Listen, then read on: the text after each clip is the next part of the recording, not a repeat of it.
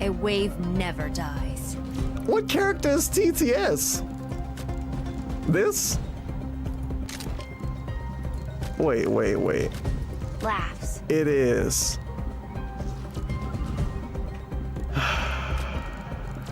So One day. I wanted to know if they typed it in TTS or if they like got it somewhere and they got scammed.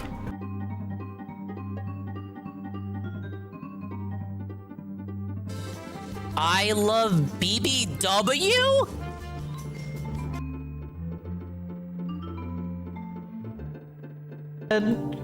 Daddy.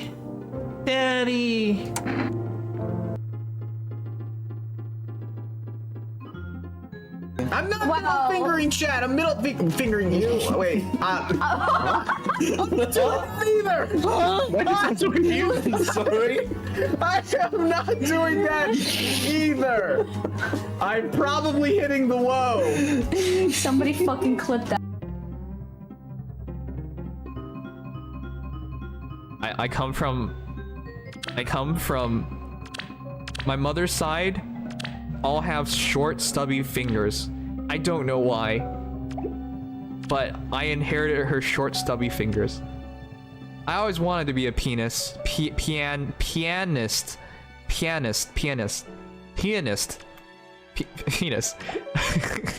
I always wanted to be a person who plays pianos, but because I had short, stubby, fat fingers, it was a dream I could not achieve.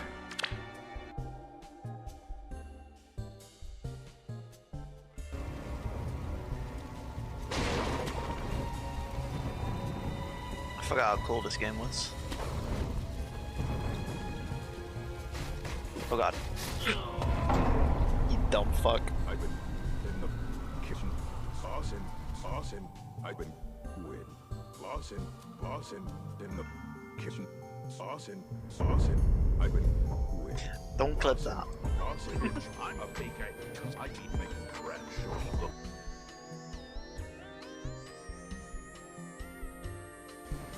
Fuck! Help me, Way! Yeah, let's go. No. Nobody saw that.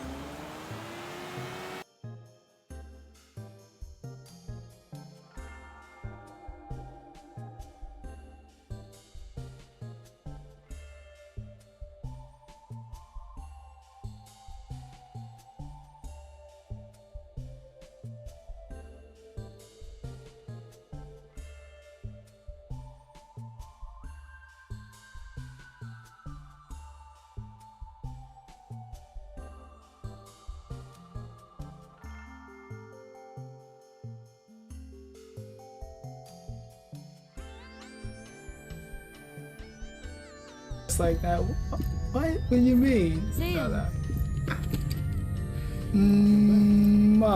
There you go. It must have been one hell of a journey. I blew a kiss as best as I could. Ma. The whole team. Die Hardman too.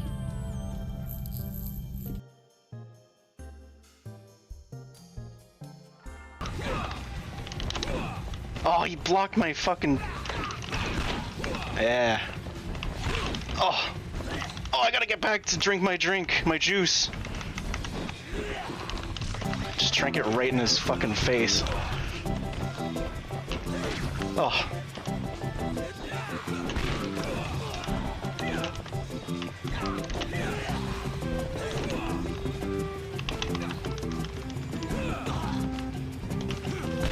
Yes!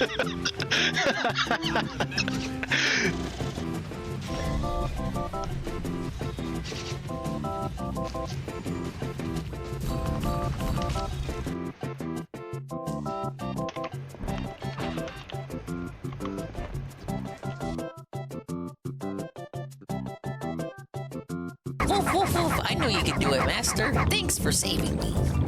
Yeah, that's the dog. That's the fucking dog's voice. I'll be outside waiting for you. Woof. Woof.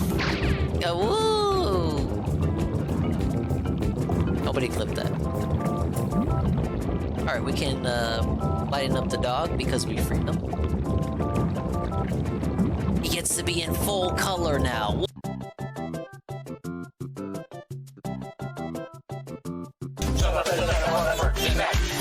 On 1, 3, 3, 7, and late.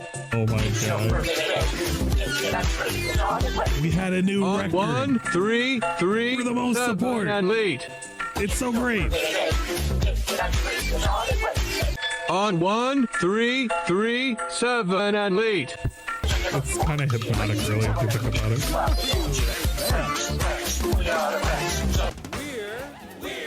We're ready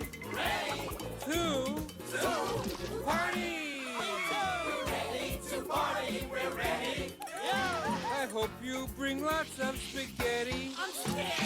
Come on in, come to the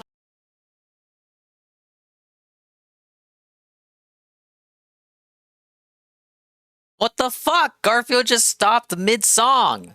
This has never happened before. It probably hasn't, I just forgot about it. It's so over, chat. This is what happens when you don't stream for 3 days. But you know what they say? You can't be missed if you're never gone. Yeah, this fucking buggy-ass Garfield. I fucking hate Jim Davis. Dingus O's Golem trolled? No, no one was trolled. Hold up, I can fix it. I can fix it. Jim Davis, please. Jim Davis, please. The more I go on, the more awkward this becomes. Your luck has run out. My luck has literally run out. Thank you, Eddie B43. 30 months at 2-1 for 35 months. We're just trying something new. We're trying something new, avant-garde. Taking some inspiration from the late David Lynch here. He's dead, right? I think he's dead. Ladies and gentlemen. All right, there we go, for real. Garfield and friends. Thank you for the 35 months, Eddie B. The true hoarder Ding is going to become a Toontown streamer. Little did you know, this isn't even the first time I streamed this game. I hope you bring lots of spaghetti. Come on in, come to the place where fun never ends. Come on in, it's time to party with Garfield and friends. Dancing, fiesta, romancing, siesta, samba, la bamba. Ay caramba, disguises, surprises, and pies of all sizes. Come on in, come to the place where fun never ends. Come on in, it's time to party with Garfield and friends. Come on in, it's time to party with Garfield and friends. Garfield and friends.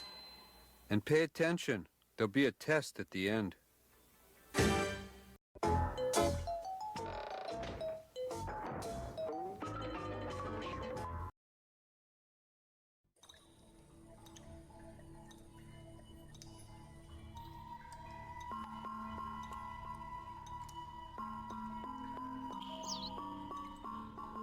What's up, chat? Rolly Dizzy Doodle here with my bros, Medium Peppy, Big Poppy, Big Goober, and little Pippy McGoober? I don't know what's going on here. Hello, everybody! Hello, and welcome to another Swollen Double Dingus stream for something a little impromptu, a little new, a little different, right? It's actually not new or different. As I said, not even 2 minutes ago, this isn't even the first time I've streamed this game. The people who haven't been here since 2022 are really exposing themselves right now. Are they having a conversation? I bet you are wondering why I called you here. What is happening here? I swear to God, I just went to the most populated server, and I just went to like the main area, and for the opening bit, I wanted to look for any kind of group of toons hanging out, and this was like the first group I found, and I think they're having a thing. Why is this guy named Gay Pony? What has happened to this game? But, hello? Big ups to the dinguses, the dingers, the dongers, the ding-dongs, the swollen double underscore ones, and the expanded style individuals and persons existing here in the now. And, a big ups to the dinguses, the ding-dongs, the dingers, dongers, and swollen double underscore ones, and expanded style individuals and persons who will surely be existing in the immediate and far-flung future. We're, of course, talking about Night Zoomer, Chris Phoenix, Golem, Eddie B43, big ups with his resub. Big ups UNFW1, big ups D Scythe, big ups Jim Davis felting me with the Garfield there. Big ups Halligan TV, Makoto underscore Simp, J Frosty Beats, and anybody else coming in. Alright, Alright, this game does have music, but it's very whiny and annoying, and I've listened to it for like a decade, and it's gonna drive me crazy, so I'm just gonna have the backup music playing. But this game, just so you know, this game does have music. Also, I have the camera all fucked up. It's very telling that I haven't played this in a couple years, and yet I still remember the controls to a T, RIP T. So it should be, yeah, that's for camera up. What was my... Oh, I gotta turn... There we go. Take off that pesky numlock. Alright, so we got our gags. Wow, all my organic shit is just gone. Hey, Gondola. Hey, Chrono. Was my task set? Okay, here's my task. Here's the missions I got right now. I basically beat the game. Hello, Spandog. What? How you doing, Clear dude? skies, smooth sailing. Big ups, Makoto_simp, the Prime Gaming for half a year, for 6 months. Whoa, you could have used that anywhere, but you're using it on me. I appreciate you for using it here, I suppose. Thank you. This will mostly be me trying to figure out who the fuck still plays this and watching videos. Rare. By this point, it's been a while since we did a whole video watching stream. We're gonna catch up on the backlog. But I owe a stream. I actually owe 2 streams of this for last year's Extra Life, and I have been slacking. But I will make up for this in the now, probably this week actually. And then I can chill and scam even more streams of this for next year. I mean, this year's Extra Life. So, Dinga, you better reveal you're an FBI agent. I am an FBI agent. I'm glowing right now. I am a glowy. Quote me. Clip this, trolls. I am literally a glowy. I'm on the toon grind. Yeah, I'll show off my shit. So, what's the Dingus lore, the Dingus history lesson? Hey, Mr. Fun. Yeah, the yearly Toontown stream. Is it yearly? I don't think I've... Well, I think I did a segment of this for anniversary stream last year. Or that may have been the year before, 2023. I cannot recall. Alright, what's the Dingus history lesson? Thank you for the hype train again, guys. Hype train, your re-ups do count! Let's get some subs for the hype train. Let's get some begging. History lesson. I played this growing up in my youth-style youth, and then I grew up, and then Disney killed it. But for the final month, they made it free for everybody. So we were getting re-ups for Mr. Pun. Oh no, gifted subs from Mr. Pun to Saint Saran. Thank you for the gifted tier 1. Whoa, let's get some positivity from Mr. Pun. But yeah, Disney killed it around like 2013, but they made it free for the final month for people. So I remember playing with the V board on 4chan. We were having like we were like helping each other grind and shit, and the whole game was free for everybody to play. But then Disney killed it. But then guess what? Guess what, idiot? The fans saved it. They salvaged it. They preserved the remains, the bones of this dead-ass game, and they have revived it for free. It's completely free to play. This is the Toontown Rewritten fan server, but multiple fan servers exist, which I think is kind of a dented idea, because this is the most populated server, and you can see how few players are still here active at this dead hour. I can show you how many people are playing this right now. 1,100. There are 1,100 people live playing this game right now, allegedly, and I am in the most populated server. But it's completely free to play. But it's not on Steam or Epic or GOG. You gotta download the client and shit. I don't know why Disney allows this game to exist. Here we go. Oh my god, the game's crashing out. This is the power of the MSI here. This is like where people hang out after doing one of the raid bosses. They park themselves here because you get sent here after doing the raid boss. This is like the safe area of the game. There's like different zones, and each zone has a safe area where you can't be attacked by enemies. So people park them. They park their character here in the safe zone because you also get sent here when you do the raid boss. So they get sent here so they can get like free rewards from people who just finished the raid boss. So the reward for that would be right here under Unite, and they're basically waiting for this stuff, the jelly beans. Jelly beans, the currency. I don't know how. Can you guys really see that? I can see the game, but I can't see how you guys see it on the stream. But to farm currency, they park their character here, have them go have the character go to sleep, and then hope that somebody comes in from the raid boss and then uses the jelly bean redeem. We're gonna call it redeems, but the other ones are like heal redeems and gag up redeems. You use these in combat, so the only one that you would want to use recreationally would be the jelly bean one. So, for example, I just used mine, and I gave everyone who got hit 200 beans. Yes, 200 sweet beans. Even the people who are on BRB got it. My name is Anne. And thank you, Juzzy51, for the re-up. And I actually can't read that. Juzzy51, 45 months at tier 1. The founder, Juzzy51. Whoa, my sub does count. But I have most of the hype train emotes. P.S. Hello, Dingus. Hello, Juzzy. Whoa, big ups Alpha Elite TV, keeping the hype train going. 39 months. Watching my buggy Toontown gameplay. Thank you for the Soul 5 wobble. Thank you for the 39 months. Look, see, it's not because the MSI is gonna explode. It's because there are too many players in that one room. All right. I guess we could have the audio a little bit up. I don't know. Like, I don't want the music. The music is just like clown noises. You guys wouldn't like it.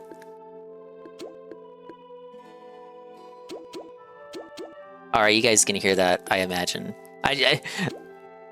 As long as it's not too loud for me, because I'm also at some point we gotta turn Arlo on.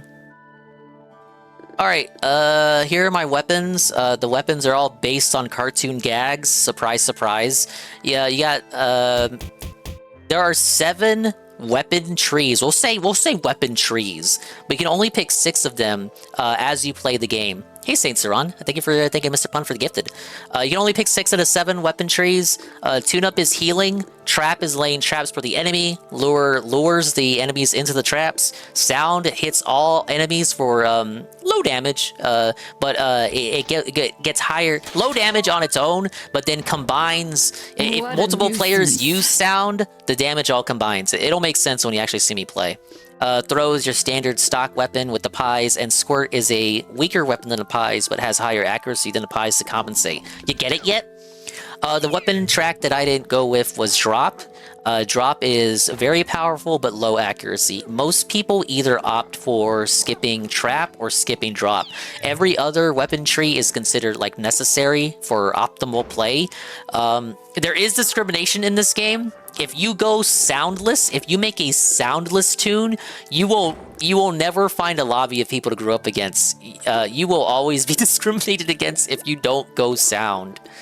Can I only really have 2 foghorns? Did they? I thought I could have 3 foghorns. Did they nerf this shit? Who nerfed my foghorns? Arlo's segment. Thank you, Anne. Anne 1337. Using their re-up for 42 months on a 42-month streak. And he says, you need loud pies or else you aren't allowed in the group. Yes, true. Unironically true. And thank you, Anne, for gifting Aqua Saber. Let's hit the hype train goal. We're actually on level 3 now. Thank you. Oh, yeah. This is Clerk Phil. Guys, Clerk Phil? And he's a horse? Wait. Okay, there it is. Clerk Phil? Clerk Phil and he's a horse? Now, for optimal funniness, he should be a pig, but I'll take what I can get. Big ups, Goki. Welcome in, welcome in. If you're wondering why I haven't been streaming the past 3 days, absence makes the heart grow fonder. And I also wanted to, just take a breather after the Halloween near daily 8-hour streams of nonsense. But thank you again for the hype train. Bruh, tell me about it. Yeah, you already know. I know you've been streaming every day too.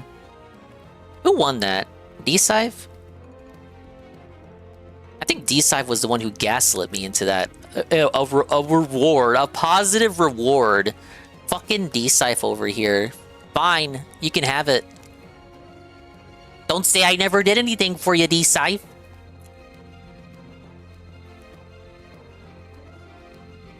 Whoa, what's going on here? Swollen double underscore dingus gifting a tier 1 sub to D-Scythe. That person is here right now. Whoa! Congratulations, D-Scythe, for having the most treats following the conclusion of Swalloween.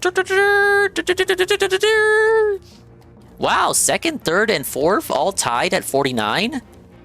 I gotta make this harder for Christmas. I gotta like have more results.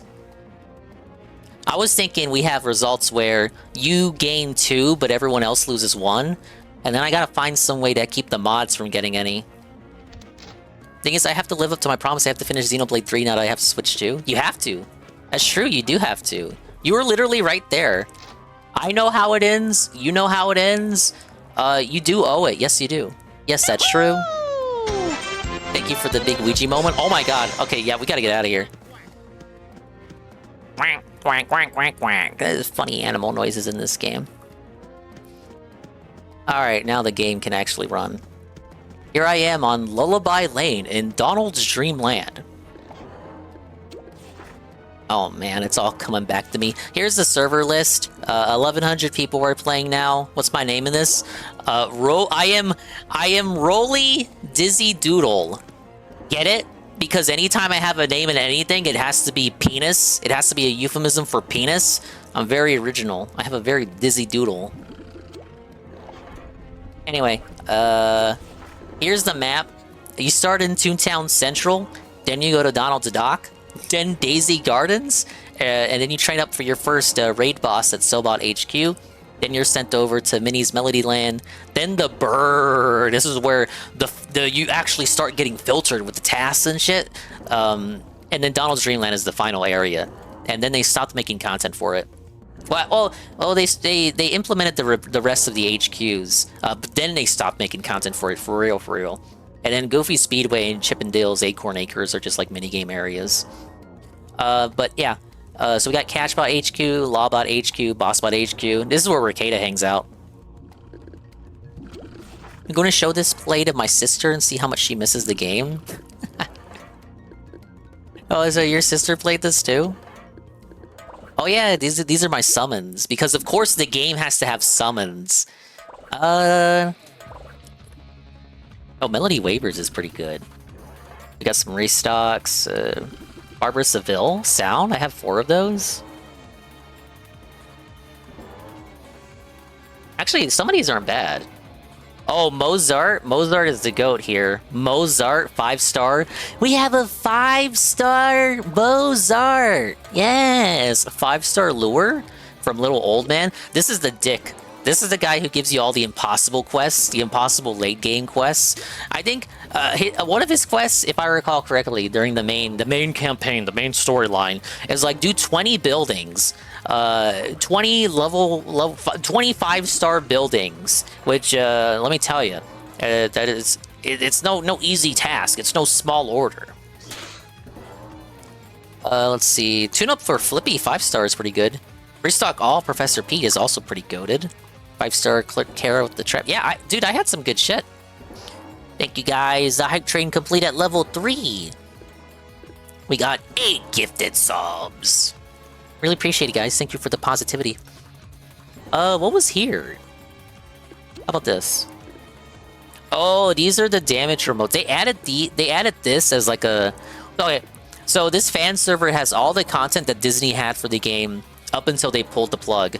But since then, there has been some fan-made content for the game added posthumously, of which, of course, includes these weird-ass remotes that I got from the field office areas. I don't know how worth these are. I forget what they do. I think they let you mind control a cog. And here's my little in-game pet. He can heal you for free, but he also sucks. Also, my character fell asleep because I was fucking around too much. But yeah, we got the standard healing. Healing alternates between like singles and groups. So like single heal, group heal, single heal, group heal, single heal, group heal. These are the only ones you really need to care about. The first 6 levels of each weapon tree are ones you can purchase and use freely. Now, you do have a limitation to how many gags you can carry. Total gags, 77 out of 80. These final gags here are what we call Level 7 gags, the strongest of their respective line. Actually, you can't see my cursor. Let me have that so you can see it. This is like max healing, max luring, strongest sound weapon, which attacks all enemies. Actually, all of these level 7 ones affect all of the enemies. Strongest wedding cake, so basically the strongest pie, and a geyser, strongest squirt attack. Garfield if he didn't leave the house. Big up Garfield. Yeah, I think I usually opt for just defeat any cog. Then you get rewarded with money, which I can use to spend on clothes.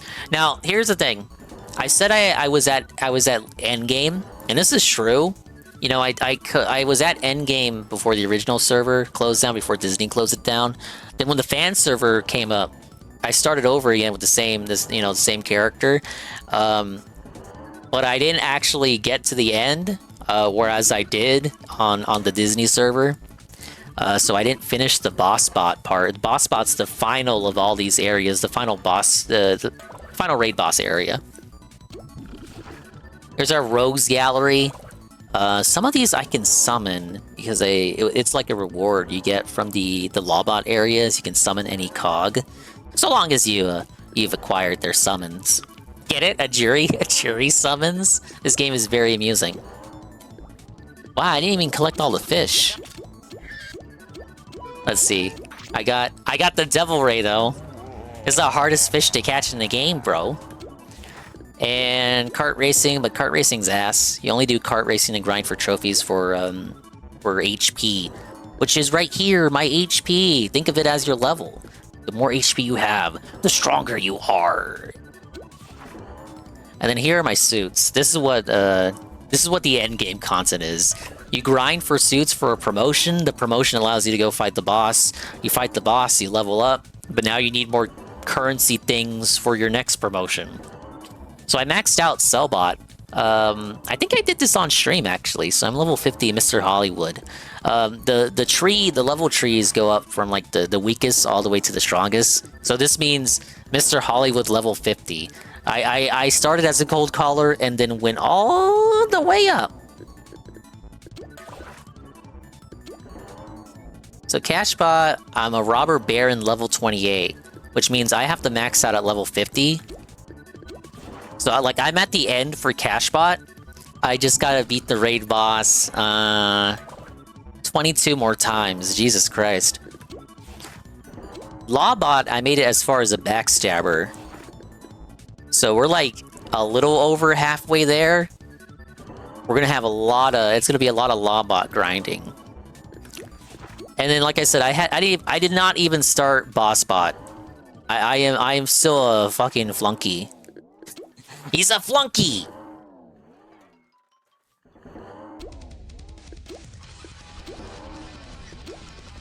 See, I need some cog bucks, jury notices, and stock options. I'll tell you what I did max out, though. We maxed out Gurgning! Yes! I didn't max out Golfin, though. Golfin, I'll actually say Golfin is a fun minigame. I do like golfing. It's just that you can rarely find people to play with. What do we got going on in the game? What do we got? Well, today is the 4th. It's almost the 5th for me. Fish Bingo on Wednesday. Silly Saturdays. New catalog. The Thankful Thanksgiving Sale. In the spirit of Black Friday, all catalog items are 25% off as a thanks to you, Rue. Ends at December 5th. The Skelecog Mega Invasion. The Cogs factories are fast, but they get even faster when they send... Oh, wait. Damn, I could just wait until this to get my boss bot suit grinded up. I could do that. Because toward the end of you trying to get your suit parts for this shit, they start asking you to defeat Skelecogs, and you can only fight Skelecogs in the facilities where you grind for the currency to fight the boss. So basically, you can't just find these Skelecogs wandering the overworld. You know, like how these guys are wandering around. Skelecogs are like the the versions of these guys without clothes. They're based. Think of like a Chuck E. Cheese animatronic, but you skinned him. That's what a Skelecog is. They're endgame enemies that can't be found on the streets. So you gotta go to a special area to fight them, but you only need to get one of them per task. But the way the game is laid out, it's basically requesting, oh yeah, just go to a whole entire facility. You get it? And those facilities can be anywhere from like, what, 20 to 30 minutes? Per round trip? And it's like, toward the end, they ask that you do it like 4 or 5 times for these final pieces. Gardening, he's gay! Alright, I'm getting back into the nick of things. I'm remembering, guys. Alright, the thing about it is, though, since so few people play this game, if you want to actually play with people, you have to use this third-party website, which I'm pulling up right now on the back end. With the power of this third-party website, I can find people to lobby up with, and I don't even have to be on their friends list, dude. And I'll also put up a video. What do I want to start with, though? Oops. Oh no. No! It crashed!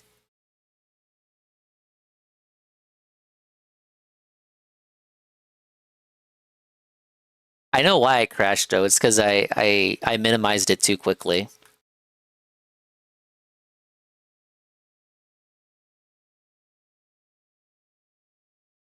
Alright, let me just reopen that. My bad. That would be very embarrassing if that happens in the middle of a lobby. People would think I'm rage quitting on them. Alright, let me put on some vids. Now, though I gotta do this kind of a different way, because my usual trick of embedding videos no longer works.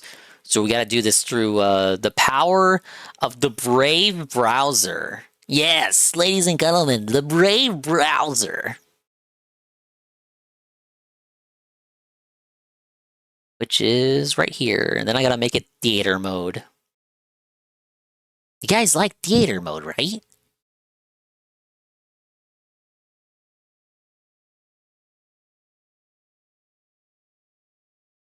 The hardcore Toontown Raiders will not tolerate anything other than perfect teammates. You joke, but that is true, yes. Turn on webcam and hold the phone up to it for videos.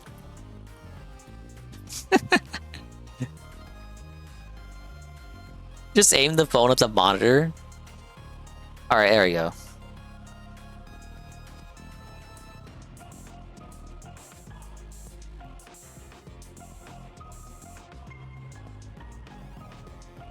We're back! You can even see people talking. Oh my god, I can't. I literally cannot focus on that big mass of people, or the game will just slow down. You can even hear the cats meowing. Meow, meow, meow, meow, meow.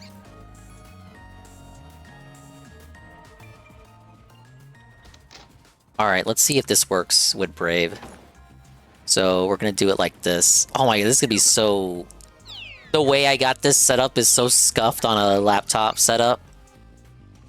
We're gonna deal with it, though. And you'll like it. This is the power of the MSI. And I guess I'll just look to see who's got a lobby up. Okay, so we're gonna open up Brave. Yeah, there he is. It's the guy. Harmful Opinions. The video is called The Rice War. We're gonna jump from, I don't know, video to video. It's gonna be stuff I've had sitting here that I've just not watched. I don't even know what this is about. It might be a bad video. I might not have any context for it whatsoever. Thinking about food. Sometimes it's really nice food in a gorgeous venue. Mostly, though, it's a hit-and-miss assortment of snacks I'm recording for my Super Yummy Munchie Cat channel. Link in description and pinned comment. Not yeah, or look at show up at any moment. My culture's unique. I That's like true. eating food thing, but it's extremely important to me beyond simple sustenance or pleasure. Put it like this. When was the last time you saw a new, distinct color you couldn't possibly have imagined? You simply don't get new, fundamental sensory discoveries like that with your vision, but with taste. Every once in a while, you get hit with something so simple, but unique. Now, you can reduce such flavors down to their constituent chemicals, analyze it scientifically, but the subjective experience is as clear, simple, and immediate as seeing a paint swatch that shouldn't be possible. It's mind-blowing every time. All this is to say, I am genuinely a bit nutty about food, and am not pretending to care for the sake of insulting Zoran Mamdani for political reasons. Though he is the reason for this video, because I've been watching the Asian race war over rice on Twitter that this picture of him has sparked. And because his rice grain groping. I've not heard of this Asian race rice controversy. Race rice. I'm interested in when it comes to food. There's texture, temperature, presentation, cutlery, and even technique.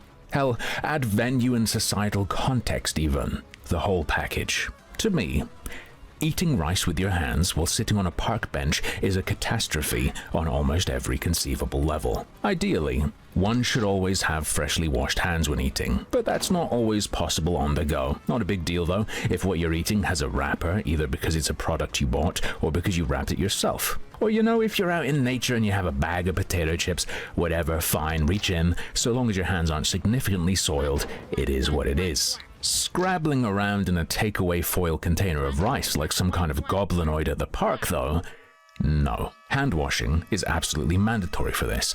But what does that mean? If I were to go into my nearest city to do what he's doing, it would mean punctuating my lunch with the sights, smells, and sounds of a public bathroom to prepare my hands and then wash them off afterwards. That alone would be cause for me to use cutlery instead, or pick a different food entirely, even if I would use my hands in a home or restaurant setting. And that's before even considering what effect the soap's lingering scent would have. If I were an extreme finger food enjoyer, my pleasure would be nullified by the circumstances. Well, it's not like people are sticking their fingers in their mouths though, is it?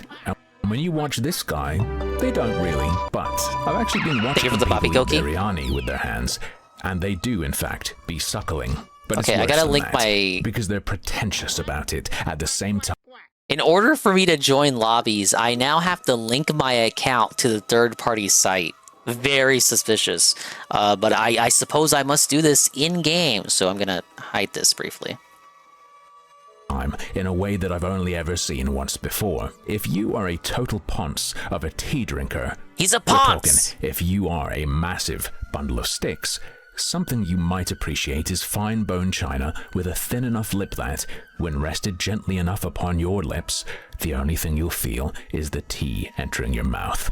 An ethereal experience as if an angel baby birded you and dribbled the drink right into your hole. This is anathema to me. My cup of choice is a big, chunky fellow Joey. I want the cup to be part of the experience and feel good to drink from. The idea of nothing but the food entering or touching your mouth being important is utter wankery to me. You're not that special or delicate. Hey, King Diddy Duke. Touch of porcelain it is a fan server. Will ruin your day. I do enjoy the Sorry, I'm verifying some stuff, so I can't show the game right now. How special the things are, but about how special you are. There comes a point where you are just jerking yourself off culinarily in public. So, I'll be honest, this clip I watched was a bit of a kill shot to the whole eating slop with your hands concept for me. The first thing that goes into my mouth is not some spoon, it is the food. That's right. No wretched spoon shall pass her lips. Oh, big ups, Mitch Kadef for the Prime. You may have seen that. Thank you, Mitch Kadef, the Prime, for 4 months. You could have used it anywhere, but you're using it here, and I appreciate you for using it here. Wow! Enjoy the emotes and felt the ads. We're watching Harmful Opinions in order to stall for the inevitable Arlo segment. That everyone who eats like this uses a thumb flicking technique. Just the food, right, lady? Guess you must have ordered a knuckle sandwich with a side of biryani. You are bullshitting to make grabbing goo into something it isn't. And alright, I got it to a lobby. The only one. There are legions. I'm not even fundamentally against eating like this in a home or restaurant context, but my low opinion of the fan base makes me dislike it. And I can't choose to ignore it, the damage is done. Like a video game with an obnoxious, unavoidable community. Or a piece of music you find out was written by a chomo. Sometimes I find, on a gut level, you just can't personally separate the two things. Thanks to Twitter, I now see the hand shape employed to shovel with and involuntarily think, retard claw. Because apparently, anyone who's on board with eating rice like this can't see the difference between that and holding the crust of a pizza. Don't worry, ADB, we don't have Discord integration on. Or sauced wings, because using utensils is awkward, and perhaps even licking one's fingers at the end is too murky a shade of grey for them. Though funnily enough, they tend to be able to recognize that that's kinda grubby, while unable to view finger-fucking fried rice in the same light. Perhaps because it's the food we're that going. currently preferred We're protected teleporting. class. If any of you guys have made your way here from Twitter, let me show you another brown Muslim finger food to compare with and see if my problem clicks with you. So typically when you scoop something up, you just want to scoop it with the injera without touching the actual sauce. Damn.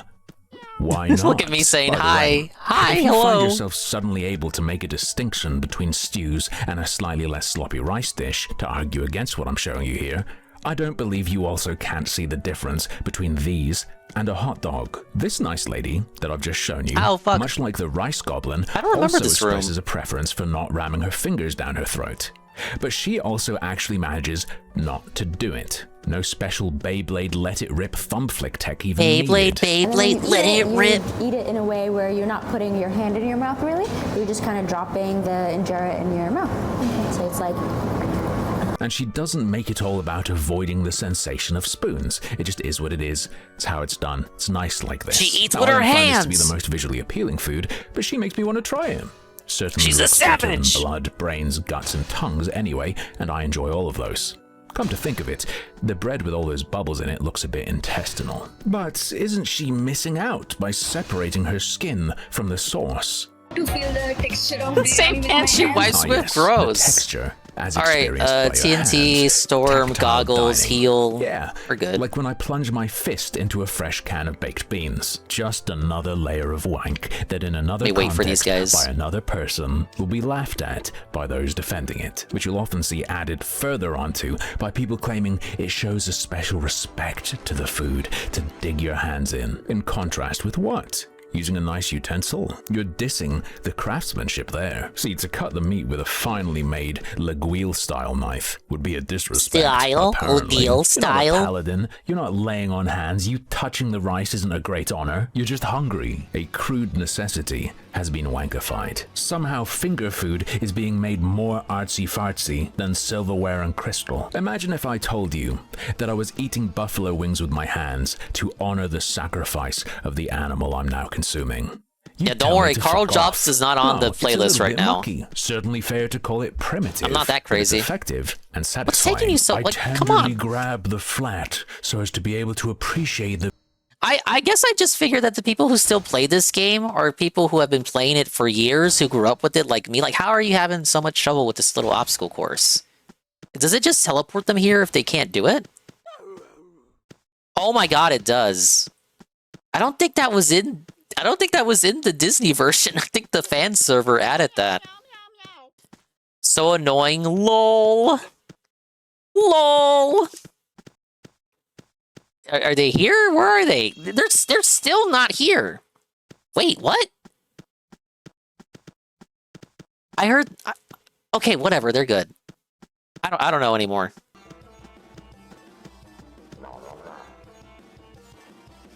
the viscosity of the sauce with my digits. Can you imagine? Be for fucking real. Although, while a more down-to-earth Or to spam approach sound from the fan gags. base of finger food fried rice would lessen my disdain, I would still not be a fan. Look, with some foods it works. With others, it just doesn't. Feeling the softness of a bun and texture of its crust. The confirmation that your sushi has been perfectly formed, creating anticipation. Hey, with that, you can sort of shoot my own criticisms got back hit. at me. But it's legit. The joy of making sure your slop is adequately mulched as your fingers get slimed. Not so much. There you gotta pretend it's something it's not. Worth noting as well though, when using a utensil, your hands don't go numb. If they do, you should go to the hospital. The way people talk about scooping slop, you'd think they lose all sense of touch when they grab a spoon. You do not become divorced from the food, and the feel of a well-crafted implement, including how it collides with the food, is its own pleasure. I'm sorry, but sometimes long-standing cultural practices are just kind of ass and gross. What percentage of the people sucking off these spiced fingers do you think would have a negative reaction? Oh to shit, this? it missed. When I look again at the spice slops, I have to say, this is giving desperation and zombie apocalypse. And I don't particularly care how many other people are only saying that because they're racist. Commentary on this practice takes the piss. Using our hands and our flatbreads. And this is something that is a skill. Do not redeem the Perfect for a flatbreads. talent show. And you're right, it's a matter of personal taste. But that just means you can't say I'm wrong. Oh, you grew up with it though. And more people do it than I think. Wow, that would be a great defense of nose picking. Or, more relevantly, I suppose, elbow licking. Very often in southern India, you DSP will does find both people of those who very things, quickly actually. be able to lick all the way from their elbows to their wrists if there's something running down. And that's just part of the eating process. Why would you want to do that, though? Is what it is, dude. Just get you a gotta hanky. clean yourself like a cat. Very impressive skill. And if you're reading bigotry into this video, I have some homework for you to do. Go take a look around. Go find The some of homework the is things that deciding what Northern horror game Indians DSP have should said play. about Southern Indians. You will find that I have been very polite. All right, there you go. He had another. This isn't the first time he's done a video on rice. Back when before he started streaming more often, he had a different video about jerk rice. I believe it was some talk show in the UK was talking about how jerk rice is racist or something. It was like a particular brand of jerk rice being shilled by a white person. Oh wait, I should wait for the fourth person to get here. Yeah, look. I don't know. You guys know I'm a Hispanic, right? Like I don't really eat with my hands. Unless it's like a tortilla? A good nice tortilla? Should I fog? I'm gonna fog. Oh yeah, Ninja Gaiden 4. He felt it Ninja Gaiden 4. Let me ask these guys something. I haven't played in a while. Did they nerf fog capacity?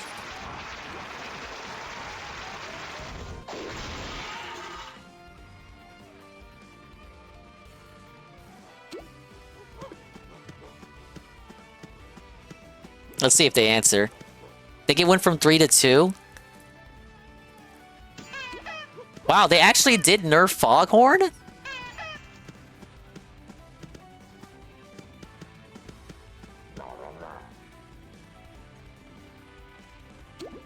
I'm so positive in this game. I'm nothing like how I am on stream.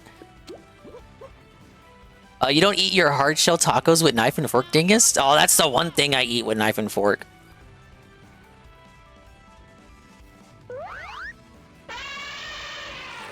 Look, we can make exceptions for tacos. Yes, of course, tacos, burritos, all that fucking, all that slop. I've said it. Mexican cuisine is just the same variation of slop, just handled and prepared a slightly different way. It's all the same. I will not scoop beans with his fingers. No, we will not scoop beans with the fingers. I don't know what the strat is now that we went from 3 foghorns down to 2. You used to be able to carry 3 foghorns and 7 of the trunks, and now it's down to 5 trunks and 2 foghorns. So I don't know what the split should be with the foghorns now. Because how you're supposed to do these facilities is that you're supposed to conserve the foghorn usage. Only 1 character, maybe 2 characters if there's a higher leveled enemy. But otherwise, like 1 person uses the foghorn, everyone else uses the elephant trunks to conserve on the foghorn usage, so you're not like wasting them. I guess I'll use my second one here.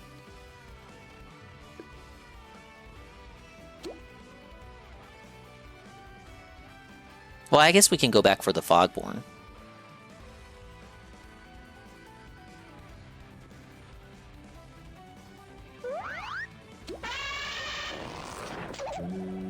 And I'll switch the video in a second. I don't want to, because it crashed earlier, I don't want to exit the window. I don't want to like tab out of it and then like accidentally crash the game and leave these guys by themselves. I'm actually surprised they made a change like that. Because that's a change the fans made themselves. It was like the fans were checking themselves. They were actually fucking with the meta. Will be the equivalent of eating chili relleno and rice with your hands and slurping the sauce from your wrist dingus. Okay, look. I don't do it. Wait, is this the end? No, it's not the end.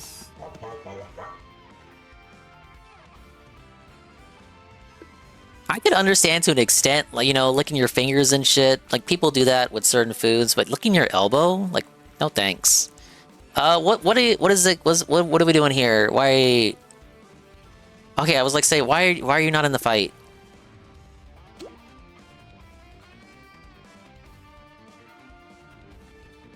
Current facility we're running here, I believe, is 6 to 8 sets of enemies. And we're doing these as quickly as we can. You guys are one-shotting every... That's the point. Think of these as like dungeons. Yeah, I agree, Jay Frosty. If it's on your elbow, like, it's a lost cause. You're trying too hard. Get a napkin. It ain't worth it. You're just gonna look weird to everybody else at the party. But yeah, we're one-shotting these because these are like... I'm calling them facilities. Think of them as like dungeons that you go with like parties of people. And the dungeons are like just waves of enemies. You explore the dungeon, fight the enemies, and then get rewarded with currency. You grind enough currency, and then you can fight the boss. I'm actually doing a lower... I'm not even doing like the hardest version of these. It goes like, for this particular boss, the cash bots, it goes from coin to dollar to bullion, and this is the dollar mint. Whoa, big ups, almighty underscore Tevin. How you doing, with the raid with a party of 186. Big ups capitalization. Welcome in. How you doing, niggas? I'm doing great. Thank you for asking. Big ups Lord Zanin. Big ups Amran. Big ups William the Alchemist. Tier 1, 21 months on an 11-month streak. We're playing Toontown Online. Yes. Thank you, Tevin, for the 7-stream streak. Big ups Egging 1738. Big ups Ikamui. Is that a new enemy? I've never... The supervisor? This guy wasn't in the OG version of the game. Wait, is he like putting a debuff on me? What are we doing? Am I luring? What am I doing? I am not accustomed with the changes to this game. Okay, so we're playing the fan server of this game. Disney shut it down in 2013, but it has been brought back by the fans and is completely free to play. Yes, you don't even have to pay for a subscription, because if you did, Disney would probably take it down immediately. But because it's completely free, Disney lets you exist and subsist. Look at me being inspirational to my teammates. And yeah, the fan server since then has added a lot of new content, like new areas to go to, new enemies and shit. Yeah, this is a hashtag ad segment. Look, I gotta give the explanation for what I'm doing here. Most people think this game fucking died or something. Yeah, I'm fighting the IRS. He's a shill. Hey Rebsy, how much was it back then? $10 a month for the sub. I paid this. Look at the title. I unironically paid $10 a month to play this. I have the music disabled though because I'm weird. I mean, did they not want to do sound? We can do sound. Whoa, it's like RPG combat. I know Phil was doing his amazing, positive, meaningful Q&A. I tapped out on that the second he started scamming shit and opening card packs. Here's my schizo theory, guys, and you can agree or disagree, but I think that motherfucker found those card packs earlier in the morning today, and then he preemptively decided that he would drop Ninja Gaiden 4 and then turn the meaningful Q&A into a card opening stream so that would be the gimmick for the stream. The gimmick is that he quote-unquote magically finds / remembers that he has the card packs in the closet, then goes to find them, and then he Carrot dangles opening them for $100, even though he already promised to open them months ago in April.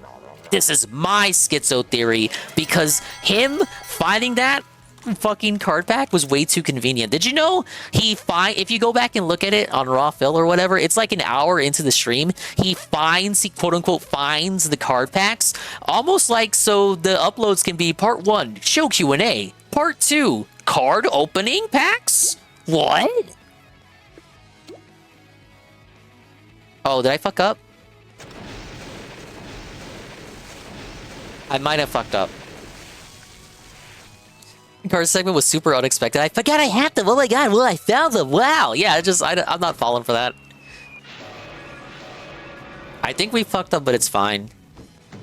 I mean, technically the piano should have went right. The second piano. I didn't account for this. Ack. DSP's finding something he forgot about. That never happens. Yeah, it doesn't. I can accept that he forgot about them for real, and then found them. But he found them earlier today. He found them in the morning. He didn't find them live on the stream. He found them earlier in the morning and then said, "Oh, okay, I forgot I was gonna do this. So yeah, let's go ahead and have it so I pretend to find them on the stream."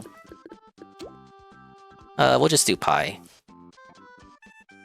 Digging in his closet for something to dangle in front of the dents. That's what I think. I unironically think that. Theo schizo theory, but I feel like I'm on the money. And if I'm wrong, then it doesn't matter. Yeah, Mighty Kira.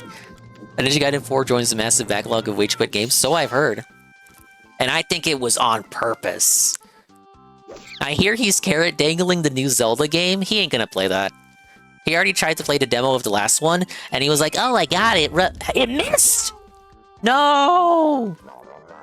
Ah! He carrot dangled playing the last one of those. He played the demo on Switch 1 way back in the day, and it ran like shit, and then he used that as an excuse to not play the full release.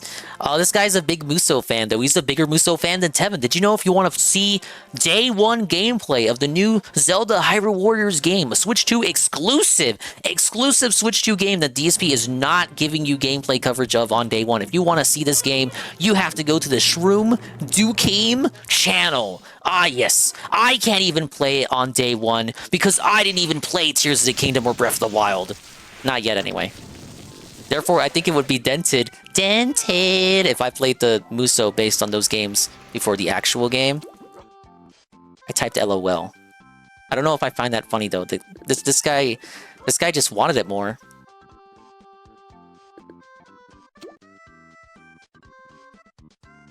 Phil should do that, but with WWE cards instead of playing WWE Champions. Just have, like, card opening segments. Alright, he's done. And this game does have music, but I muted it for the sake of chill, positive backup playlist music. Alright. Thanks, GG. You guys are on stream by the way. Say hello. You guys are on stream, by the way. Say hello, everyone. No, I can't do my silly animation. Silly Trixie says, "Oh my gosh, hi, stream. Hello, stream." Say hello, guys.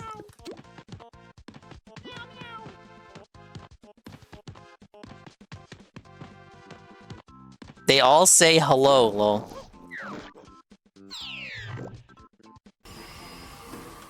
Alright, I gotta restock now. Goodbye, stream. What's your Twitch? No, wait! Ah! I should have said!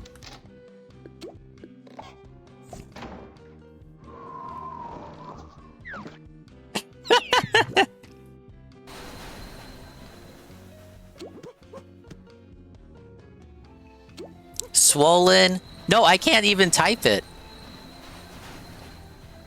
Xander.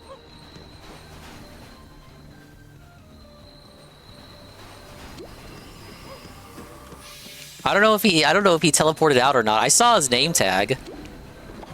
Maybe he'll check. If he cares enough, he'll check, right? No!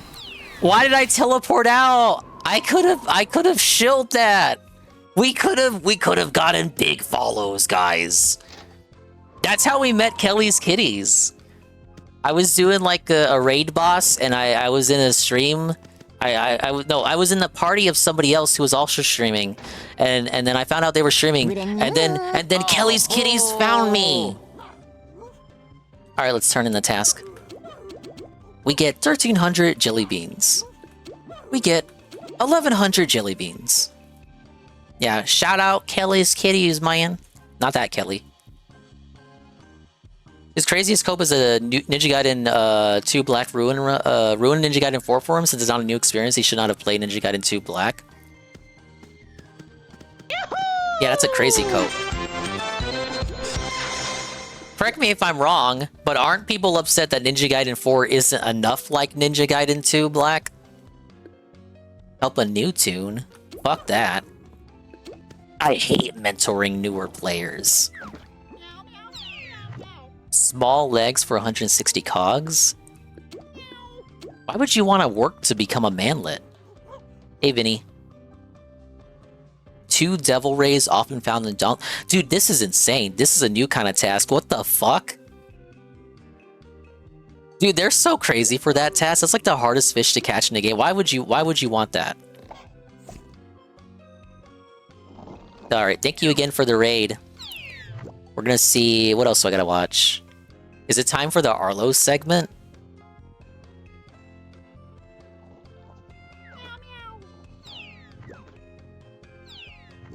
Okay, so the current Arlo drama is he was late on his Halloween video. The reason why he was late on his Halloween video is because he was doing research. The latest allegation from Arlo, no word of a lie, game is going to slow down because it's a big populated room. Look at how many people are playing this game. I need 4,000 jelly beans for the dang task. I think I used up all of mine. Yeah, I don't have any extras to give out. Sorry, bud. I usually like to keep one of everything. It's like a JRPG. Stop. The latest Arlo controversy is he's claiming that Pikmin 4 stole ideas from Hotel Transylvania. Yes, I know, right? But he's actually trying to argue this.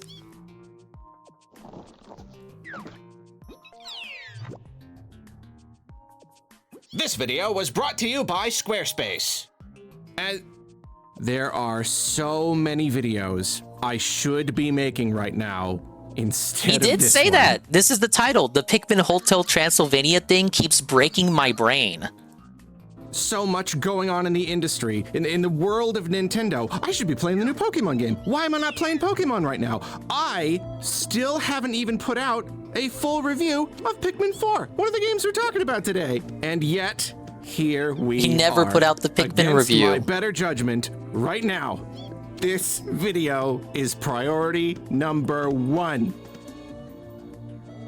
Bear with me. Back in 2020, I put out a video called Were the Pikmin Devs Inspired by Hotel Transylvania 3? To summarize, that was the year Nintendo released Pikmin 3 Deluxe. They added a bunch of really amazing quality of life features, and I felt the best one was a new Quick Rush, where you could charge your Pikmin forward with a single press of the X button without having to lock onto anything. This made the gameplay that much more breezy and intuitive, and helped to further make up for the lack of the swarm ability from Pikmin 1 and 2. It was a terrific addition to the game, and I could not help but notice That's why you that liked I had it so much. recently seen this very ability in the Hotel Transylvania 3 movie tie-in game. You heard me correctly. If you weren't aware, Hotel Transylvania 3 Monsters Overboard is a straight-up Pikmin-like. It's just, it's a Pikmin game. When the game came out, I picked up a copy and tried it out. You know, I wanted to see what it was like. Maybe I'd get a silly video out of it or something. And it's everything you'd expect from a movie tie-in game. You know, it's cheap,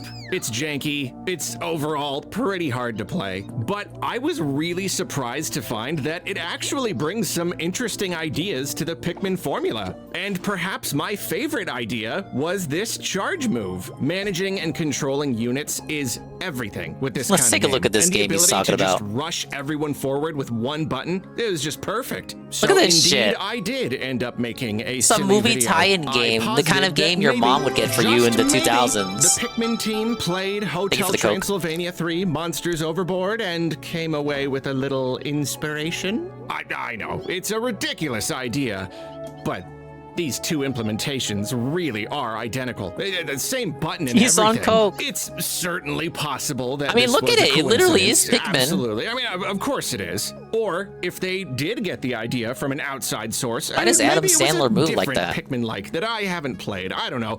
Dingus, can I Ultimately, play this? No one could be certain, but it was fun to I've known consider. about it. Here's the thing, though. Every once in I've known about this game. I've never played it though. Would I ever play it?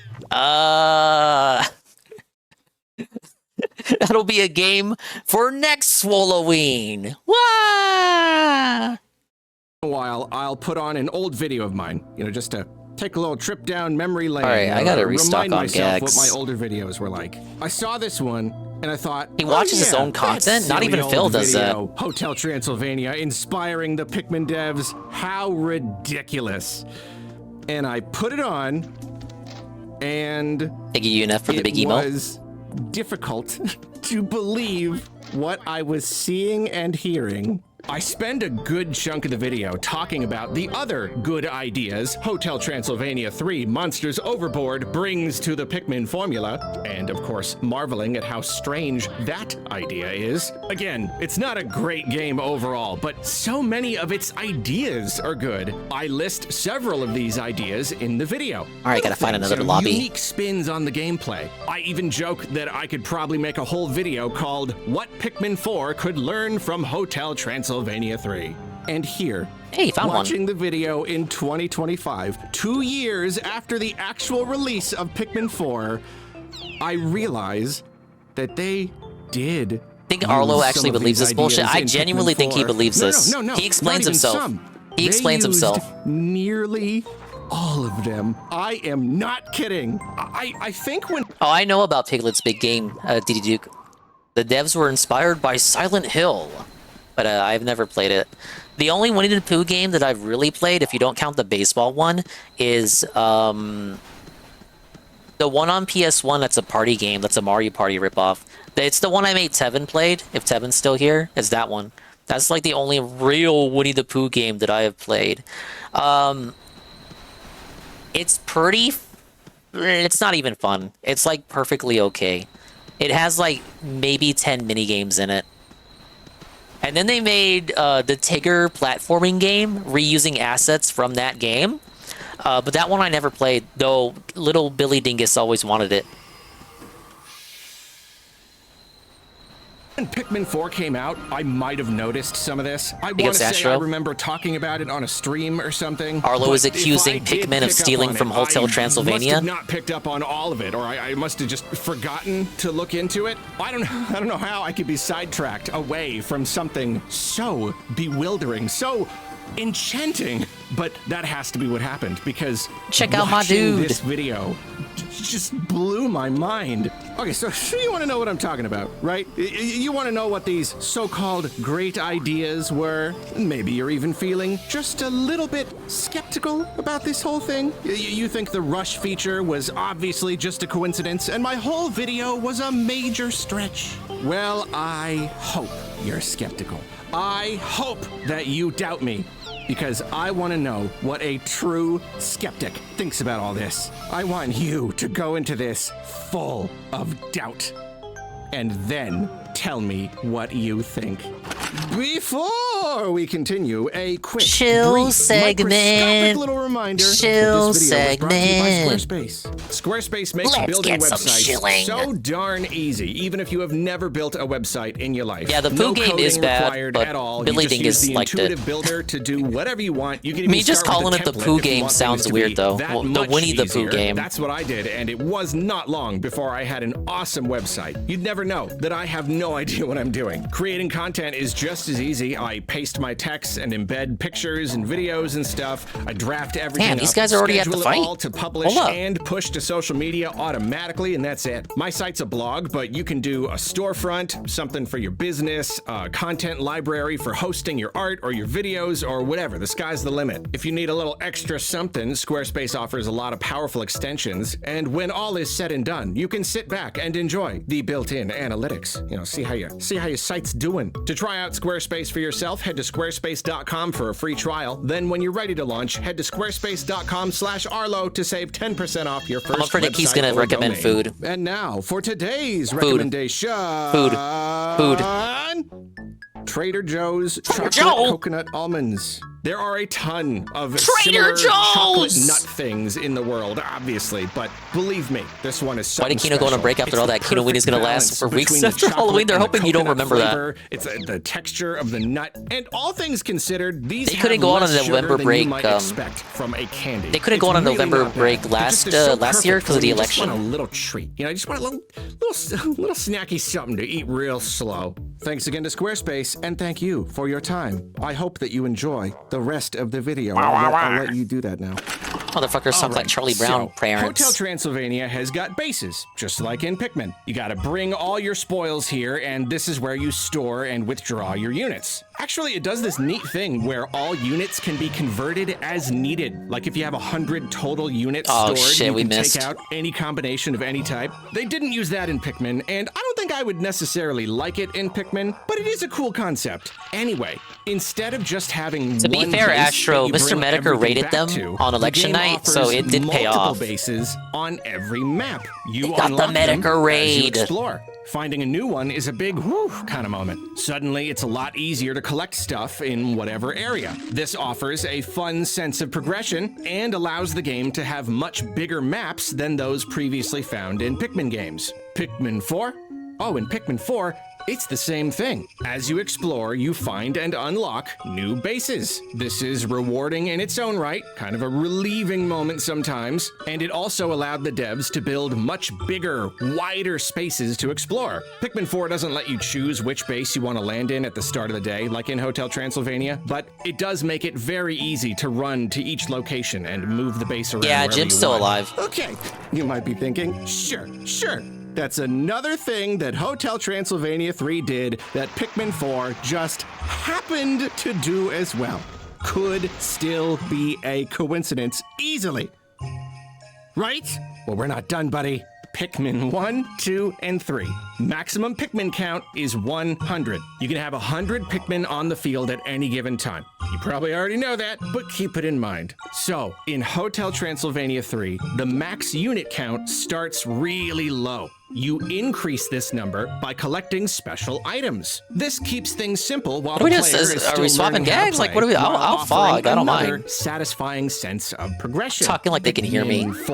In the Pikmin 4 game, well, you see, the max unit count starts really low. You increase this number by collecting special items. This keeps things simple while the player is still learning how to play, while offering another satisfying sense of progression. Are you hearing this? Like, this isn't a small idea. This isn't a casual little change. This is one thing that makes Pikmin 4 feel really different from the others. Does it mean Nintendo stole from the Hotel Transylvania guys? Or does it mean like both devs came to the same organic conclusion? 5 years earlier.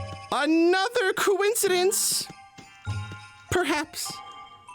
Perhaps, I suppose it is still possible. But you want to know something? You want to know something? You want to know how you increase your max units in Hotel Transylvania? Oh, this was the best. This was nuts. Hotel Transylvania 3 used a very clever idea where every treasure that you collect does something for you. Like the guys who made Pikmin are Japanese. Units, making certain units stronger, all these other buffs and bonuses. So as you play, you're always getting stronger, making the gameplay easier in little incremental bits. And Pikmin 4, huge emphasis on upgrading. Okay, I hear what you're saying. To be fair, Pikmin 2 introduced the Pikmin devs are Japanese. How would they? Would they even be? Did this game even get? Did the Hotel Transylvania game get translated in Japanese? That's all I'm saying. Hotel Transylvania expanded on the idea, making it a big feature. You might be able to argue that Pikmin 4 does the same, which it could have certainly done on its own without any outside help. But I just can't help but notice that Pikmin 3 scaled back on the idea, then Hotel Transylvania went whole hog on it, and after that, Pikmin 4 also went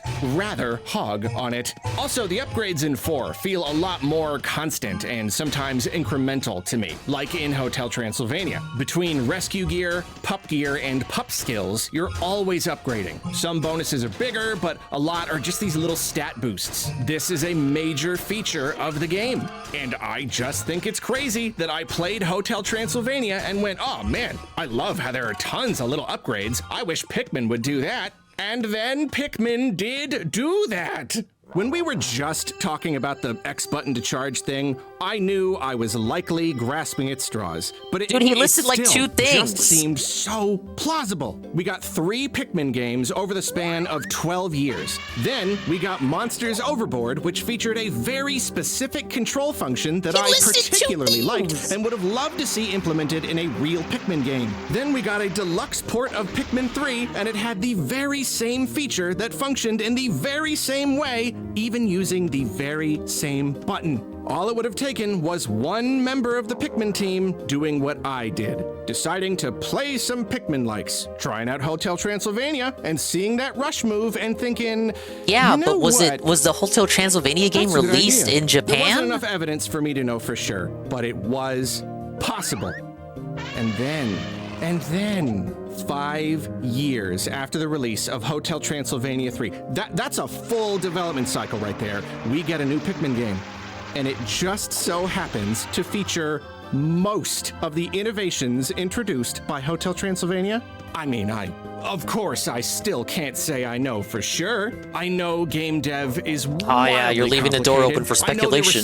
I can't prove they stole from Hotel Transylvania. How far back some of its concepts go. Maybe they planned on making the maps way bigger with multiple bases from the beginning. Maybe limiting the max Pikmin count early on was a natural countermeasure considering the huge number of Pikmin types to choose from and how overwhelming that might be to a new player. And since 4 takes a lot of ideas from 2, maybe upgrades were always going to be a big feature.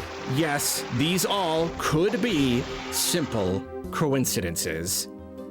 But boy, that's a whole lot of coincidences. If I was already moved to make a whole video just based on the Rush thing, now all this, this is nuts. And if this is just a coincidence, then you know what?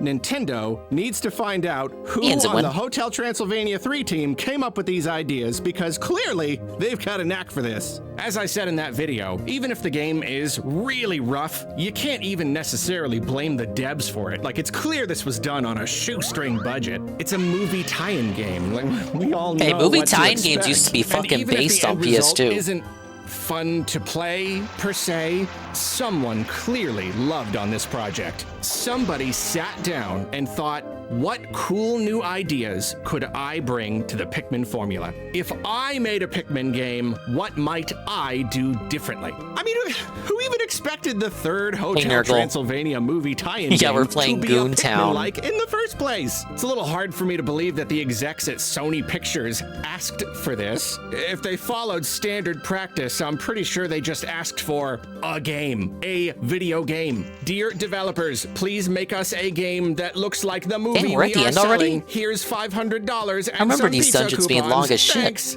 Love Sony. And someone at Taurus Games, maybe they saw this as something of a blank check kind of opportunity, and they decided to sneakily make their own little Pikmin game. And they pitched the idea, and it was accepted. And I imagine the Sony execs said something along the lines of, we don't care what the gameplay is like. Why are we still talking about this? You have 3 weeks, so you better get started. Like, I haven't seen the actual movie, but at first I assumed that the game had to be pretty similar, right? Like, it's gotta be. No, there are no Impas in the movie. Yeah, they're called Impas, weirdly enough. There's another Nintendo connection, I guess. And I do not believe there is any point in the film when Adam Sandler Dracula makes friends with little creatures of any kind. Monsters Overboard, in its own weird I'm not sure what the way, strat should be is here. I'm scared. clearly an inspired project. This may have been a quick whatever Take the 11. cash-in kind of job for a big movie studio, but at least one person on the team, maybe the whole team, but at least one person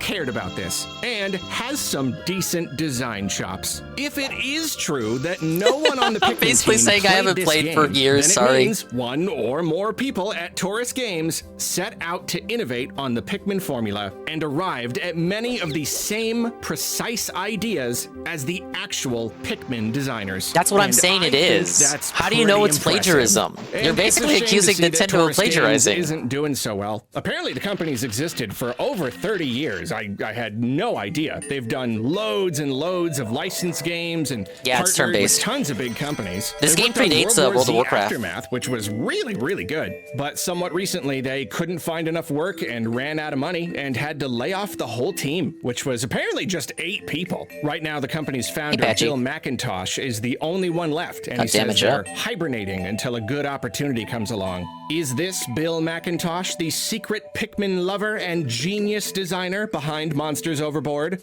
Maybe we'll find out someday. Perhaps more than ever. I would like to know what you think down in the comments. Could I think you're possibly crazy. be onto something here, or do I have just a big old handful of straws right now? And he survived all that. Yeah, that's it, isn't it? That's it. For Yeah, the suits win at the end of the game. Silly. When Disney Hotel shut down the official Transylvania servers, Pikmin video that basically I suddenly was them got admitting really the cogs inspired to won. do. Guess now it's time to go back to making videos about how Nintendo's bad. Let's see, or the what do they want me to do? Game industry is doomed or whatever. You're making fun of Nintending here? Prices! Is he attacking Nintending? Prices are too high. Greed. Is massively The strong. greed. Microtransactions. AAA bubble gonna burst. Yeah, actually, you know what? I'm just gonna play some Pikmin.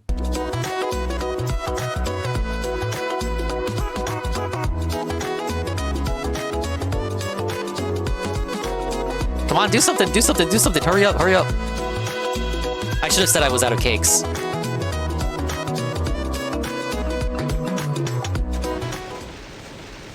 Anyway, that was Arlo's Halloween special. He talks about Hotel Transylvania and then accuses Nintendo of plagiarism. Don't you guys know that Nintendo is the originator of all video game ideas and concepts? They basically invented jumping in video games. Miyamoto said in an old interview that he felt kind of jealous seeing other video games have jumping in it because he thought like he invented jumping in video games, and he thought if he could get away with patenting jumping in video games, he would have done it. Oh shit. Dude, they're almost dead. What the fuck? Look at the bottom of the gameplay. These guys are almost dead. How? I gotta heal. These guys, they were chasing the dragon. They wanted to clear the dungeon quick. Although Transylvania 3 Monsters Overboard was the following languages: English, French, Italian, German, Spanish. I couldn't find anything about it being released in Japan in 2018. Yeah, the Arlo's making shit up. There's no Westerner, English-speaking individual that works on Pikmin. So you would have to have me believe that the Japanese devs played this game that wasn't even released in their own territory. That means they would have to, like, import it or pirate it. You're telling me they pirated an English-only, well, a game that wasn't released in their territory to steal ideas from it? I like how that one guy is super little. Is there a difference in height in this game? This character, Insomnia, the yellow dog, they completed a quest that gave them a reward of having a smaller character. That's all that is. Do I want a cake? See, I don't have a birthday cake. I gotta do a pie. This is so dumb.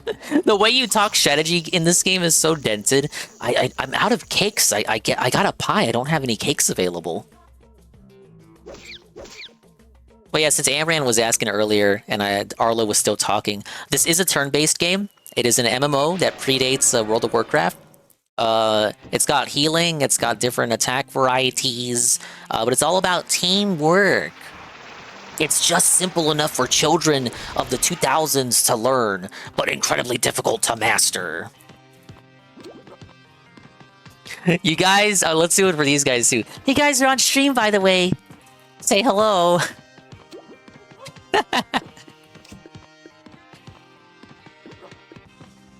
They all say hi. Yeah, it's like Persona 5, basically. All about turn-based combat, but this game looks dented. It's definitely a game that's simple enough that you play it with your brain turned off. GG, guys. You're the best. Alright, do we look for the rep next? I don't know if he has the rep up.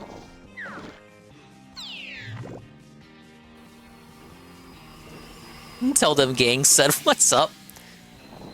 Let's go to Donald's dock.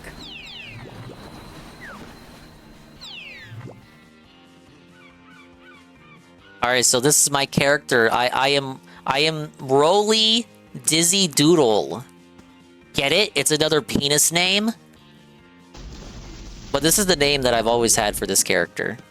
Even back in the official server days. Am I allowed to stream without TTV at the end of your name? Yeah. Yeah, you know, I don't think you can have TTV in your name in this game. Because, like, okay, like, kids don't play this shit. The people who play this shit are, like, single moms in their 40s who played this when it was, like, actually new and hot. But they still moderate the game as if there's a chance kids who would rather play Roblox are still playing it, which I suppose is fair enough and actually a good move.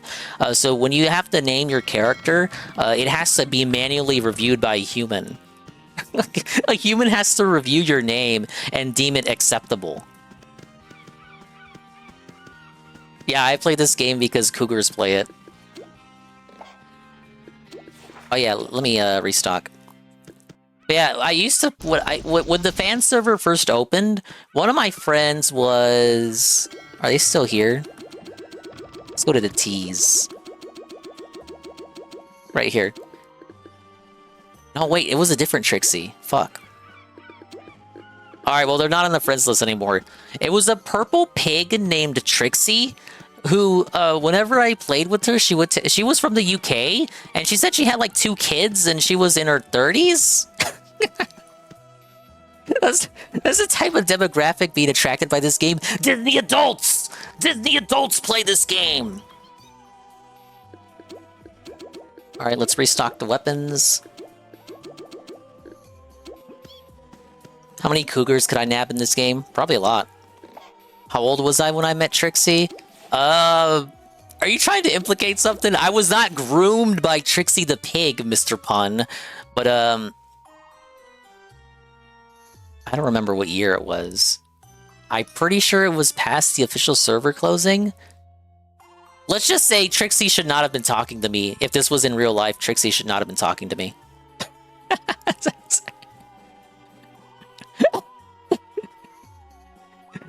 Now, me personally, I played games other than Toontown. I also played Club Penguin. I played Habbo Hotel for a little bit. I thought Habbo was kind of...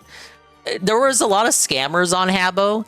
You would play Habbo and you'd play Fallen Fernie, and the host of the room would always kick you out before giving you your reward if you won Falling Fernie, which is basically a game where they drop the furniture in the room and you're supposed to dodge the furniture or something. I played Virtual Magic Kingdom, VMK. That was the fucking GOAT, and then they shut it down. Like, the same year I started playing it, they shut it down. And there was, like, Nicktropolis. That one was fucking ghetto, though. I didn't really like that one. What else? Nicktropolis was too ghetto. It wasn't a real MMO. And then when I grew a little bit older, I played MapleStory for a bit. But the monetization scheme of the game, that was like my first time experiencing a game that was really greedy with its monetization. But I would buy prepaid cards for this game. I would go to like Target and get the prepaid cards for $10. And then Club Penguin was like $5 for one whole month. And then he raised it to $8 and I fucking seethed. I would even play... I would even go on Prize Rebel. Remember Prize Rebel? You would like dox yourself for points, and then you would use the points to get rewards and shit. So I got at least 1 month of Toontown Online free from Prize Rebel. But yeah, I get I get Club Penguin cards and Toontown cards, and on one occasion I got an Exxon card for MapleStory, and I thought it wasn't worth it. Most of the time, it was like Papa Dingus paying for it, but I remember on some occasions I'd use like some saved up birthday money to get these fucking whack-ass prepaid cards. And you know what? I never threw them away either, because I'm a fucking autist who collects shit and hoards shit. So I have these cards stored in one of my drawers here in the closet. I think it's the little compartment that I have the GBA cartridges in. It's one of those little mini mini storage units, like with the little pull-out drawers. All right. No, I didn't do RuneScape. I thought RuneScape looked ugly and it was old. I think during that time I was playing Dynasty Warriors Online. Shit, I didn't even know Dynasty Warriors Online was a thing. But yeah, so here's how the combat works for the people coming in after the raid. So the order that the weapons go off in is from top to bottom. What's the oldest game I physically have? I would have said my Genesis games, but I don't have them anymore. Oldest game I physically got. I know I don't have anything from the other consoles from that Genesis era. Probably... like, physically? It's gonna disappoint you, but it's probably a PS1 or N64 game. Like, physically have in the Dingus layer right now. I gave my nieces the family Genesis, and they fucking broke it. Otherwise, I would have said Genesis. A DK Junior Game & Watch, it's pretty old. Oh yeah, big ups. Alright, yeah. But the order the weapons go off in is top to bottom. So first up is healing. And you can alternate healing between like single healing, group healing, single healing, group healing, and all that. Then out comes the traps. You can plant a trap for the enemy. If they stand on the trap, if they get lured into the trap, they get attacked. I'm still training this actually. You can see the experience 5,000 to 6,000. At 6,000 you get the TNT. Then once you max it out, you get the train tracks. And then to lure the enemy into the trap, then lure comes out. The lure comes out after the trap. So you can lure them with money. You can lure them with the tip skull or literal magnets or hypno goggles. The stronger the lure, the better. And then you have the sound. The sound weapons are what we spam during the dungeons to get through them quickly. So basically like the elephant trunk or the foghorn. You're limited on how much of these you can carry, so you gotta like space them out, you gotta conserve. Basically the characters in the party, you gotta take turns using the sound weapons. So that's why a lot of times in those enemy groups you would have, you know, only I would use the foghorn, everyone else would use the elephant trunk. Next battle, someone else uses the foghorn, I use the elephant trunk. You gotta take turns using the strongest weapon. Then after sound, strongest standard weapon, the pies. This is like your basic weapon. And then you have squirt, which is comes after the pies. The pies have like medium accuracy but good strength, whereas the squirt weapons have high accuracy but they're weaker than the pies. One thing you don't want to do is when the enemies are lured with the money, you don't want to use a sound gag. That's why the strat is either lure them or use sound. Sound to clear the group quickly, or lure if you want to stall and if you need to heal or something. So if you lure them and then use sound, sound breaks them out of the lure and then it allows them to attack. If the cog is lured, then it cannot attack. If you pay attention to the gameplay, it will make sense. And then you have drop. You can only have 6 of the 7 weapon trees. So you got to pick and choose which one you abandon. All characters will start with the pies and the squirt tracks. So it's really pick and choosing. You know, do you want to do tune up or trap or lure or sound or drop? And you can pick. You can train 4 other weapon trees, but you will always leave out one, and you will never acquire the final one. So it allows for some strategy, because like every tune is going to have a different one that they chose to abandon. Most people, I'm going to be honest, most people choose to abandon either drop or trap. These are the only 2 that players would universally consider to be superfluous. Every other one is considered essential to gameplay, or one that you're just forced to have. No classes or anything like that, it seems. There are different species of animal you can play as, but they all functionally play the same. Like, you saw some cats in my lobby, there are rabbits, there's horses as the shopkeepers here. Oh, well, there were horses in the other store. You got mice, you got rabbits and shit, but they're not different classes. This is as close as classes get. You know, it's gotta be kept simple for fucking Billy Dinguses playing it. The thing with drop. Drop is like the pianos that you saw being used in the boss earlier. So the drop weapons are very powerful, but they have very, very low accuracy. The only way to increase their accuracy is if they're attacked prior to the drop going off. So let's say someone uses a piano, but they're hit with the cake first. If they're hit with the cake first, accuracy for the piano increases. Yeah, Acme Anvil is a weapon in this category. But I never really liked drop, so that's why I chose to not go with it. And yeah, I'm just training my traps first. I'm training my traps. It's a trap! But, yeah, most people choose to forego either trap or drop.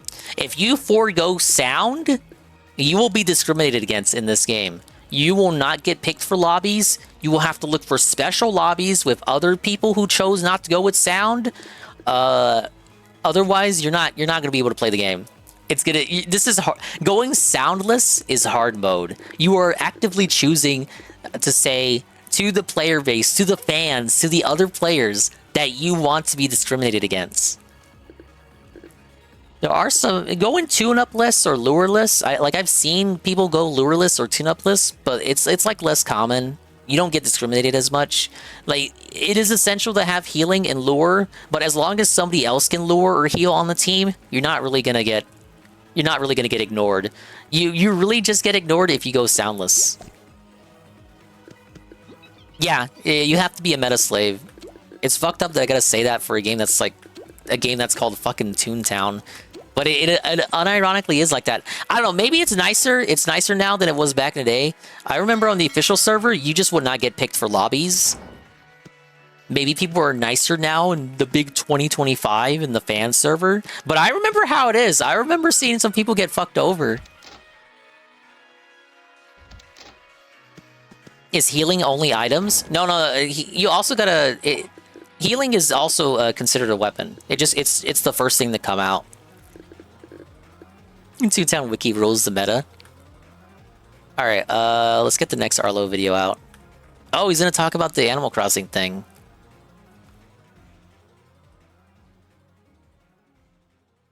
The Animal Crossing thing. So Animal Crossing got an update out, $5 to upgrade the resolution, and some free content for a free update, yes. Well, actually, no, I promised to watch the rap. Let's bring up Dispy Gaming.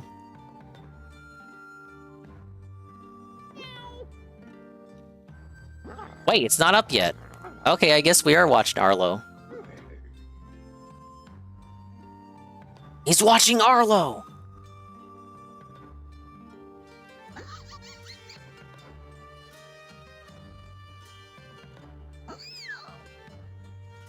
I know that being confused by what Nintendo does, you know, being all surprised. I know it's like, it's a thing, you know, it's such like a YouTuber kind of influencer sort of thing. And we're like, what? It's very sensational. And, you know, in the thumbnail, I can put myself being like, duh, you know, like, but like, all right, let me look for the next lobby. They really do just confuse and baffle. They really do know just how to, I don't know what they know how to do. They're just it's not up yet, Night Zoomer. What they're gonna do? Even I can't watch what doesn't exist yet. Something. What? I thought it would be up already. It's midnight. Whole, like, Switch 2 edition thing. They still find these ways to just kind of like dodge and weave around your expectations.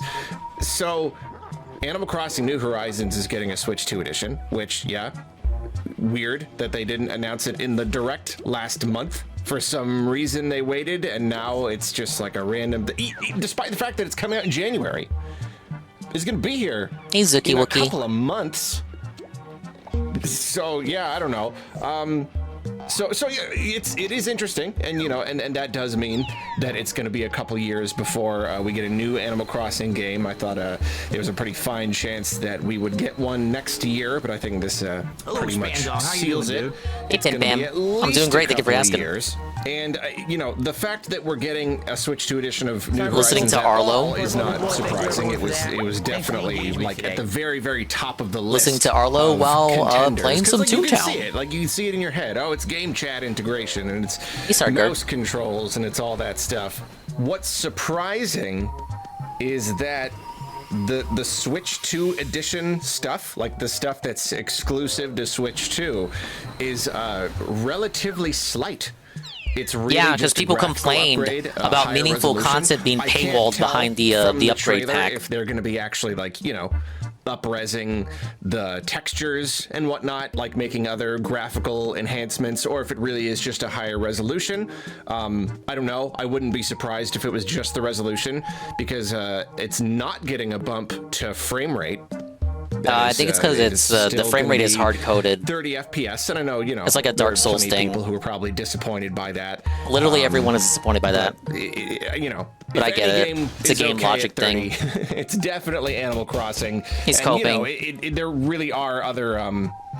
It's not just as simple as rendering a game, you know, or giving a game a performance boost. Like, you can't just automatically unlock the frame rate on every single game. And I'm not saying that they couldn't have if they like really, really wanted to, but I guess it just wasn't that important. But yeah, like for Switch 2, it's mainly just higher resolution. We've got mouse controls, which is, you know, everything that you would expect. You can arrange your house using the mouse, and you can draw custom. Here's my thing with this, right? So it's like that variable pricing that they've been talking about. They charge $20 for Mario Party and Kirby's upgrades, and you got the improved resolution and frame rate for Mario Party and Kirby, in addition to some new content. So Mario Party, you got the different modes that use the Switch 2's camera and the microphone and shit, and Kirby, you got a whole new campaign of like 12 side levels. Now, technically, for Kirby, you could have probably sold the levels on its own to Switch 1 people as like a separate individual DLC, but they chose not to, and instead it's like $20 for the whole package, and you can't buy it separately. So you could make a complaint of, why couldn't you just make the DLC for Kirby, like, why couldn't you just make the stages available for Switch 1 people, and then just have the upgrade pack be available for the Switch 2 people that want it? It's like you're forcing me to upgrade to a Switch 2 if I want to play these new levels.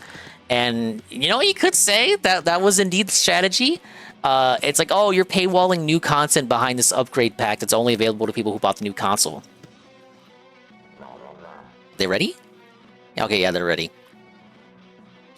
So you had that, and then you had the Zelda upgrade packs, which added no meaningful content besides the app, the Zelda Notes app. And those were $10, but they're free with NSO.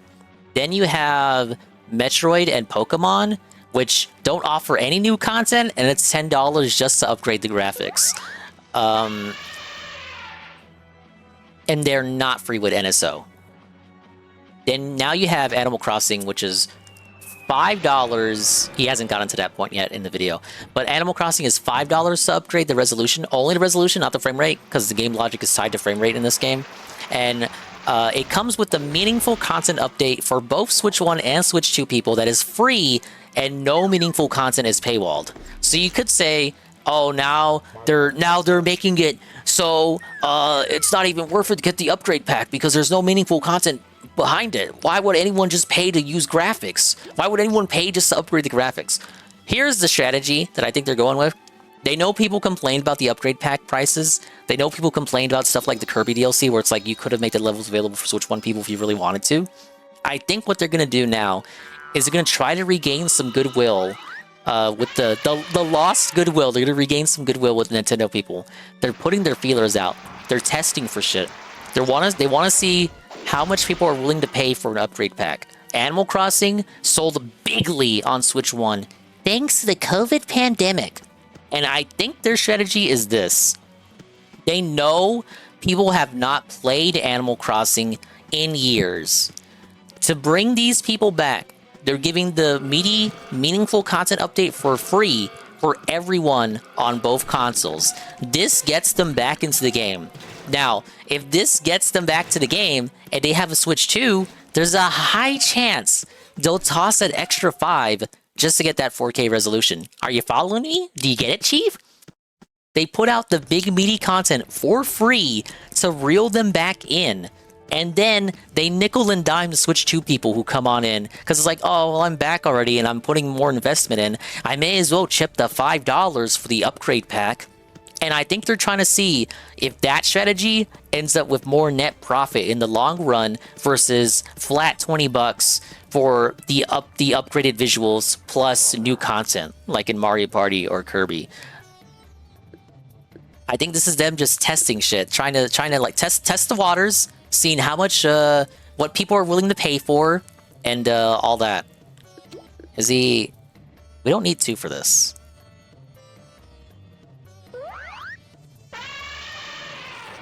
Destiny 1 on 360 and PS3 had temporal loading times. Devs are dunces. Ack. Did Switchboard of the mobile game ever release? Animal Crossing Pocket Camp? That never got a Switchboard. It wasn't never announced for one. They made a complete version on mobile, but that one never got a confirmation of a Switch release. Let's see, do I heal? Yeah, they're on red. I'll heal. Nintendo testing waters with launching the brand new COVID sequel, COVID 2, started another lockdown to help bolster sales. Well, their quarter did release today. Quarterly report on sales for the Switch 2. So Switch 2 is, despite all the doom and gloom and the doom mongering from Nintendo, it's still the fastest selling console. 10 million sold in half the time it took the Switch 1 to reach that same milestone. Mario Kart World has sold almost 10 million copies. It's sitting at 9 million something. Donkey Kong Bonanza has 3 million sold, which you think might be a little low. But this actually gives it a 35% attach rate, which is pretty good for any first-party game to have a 35% attach rate. Now remember, it's sold like 10 million so far. So 3 million of 10 million, like roughly 35%, because it's like 3 million and some change. It's pretty impressive, all things considered. Alright, am I gonna be the fog here? Yeah, I'll fog.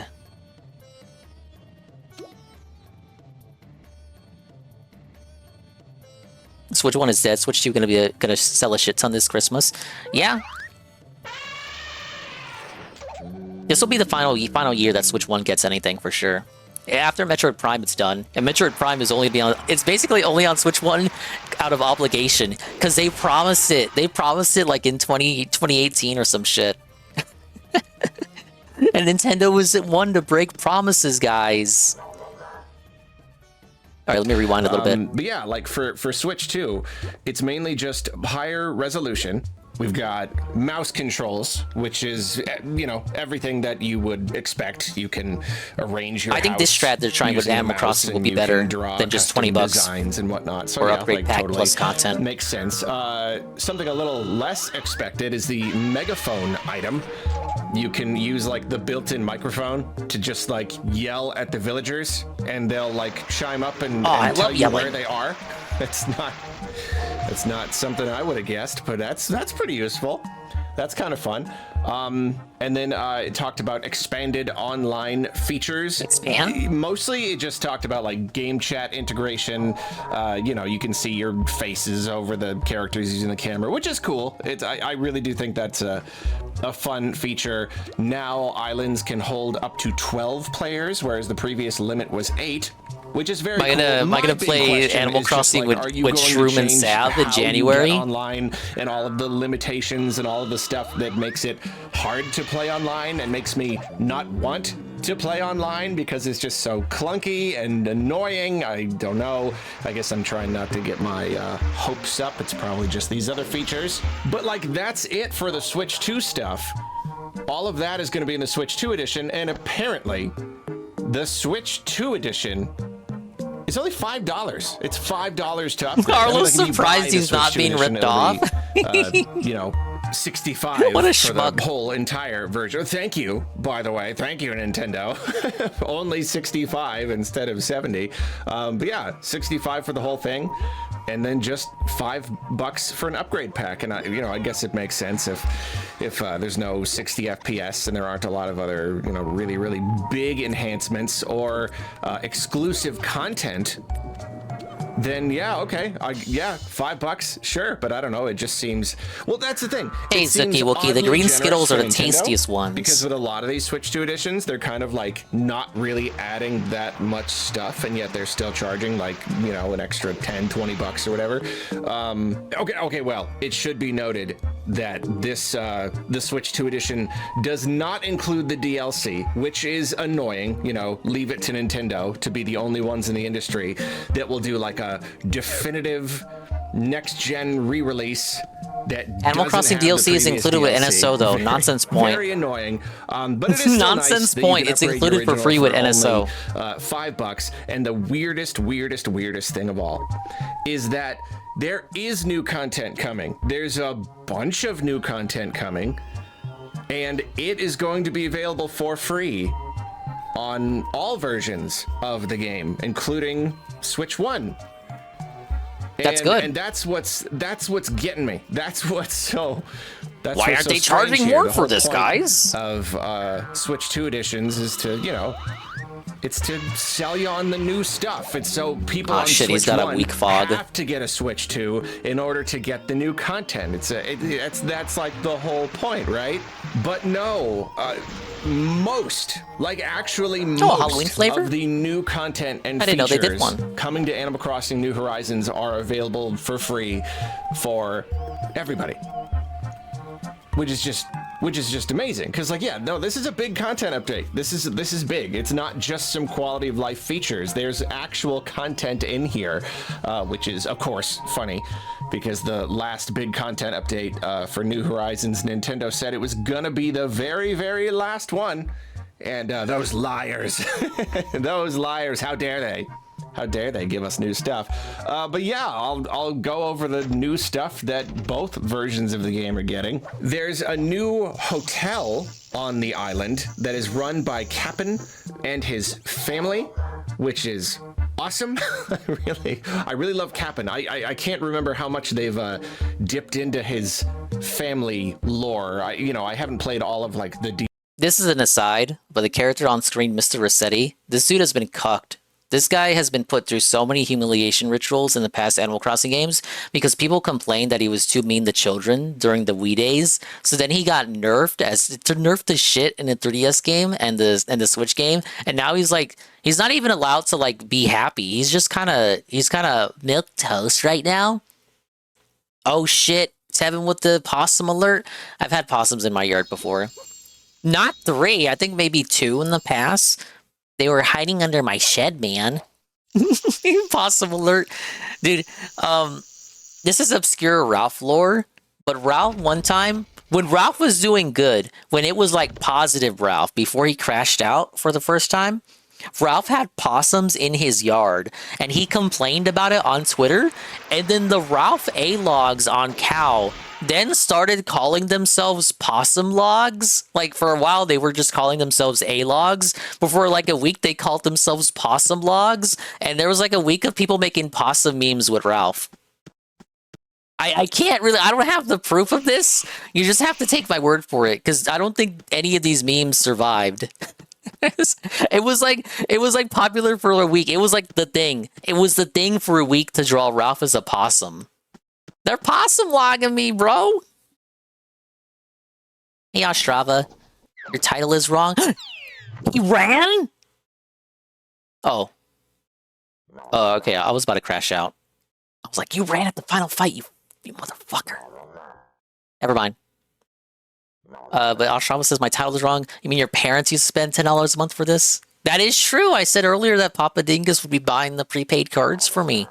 Now, on occasion, I would use up the Dingus allowance to get my card. Fuck. I guess we got a lure. Welcome in, Ostrava. Hello, hello. DLC stuff from all the games. I've played the games, but like I can't remember off the top of my head if these are all new or not. But I love it. I absolutely love it. But yeah, no, it's like I love it. It kind of just seems like a sort of a miniature version of Happy Home Paradise, where you're like designing rooms, but except you might not be judged, so it's just kind of like for fun. But yeah, like it's a hotel and you design guest rooms and they come to stay, and you can earn like special furniture, and it's all about like trying to market your island. It's really clever. It really like builds well into just the basic premise of New Horizons and like what you're doing with it. So yeah, like again, that's content. That's actual new content, and they could have locked that behind a paywall. They could have put that just in the Switch 2 edition, but for whatever reason, they just didn't.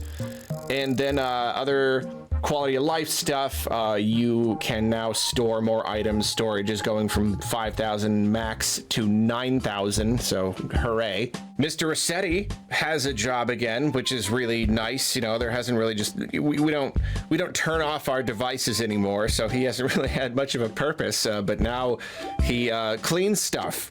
You can use him to just clean any parts of your town. Rip Mr. Rossetti. Of the Dude has been stuff, so and he even cucked will, like, over put the past few flowers in years. storage and whatnot. So that's cool. That's just a Can't nice be mean little- anymore. nice Can't little yell at the thing. gamers because the kids will cry. Slumber Island, where you can have like up to 3 dream islands, where it's basically just all of the stuff that you have access to is completely unlocked, and you can just edit and play as much as you want, and you can even do multiplayer, which is really cool. So like you and all your friends can just, I don't know, it's kind of like a playtesting thing, I suppose. You want to like design, yeah, like a what you throwaway want your dummy island to island. look like, and so here you can just kind of Consequence-free dry island run or whatever, and everybody can, you can terraform all you want, and I don't know, it's cool. It's something to play around with. I don't know how much I'll use it, but it's nice. Bulk crafting.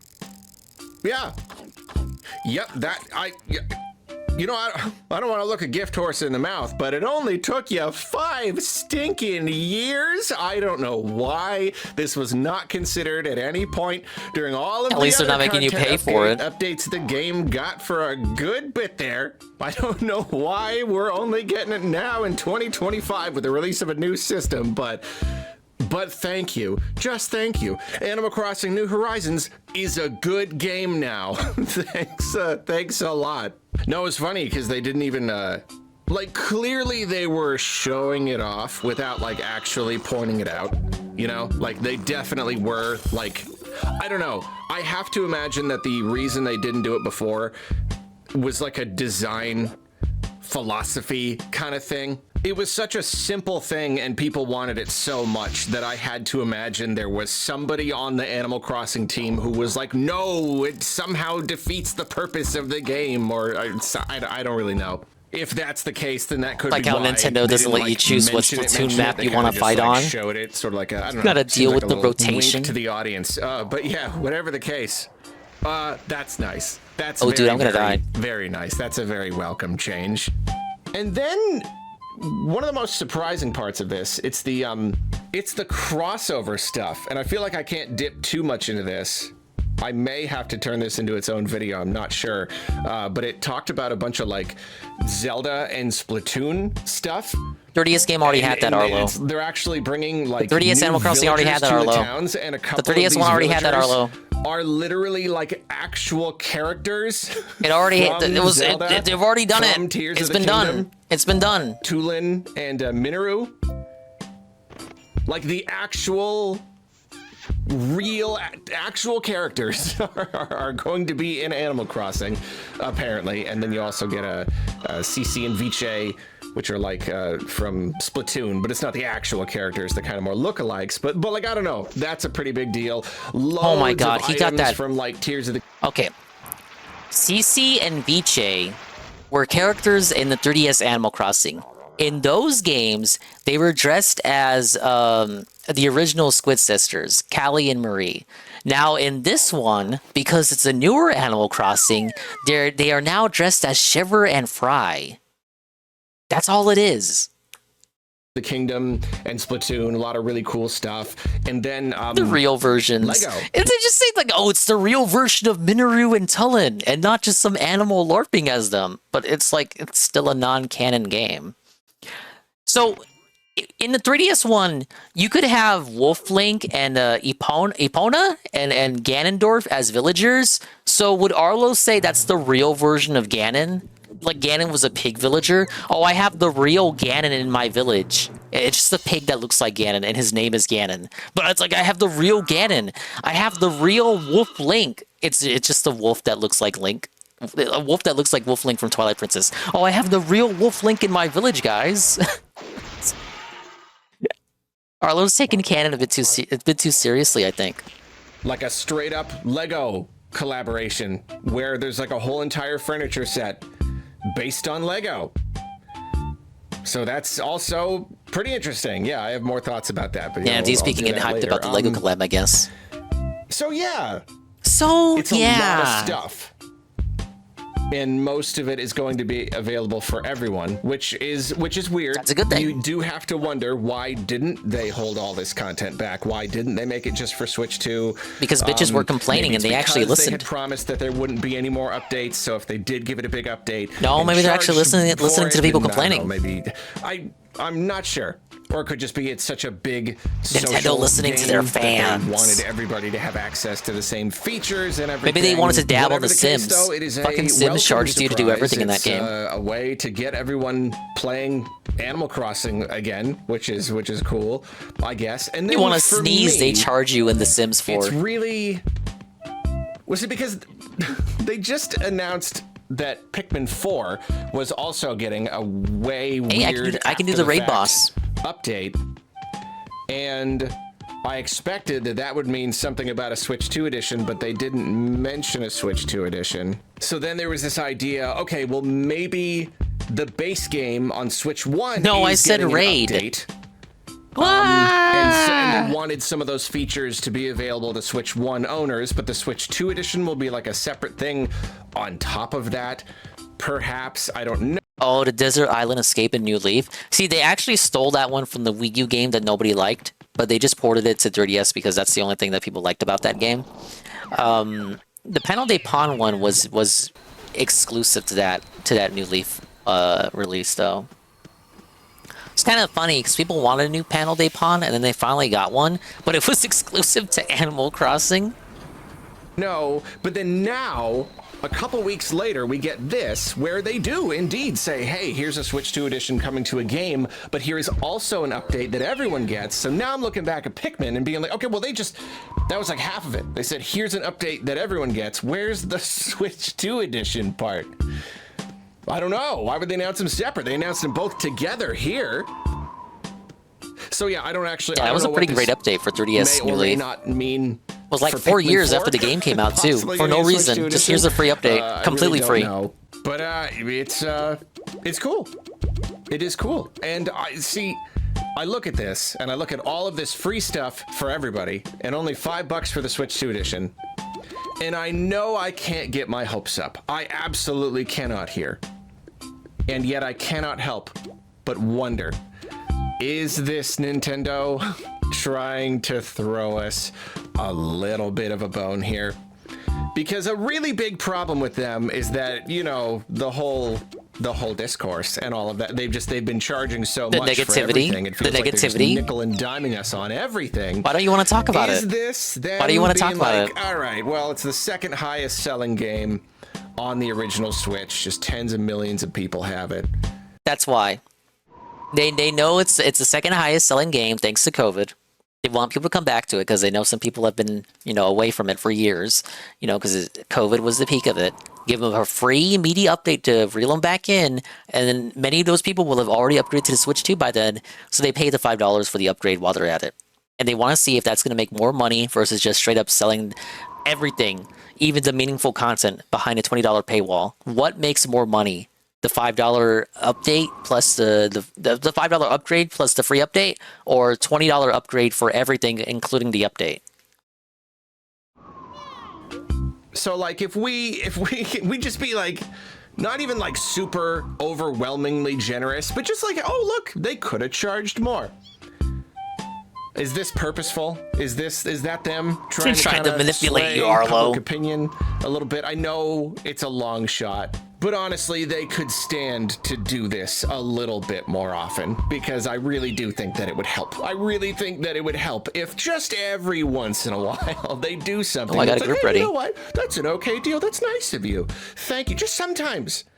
That's the thing. Don't take every single individual opportunity to charge as much as possible. See, that's the thing. We need a little bit more of a balance here. So yeah, I don't know. All right, that's his thoughts on the Animal Crossing update.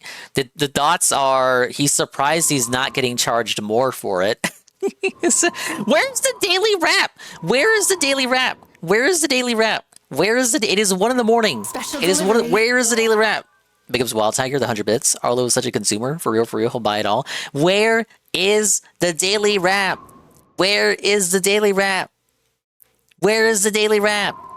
It is 1 in the morning dingus time. It is 1 in the morning dingus time. It's 2 a.m. Eastern. Where is the fucking wrap? I'm gonna drop some slurs. Ah! Is he actually jacking off? Is he masturbating to the cards? Is he masturbating to the cards? He's actually masturbating right now to the cards that he opened? He passed out? What did he do? What did he talk about? I know he carrot dangled the Zelda game. He's not playing that, by the way. Oh my god, people were telling me that like it was even more repetitive than Ninja Gaiden 4? Almost nothing. Pulling Hogan's. Maybe he died. Whoa. Thank you, Almighty Tevin. Joining Wild Tiger's 100 bits with 47 bits of his own. We are now gonna do the raid boss, guys. So, by doing all those dungeon runs, I have acquired enough boss currency to face the boss.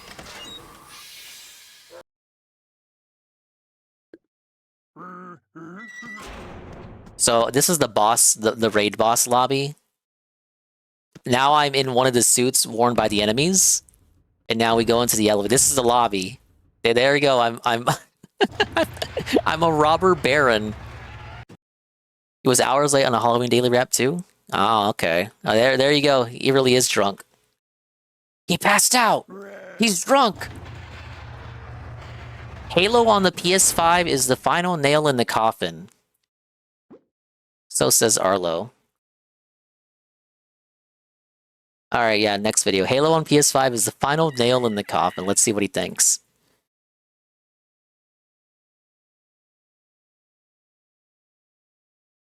You get a reward if you beat the boss. Yeah. Story, but it's Here he because is. I wasn't paying close enough attention to the news. I've had stuff going on, and I didn't realize how big it was. So Xbox announced a remake of the original Halo, which is funny. It feels like it was not that long ago. We got Master Chief Collection, which wasn't a complete was 10 years ago, Arlo. remake, more like a remaster, I suppose, because you was could a like, whatever switch between original and new graphics. But it still was like all of the assets totally redone. So that was already yeah, it's a cash register because he's a cash bot. But one what are we doing? that probably Did I wasn't do as something? recent as I think it was. It was last gen sometime. This gen is almost done. And two, take a page out of Sony's book. Sony proved there's no limit to how many times you can remaster and remake and re-release a game. There's no.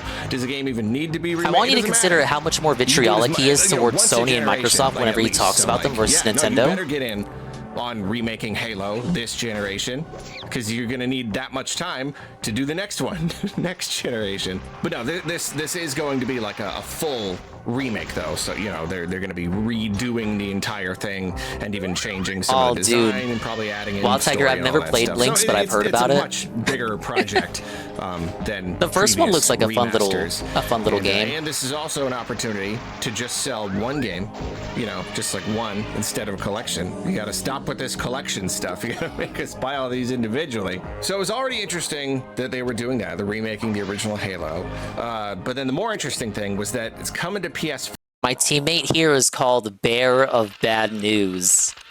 We're with Sneezy the cat. And who's my other guy? Oh, it's the Insomnia dog from earlier. 5. And I mean, that is a big deal. Like, you know, like Xbox has been doing this whole really, really big push for multi-plat, for just putting their games on all This is systems. an Xbox. But previously, it kind of seemed like they were sort of being careful about it. I know, like, it started small, and it's only been accelerating. So, you know, I suppose this is kind of a long time coming, but up until now it has seemed at least like more or less strategic, you know, like oh boy, more UE5 slop. Gears of War. Was that also a remake of the first one, I think? they were going to put that on PlayStation. But I'm thinking like, all right, so like, yeah, Gears of War, that is one of like the big Xbox exclusive series. Maybe in the 2000s, maybe in the early 2010s. That's a marketing move, you know? Oh man, Gears of War. Just kind of a tester. It's trying to like give PlayStation users a little taste. Yeah, of Halo Remake is just a campaign. In theory, that'll potentially make them want to go and get an Xbox because now they realize they love Gears of War so much. So I kind of thought that's what this was, and it still was interesting. Just Halo on PlayStation. Yes, that is weird. It is weird that exists in this video game world that we live in. It is a very strange timeline. You say something like that, you know, even 10, 15 years ago, just a very weird idea. Whatever happened to that new Gears that they're supposed to be working on? We just forgot about that. They just hoped we forgot. It's like what they're doing with anything. They're putting stuff on other platforms. I didn't catch, and thus the lateness of this video, I did not catch that they are saying Halo is going to be on PlayStation from now on. Halo is now a multi-platform series. It is no longer an Xbox exclusive. It's not to Microsoft's benefit to make it exclusive anymore. Well, that's interesting. It stopped being exclusive when it went to PC, honestly. That's very, very interesting. But they benefit from it being on PC because of the ecosystem. There's been a lot of Xbox news and rumors recently. We have only seen them become more ain't the and more 90s anymore. Multi-platform. The only games, company benefiting from exclusivity is Nintendo. "Quote-unquote" competitor systems. Just a few weeks ago, Xbox's Nintendo Sarah needs exclusives because their the hardware can't keep up with the competition. Exclusive games was antiquated. Like it's just an old idea. We don't need anymore. If you want to know the truth about it, I can't remember his name, but a different guy, an Xbox executive, was like, "Oh, exclusive games don't work anymore. They're antiquated, huh? Yeah, someone tell that to Nintendo." It's kind of literally their entire business, and they're doing very well. They're just port begging. But yeah, not to get into the whole. Mr. Microsoft was port begging for Nintendo games on Xbox. Xbox has been moving away from that, but it's of course been weird because that suggests that they are pulling away from the box part of Xbox. You know, we keep, that rumor a few weeks ago. Nobody buys Xbox anyway. Do a next-gen box, and we were like, okay, that makes sense. Mr. Sony, tear down that PSN exclusive wall. With everything that you have been saying and doing. All of your actions suggest that you are pulling away from the very idea of selling a box that sits under a person's TV. You're dropping out of the console war, and yet they keep insisting that they are not. But Halo becoming multi-platform, that's it. That's it. This is like Nintendo giving Mario up. Is this really okay? I know most of you are probably older than me. I don't know. Don't dox your age. But you were definitely alive and awake and existing when Halo was out exclusively on Xbox. Is this really a big deal? At this point, knowing the state of the Halo franchise, is this really a big fucking deal in the Big 25? Or is Arlo making it out to be a bigger deal than it actually is? Because the thing about it is that 10 to 15 years ago, this would be a big deal. But it's not now because Halo is not this. Halo isn't what it was when it was good. Most people would say the last good Halo was like Halo Reach. If you really want to be strict, they'll say the last good Halo was Halo 3.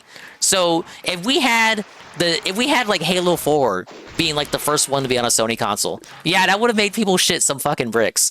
But now we're like past that. Nobody gives a fuck about Halo. He's trying to make it be like, oh, this is like when Sonic Adventure 2 was on GameCube and Sonic games were on a Nintendo console for the first time ever. It's not like that. It's not like that. People still swept for Sonic in the GameCube days. Nobody sweeps for Halo in the now. Even the people who still like Halo don't sweep for Halo in the now. Hey, victim of society. I'm a victim of society right now. Now, Halo's a dead IP. Hasn't mattered for a long time now. Played Halo once and thought it was bad, but on an FAS guy. Halo is gay now. No fans actually care. Reach is good. Halo was good. News to me. First time I played Halo was on PC. Remember the Halo CE was never exclusive. Was also on PC. I thought it took a while to go on PC. Never mind then, I'm incorrect on that. So if you want to know the truth about it, Halo was never Xbox only. What? Tevin says it is a big deal. Would I care if Pokemon Red was on PS5? Yes, I would. I would be felted. Pokemon is still considered good. People will still sweep for Pokemon. That's all I mean. People will still sweep for Pokemon. So Pokemon tomorrow went on PS5. Highest selling media franchise. People would be affected mentally and cognitively by it. But because many people... Because it's popular to shit on Halo and say that Halo was bad and Halo's not good anymore, Halo's not fun. Just look at all the responses in the chat when I asked if you still find Halo to be meaningful to you. Everyone said no. Literally everybody said no, Dab Hands. You're the only one saying Halo is still good, Dab Hands. Because it's publicly acceptable. It's the universal consensus to shit on the Halo IP. Thus, people are not affected cognitively when it gets ported to other platforms because it's like, oh, it's shit anyway, they can have it.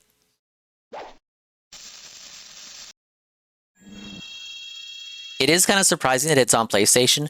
I will say, too, a secondary bullet point. We already had Gears of War on PlayStation not a few months ago, so it kind of softens the blow. Perhaps if this was the first revealed one, yeah, that would have been like, oh my god, I can't believe it, holy shit. Wah! But since we had Gears coming out first, it's like, oh, okay. It's just kind of following up what they had already started with the Gears whatever. Now, I got my own biases, too. Yeah, swollen dingus, literally, yeah. Actually, yes. Thank you, Sir Patchy. Now, I got my own biases, too. I'm not Mr. Halo over here. Okay, I guess I got a lure. We have completed the enemy gauntlet segment of the fight. Yeah, thank you for the agreeing. And thank you to Severe for the follow. I hope I'm saying that correctly. The future can be changed. And thank you for the 100 bits. Wild Tiger. Arlo is just a yapper. Hope Xbox lets Sony get the games. The same as Sega versus Nintendo. I wish Sony would bring back Ape Escape per app. Give me that everywhere. Sony's doing that too. I don't know if you had heard, but they redid Patapon. Patapon was a Sony exclusive IP, and they got a multi-plat whatever. The way they do it is that they license the IPs out to... They licensed it out to Bandai Namco, and then Bandai Namco is the one that does like the multi-plat publishing. Same thing with Hot Shots Golf. Hot Shots Golf got a new game, and it got released on every platform. So hopefully going forward, Sony starts licensing out their IPs that they're not going to do shit with, and then we get a new Ape Escape that way, a new Medieval. Could you imagine all their disowned, no longer used IPs that they weren't going to make new games for anyway themselves get licensed out to third parties that do want to make games in those franchises, and that's how we get new games in those series? I wouldn't mind, like, if Sony wasn't going to make a new game themselves anyway, fuck it. Just have third parties take care of it and have it get released on everything. Imagine Square Enix goes to Sony and says they want Legend of Dragoon, and Sony just licenses Legend of Dragoon to them. All right, we're in the fight segment. It's being like, Mario's not exclusive anymore. Mario's going to be on every other system moving what am I doing? forward. That's what this is. All right, do I still remember how to do this? Halo, it is... I gotta toss the robots at the cash bot guy. It was never the cash register man. As popular as Mario. Master Chief as a character is not quite as iconic and huggable and, shirtable, plushable, merchandisable. But if Xbox has a Mario, it's Master Chief. If they have a series that is just the most widely associated with them, it's Halo, like that was the game to play on the original Xbox. Halo is the reason Xbox survived past a single console generation, essentially. So to say that it's going multi-platform, it's just like, all right, that's it. It pretty much doesn't matter what you say at this point. Clearly, selling consoles I can't grab one. Is just not your business anymore. And you know what? It sort of the makes business sense is now because Game it's been Pass, weird that they keep insisting that they're going to keep making boxes, but some of the recent rumors going around, it does kind of line up. It does sort of make sense. So you get a twofer today. We're also going to talk about some of the next gen Xbox rumors. The idea is that it's going to be like basically a Windows machine. I know, like, you could sort of almost say the same thing about this is Xbox. a Windows box. I don't really know, but like it's going to be more. for the Yeah, you last got the several combo. generations, these things have just been like PCs. More and more and more as time goes on. But this is like truly going to be the closest to just being a Windows PC. It's going to be Windows ecosystem, but the idea is that that also means free multiplayer, because it's just like you're playing on PC. You will even be able to like play Steam games on the box. So like that is interesting. Because, you know, these consoles, even if what the fuck is going on? Look at that enemy. They really what is happening? Resemble PCs. They're still very, you know, like proprietary, like these kind of like I don't know how to describe. I sort of get how it works. I don't know. You know what I mean? It's a console. It's a lot simpler. The UI and the OS is a lot simpler. There's a lot less finagling. That's why I like console gaming. PC gaming is cool, but like it's a lot more complicated. Consoles are simple. They're less flexible, but they are very simple. So this is going to get more Say into hi to the stream, guys. I suppose. And then the other idea going around is that this box is going to be very powerful and very expensive. It's not going to be the kind of thing where Xbox is looking for a share. Bear of Bad News says, "Hello, stream guys." Everyone say hello to Bear of Bad News. He'll pop up in a second. He'll pop up in a second. After this gay cat. There's me. Look, there's my stats. Look at, there's my experience. Look at me. Woo, there I am. I'm the one. There he is. There's our fucking hero, Bear of Bad News. Look at him. What a king. I like his cowboy hat. Hey, Sir Sinestro. Of the market, you know, they're looking to compete with PlayStation. They want a lot of people to have Xboxes under their TVs or whatever. That's not really what they're doing. And so if anything, I would say for the first time, their actions are lining up with the expected actions that they are 80 HP heals, pretty good. They kept saying, none of our stuff is exclusive anymore. You can play Xbox anywhere. The box doesn't even matter. Oh, you're gonna stop making boxes? No, and that was weird. But now, like, it's sort of starting to make sense. Okay, you are out of the console wars. You are. There are no more console wars. Trump said the console wars were over. For a share of the market. It's going to be like the ROG Ally 2. They just put out that handheld. Not that they ROG. canceled their dedicated Xbox handheld, and they're just doing this, and it's like $1,000 device. But apparently it's really good. Apparently it's a really, really just strong and capable device, and it's not going to sell that many units, but they'll probably make a pretty good amount of money on each unit sold, and anyone who's playing on it is buying into the Xbox ecosystem, Game Pass, and all that stuff. So it sounds like that's what they're doing with the next console. Is it's not going to sell 80 million units, maybe a few million or something, but like it's just. It's a product to buy. It's not a system that they need to, like, it's only worth selling if they can get it in that many homes, and it's gonna be that much of an install base to sell their software. So really it represents a dramatic scaling back. Like I said, essentially they are exiting the console business, even if they are going to be putting out a next-gen console. Technically, if it's, you know, $1,200 or something, you're only gonna get the people who are. Could you imagine $1,200 Xbox? Who the fuck would even do it? You know, and they're only competing with that one element of Sony, where Phil begs for the new Xbox. The PlayStation to be the most powerful and, you know, the most prestigious console there is. So really, Xbox is just going right there. They're just going straight for that weak point right there and being like, we're not gonna sell the most, but maybe we can put out the most powerful console so that people who are mainly interested in playing multiplats, because there sure as heck haven't been that many exclusive Sony like first party games as this generation. So at the very least, Xbox can have a powerful box that is very flexible and has access to all these different ecosystems and whatnot. And in the meantime, they still make games. Xbox is now just producing like multi-platform games. I don't know if I guess the jury's still kind of out on if this means everything is going multi-platform, but like if Halo does, then Angry Joe had a crash out over Trump declaring the console wars were over. If anything was going to, it was Halo. So if Halo isn't exclusive anymore, then why would anything be? And of course, you could say just because everything's going exclusive, you may still get games that are temporarily exclusive to Xbox. Apparently, this remake of Halo is going to be day and date on PlayStation and PC, which is crazy. But maybe moving forward, a brand new mainline numbered Halo game would still be like, you know, for the first 8 months or something, you gotta have an Xbox to play it. I don't really know. I guess it's they would not not worth do that. Speculating.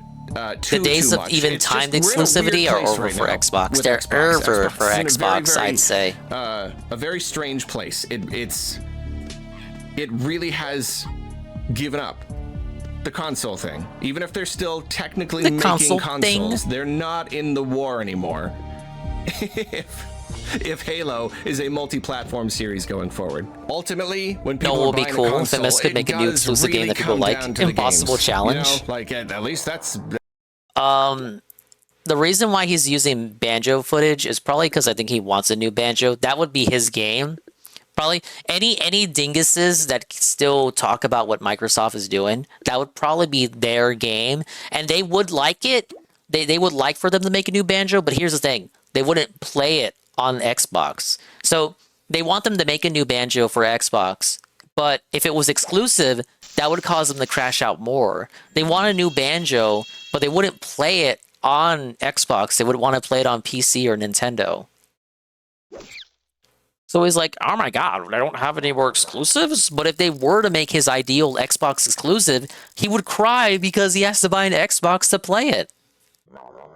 That's been how it is for me. I will get a console if there are enough games to play on that console that I cannot play anywhere else, because there's too many options now. Like any multi-platform game, you've already got all these options. Xbox already didn't have the games. Like they We're talking about the absolute state of Xbox. Last 2 generations, they already just completely screwed up on that front. They just don't have enough games that capture enough interest over enough of the audience. You were hyped for Perfect Dark, so now Suki they're Wookie? not even gonna have the games. I felt like we didn't see enough of that game before they killed it. Yeah, no. It's just interesting, but I suppose that more developments will come. And you know, you bringing up Rare, Wild Tiger, they were making Everwild for years, and apparently behind the scenes, according to people who know a little bit more than I do about this fucking stupid-ass industry, they were basically... They had a concept of a plan, as Mama Kamala would say. They had a concept of a plan for Everwild, and it never really left that stage. They restarted development a couple of times behind the scenes, and that's the reason why the game was so delayed. The most recent build was when they finally figured out the gameplay loop. So it took them years, but like the 7th or 8th year of development having been a thing, the 7th or 8th year, they finally figured out the gameplay loop. So is it any shock why that game finally got canceled and Rare is just stuck in the Sea of Thieves mines for the rest of their days? Because no one there wants to make a new Banjo game or a new Conquer game or even the new Perfect Dark. The new Perfect Dark was being made by a completely different studio. It wasn't even being made by Rare. Oops. Oh no. Oh, I'm sorry. I don't know if that grew too big. I double clicked and it made it full screen. So if that covered up the stream, I'm sorry. There will be more to talk about. You guys. I've been wanting to do a great big video about Xbox for a super long time now. I think it's probably getting to the point where I need to just buckle down and do it. Just gonna make the Xbox is cooked video. Halo's coming to PlayStation. That's a thing. That's a thing. Master Chief and Sonic are like sitting next to each other at a bar or something, just being like, man, life's weird. It's crazy where life brings you, huh?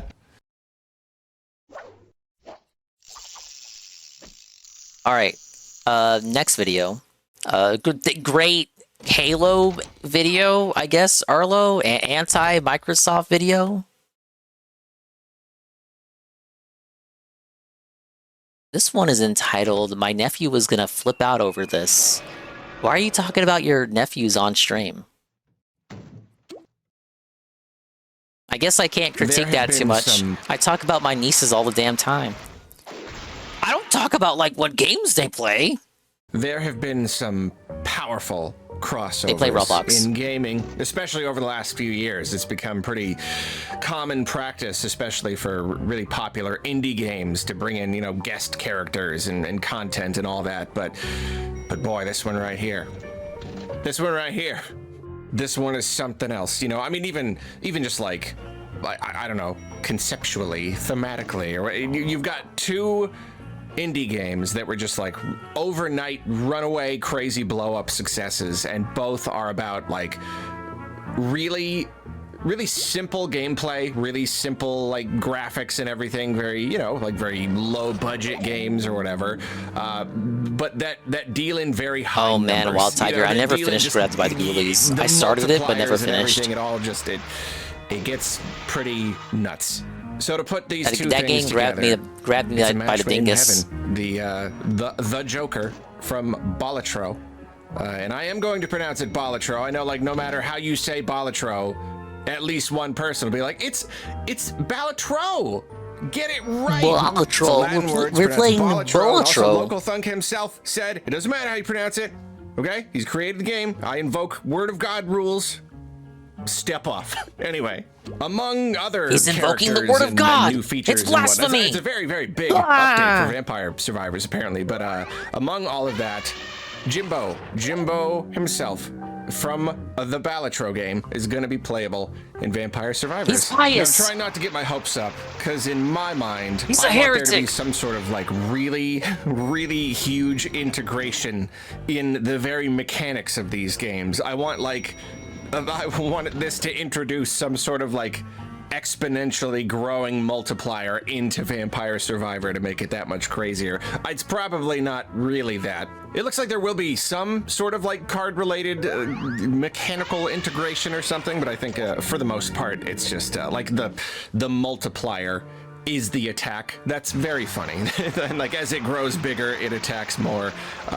That's pretty awesome. We see like other jokers are like attacks as well. The Gros Michel sends bananas all over the place. It's cool. Holy shit, he really just did not put the wrap up, huh? Can the fans grill him for this tomorrow? The fake fans? Like, what is going on here? He put the stream up for Silksong. Silksong finally concludes. One more game off the conveyor belt. Where the fuck is the rap? I'm actually crashing out. Where is the rap? Where's the rap? Where's the rap, Phil? Where's the rap, Phil? You're hiding the raps, Phil. You're hiding the raps.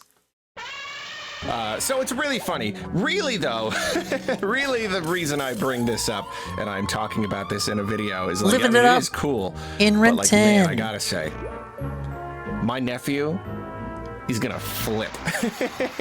he's gonna Yeah, go nuts for okay, this. that's how Arlo These are rolls. both games, Vampire Survivors and Balatro, that he has spent a lot of time on, and it's because of that, like, it's that exponential growth thing, you know. It's taking these little ideas and just like, what if we go a billion with it? What if there's like a billion enemies on screen? What if your multiplier goes up into the quadrillions or whatever? So, you know, that's pure dopamine for a kid. Actually, Just that's too watching weak. those Let me just numbers do go. I mean, well, for everybody. That's why everybody likes these games. That's why they caught on so strongly. We like to see numbers go big. I don't know why. It tricks us into thinking we're making some sort of progress in life. That's probably why I like him. But yeah, he was really, really, really into both of these. Probably more Vampire Survivors. He played a lot. Like, I was playing that a good amount around the time that he was, but he stuck around a lot longer. And so when I tell him that there's gonna be this crossover is happening, you're gonna be able to play as Our Jimbo hero in Vampire Mozart. Survivors with all of the little jokes and references and jokers and whatnot that he's familiar with. He's gonna lose it. He's gonna love that. And it's funny too, because I was just thinking about how, like, the Switch 2, you know, he was really excited for Switch 2, and it came out. Oh, the and, nephew like, you know, hated he played Switch a little 2. Mario Kart, but there just really isn't much to do in the game, so he fell off of that. So really, The it's nephew just been hates the Donkey Switch Kong. 2. He was into Donkey Kong. He played it a bunch, and he loved it. And then he finished it and was just like, all right, I'm done with that. So he's just been playing Switch 1 games. So like I haven't even like I thought he was gonna be bugging me to play my Switch 2 all the time, and I'd have to be like fighting him for it. But I'm not. He's fighting like, children, and it's just really funny. Over Nintendo games. It really is true that you could just not buy a new video game system forever. Probably just forever. Like there's just too many games. I know I'm spinning this off into a whole separate thing, but like there's so many games. This kid plays a lot of games. You know, he plays a lot of games. He has played so many games, and yet like there's just that much to play. Like he could probably just be playing. Yeah, I the thought that was a Vampire Survivors video. Right now. Oh, good game. He got a magnet. Not even counting like buying more on the wish list or whatever. Probably just right now for the next 5-10 years. You know, like he just started playing Origami King again. It was a little bit too advanced for him back when it came out, so he just the Origami King. However many dozens of hours game. And then I'm gonna tell him about this. I'm gonna tell him about this crossover. And you know what that's gonna do? I mean, maybe he'll stick with Paper Mario until he's done with it, but like the next thing he plays is going to be Vampire Survivors. I don't know how long he's gonna be playing that. That's the other problem. It's not even just that like there are too many old games. You know, there's too many on the backlog. Oh, I bought too many on sale. They release them too often. It's not even just that. It's that you have games like Vampire Survivors and Balatro that you... Is this new content for the... This is new fan content? This wasn't here in the official release. Wow, they're adding to the game. Yes. And it won't be... you won't even have to pay for it. Well, buddy. That's probably been there for years. I just never noticed it. You can just play forever. You just play one game for... It's not even like an online game. You know, it's one thing to be like, oh, I play like a lot of Call of Duty or any like an MMO or MOBA or something. Just like, sure, like, yeah, okay. You could play that infinitely because it's a thing that you're doing online. But no, just like these little like single player indie games that you can still just play forever because they're so fun and they scale so infinitely. It's just, it's messed up. You just, like, you don't need... If everyone having small characters in your party, you're like some big brother, weirdly big kid in the group. It is kind of a trend for like people grinding late game to get those like wacky rewards, like small character or big head or small head. Because it's either those rewards or just grinding the currency. But if you're doing late game shit, you're not going to be like in need of money, really. But the most popular one does tend to be Small Toon. It's a big brother dingus. But I'm the youngest. I'm not a big brother to anybody. I Switch 2, you know?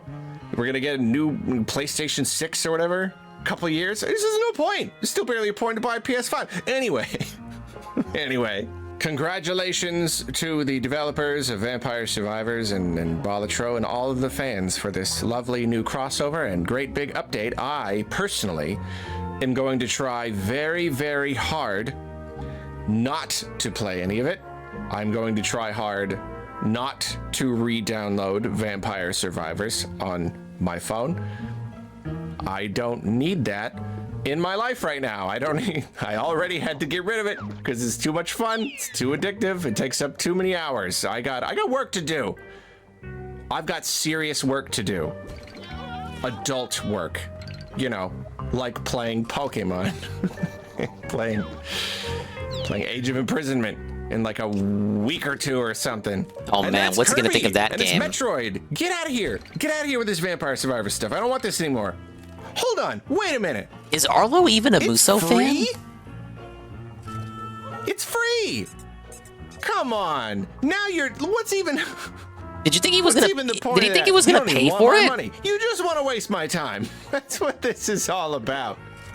That's all you want to do. I'm trying to like come up with all these reasons why I shouldn't get... Oh, well, you know, I mean, I got too many games. Well, Arlo consistently... Look, if I had a nickel for every time Arlo was shocked he wasn't being nickel and dime for DLC, I would have two nickels, but it's like weird that that happened twice. And in the same night, no less. And it's like, it's all right. This is a game that you already own. Yeah, I know, but I can't drop money on the DLC right now. Oh, no, don't worry. Oh, no, it's free. It's totally free. It's just waiting for you. It's just sitting there waiting for you. Thanks. Thanks a lot. Jeez. It's also getting online co-op. That's huge. That's really, really cool. Stop making the game better. I need to be able to finish something and just put it down. All right, so these videos are a bit older. Big ups on this weird Vampire Survivors video that turned into him talking about his nephew. So this is about that Pikmin movie that Nintendo released a few weeks ago. It's like a series of videos he released on it. Salty Jumbo Tune says, "All my kitties left me." Wow! You should have locked them in their room like Jasper. I was playing WB Champs again, still no rap. Dude, the rap's cooked. Gonna have to say Ixnay on the rap nay. I'm refreshing my sub box. Hippity hop. Big ups, Pop-Tart for the tier 1 for 11 months. What do you mean, Dingus? What the fuck? This game is a go. This is the perfect turn your brain off game. All right, but yeah, Pikmin arc, the Pikmin movie arc. What order did he upload these in?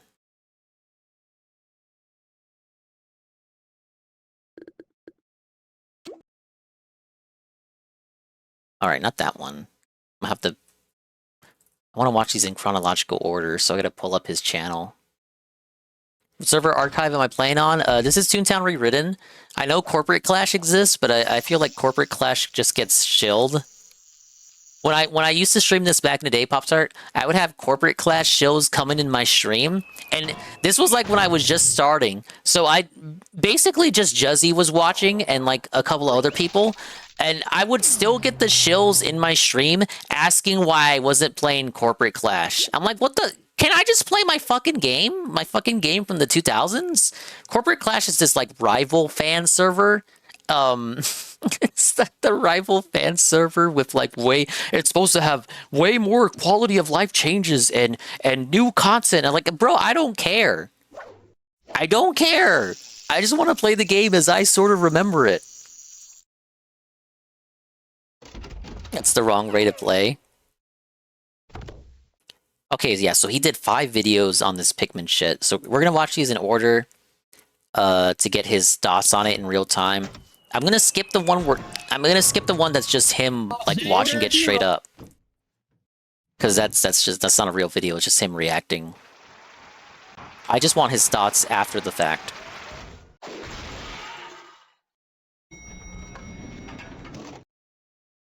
Thank you for the Xander. Yeah, I heard about what happened with Ralph's visitation. Awful, Ralphie? If only the casino wasn't on vacation. What? I could have talked about it. What's going on? Load the video. There you go. I have... The title for this one is, "Okay, I'm like 99% sure I know what Close to You is." And Close to You is the name of the Pikmin movie that they had released. Hastily cobbled and taped back together the pieces of my brain. Not that it was that well put together to begin with. And I've had time to process this, and now I am really quite confident that I know what this is. Obviously, I don't know all the details. Arlo's the only one who could have guessed that it was a Pikmin thing.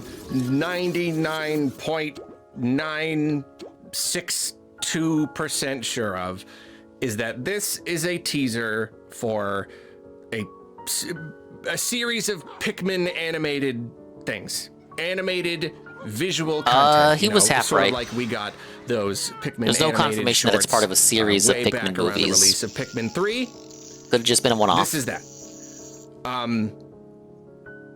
For starters, I'm not gonna lie though. When I saw the baby in this little movie thing that they released, when I saw the baby, I thought it was Baby Rosalina, and this had something to do with the new Mario movie. Because it looks kind of like Rosalina, doesn't it? It is Pikmin. It is 100. That is 100% sure. This is Pikmin. Throughout this thing, we hear a playful sort of tease on the main Pikmin theme, which is the. Am I subbed to the guy on your main YouTube couldn't handle subscription page spam with 30-minute Let's Plays like it's still 2011? I actually am, capitalization. No word of a lie. No cap, for real, as the kids say. I am actually subbed to the guy. Perhaps you may consider that to be crossing the fucking line. Crossing the line in the sand. How fucking dare you sub to the guy? You gotta unsub right now. But it's like, I don't really sub that many creators. It's not.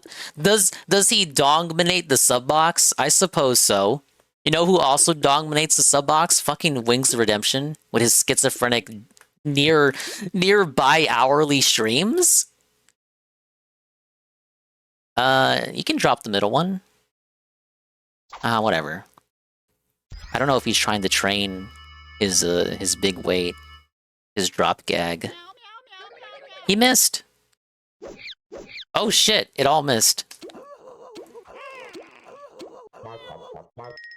The three notes, da da da, variations on the da da da da da da da. That's it. Just is. We hear it like 3 times in the entire thing. It's Pikmin. It definitely is, because it's not just the theme. The entire short is about some sort of small thing kind of playing with this baby. The baby is chasing the pacifier, but something is carrying it around. The pacifier is not moving on its own. There is something carrying it, something interacting with it, something trying to carry it away. And come on, is he giving us the play-by-play? What series of the movie do they I have just that has watched? small creatures, not just small creatures, but small creatures who want to collect things and carry them around. And the pacifier isn't even the only thing that gets carried around. You know, before the Pikmin takes the pacifier, it's trying to take the little block. Like, that's what Pikmin do. They collect treasures. Bossman Jack was bad. I got notifications from Kick almost every 10 minutes. For some reason, I always think Goggles is a miss. Oh, they're talking about the weapon. I think for Twitch, it's you don't get a notification unless it's been 4 hours since the end of the last stream.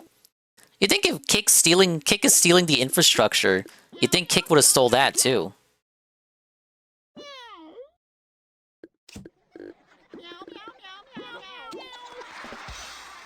If you want to go a little bit deeper, the main musical theme for Pikmin 4 is done on piano and in a very similar kind of like gentle. No, someone else on YouTube who spams 30-minute videos all day for less than 500 views. It's 2025. I'll clip the whole VOD. I agree. This music comes if you do your shit on Twitch, Pikmin it's just an 4. easy export from Twitch on top of that too. The whole idea of like kids' toys, particularly like colorful blocks and things, that is featured several times throughout the Pikmin series. In Pikmin 2, some of the caves are themed after like little playrooms made with like blocks and stuff. And then of course, Pikmin 4 has you wandering around and inside a house, and there's all sorts of just like kids' sand and block toys kind of strewn about.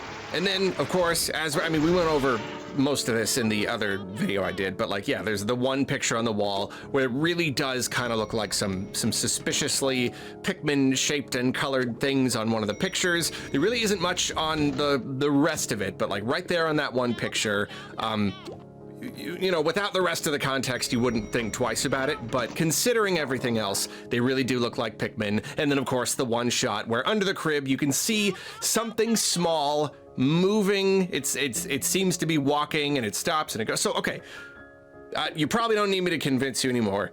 This is Pikmin. It's 100% Pikmin, which, I mean, you know, obviously pretty exciting. I am personally a pretty big fan of Pikmin, so it's always nice to see that there's some sort of weird Pikmin thing. Like, this could have been anything, you know, like this weird random teaser that people were sending me to look at, you know, pretty Everyone exciting. sent Arlo the teaser so we could get the Arlo analysis. EGL, quite pleased about I that. don't believe Okay, that. So it's Pikmin related, but what? Nah, Patchy, he crashed is it? out. What kind of thing is it? And a lot of what I'm saying now, Pikmin I is did goated, kind true. of sort of talk about in the other video, but now I streamed all of Pikmin 1, all of Pikmin 2, including the challenges, and all of Pikmin 4. The only one I haven't streamed the whole way through is Pikmin 3, but I have played it. I streamed a little bit of the Christmas level for like a Christmas stream. And I have the 3DS Pikmin, the one that nobody likes, but I haven't played it. Because I don't have a way to capture my 3DS. I gotta send my 3DS out to California so some suspicious guy can put a capture card on it for $400. Does Arlo think his fucking audience is blind, needs to describe the entire thing over again? Yes. What's weird is, what I think what happens on Strava is that he records the audio separate from this B-roll footage. So together, when put together, it seems like he's describing the shit that you're already seeing, but Arlo records the audio separately from the B-roll, so it's not like he's looking at this B-roll as he reads out the script to us. But when it's put together post processing, it ends up looking like that, and it's like he's treating his audience like they're stupid, and they need things described to me. They need things described to them that they're already looking at. It's more clear. Okay, so because of the recent line of Mario-related baby toys and products that Nintendo has talked about putting out, this is baby-related, and it definitely kind of brings that to mind. I don't think it has anything to do with Mario baby toys, Arlo. At all. That doesn't really. That is something that happened that I didn't talk about because I'm not a fucking baby. But Nintendo made Mario baby toys and then released a Mario app for babies on the Switch 1, but only in Japan. And it was called like Mario Today or Hey Mario, and it's like a digital picture book. But no, I don't think that has anything to do with this, Arlo. He's dented and demented. That doesn't really make sense. This is not the kind of teaser that you would create for a line of products. It's got to be something more substantial than that, and it's definitely not a game. I really do not see this kind of style of animation making its way into probably any Nintendo game, especially not a Pikmin game. It's not, yeah, and whenever they advertise a video game, even if it's just a teaser and we don't know what it is, they got to put the rating. Or at least put like rating pending. There's no rating. There's no ESRB or anything anywhere on this. This is not advertising a video game. This is not how Nintendo does advertise video games. Okay, so if it's not a video game, it is not a line of products, then what is it? Well, the animation quality is Pokemon Baby pretty Toys good. at Shibuya Pokemon Center? Again, as I talked about, this whole animation here is... The babies are infecting everything. It really is a children's entertainment console. Wah! Is itself a thing. It is itself a... Oh, there's this superstition with this game where if you shout glue, if you type glue all caps as the lure is being used, allegedly this gives a higher chance of the lure working. This has never been tested anywhere by anyone with any lick of sense of sanity. But it's one of those things that persists about this game over the years. It's like being able to play as Luigi in Mario 64 is one of those superstitions that just persist and exist and persist and subsist. No, hurry. Oh, you didn't wait for him to come in. Well, now I gotta lure him. A product, or if not a project. Yeah, it's like Ella's real. It's not just teasing something. It itself is kind of a funny. Yeah, it's like holding down B with the story. Pokemon. It's basically a little short film about some sort of little. Big ups GPM.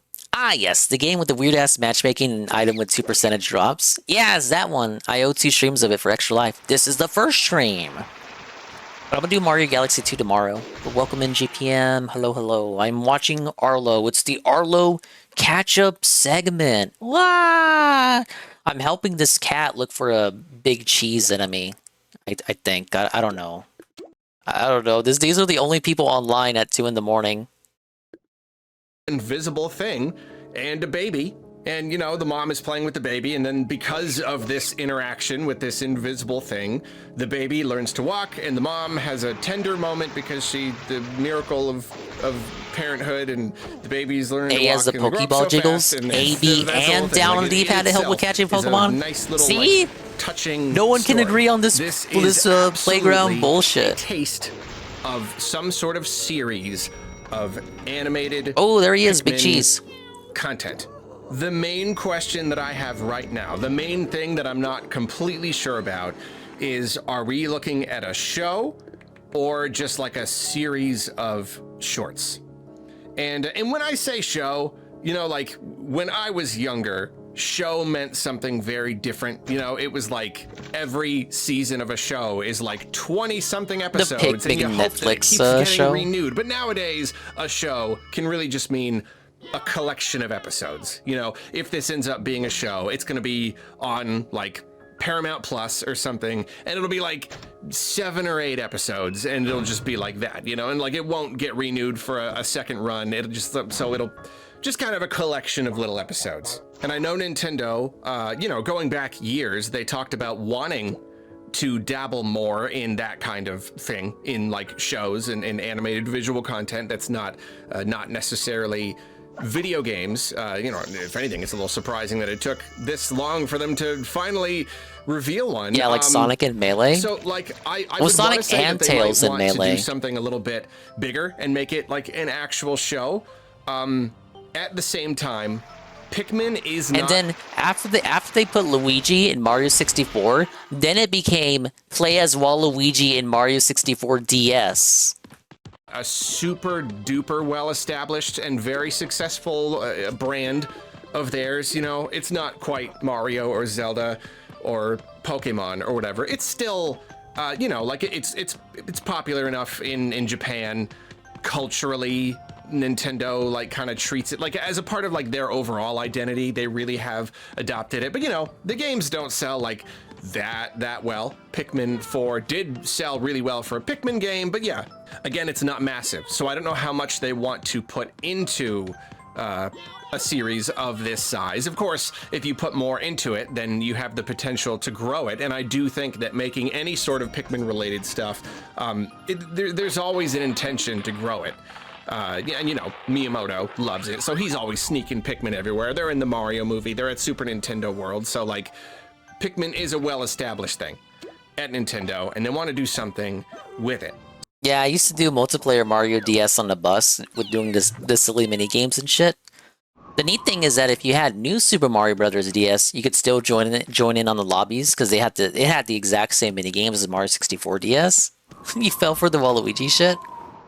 I forget what the rumor was. I just remember he was the rumor, but I forget what the stated guide was for unlocking him.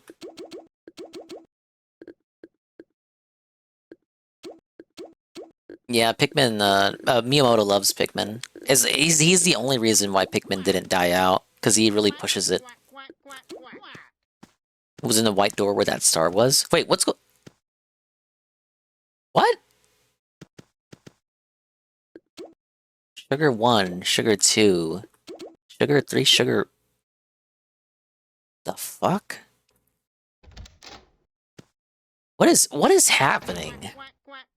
Are they parking here? I don't need... I'm getting out. This game's too weird for me now. So I think Nintendo might be hesitant to greenlight production on a full-blown, expensive show based on Pikmin, but if anything, it's the style and the nature of this little short right here that is making me lean more towards another series of shorts. However, it's not just going to be a series of shorts. How many players in a server? Like the... When I started the stream, it was 1,100.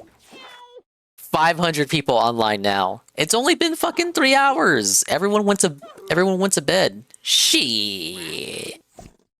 Original animated Pikmin shorts where it's just, you know, shorts about Pikmin. You know, just like here's some funny little misadventures of the Pikmin. It's not going to be that.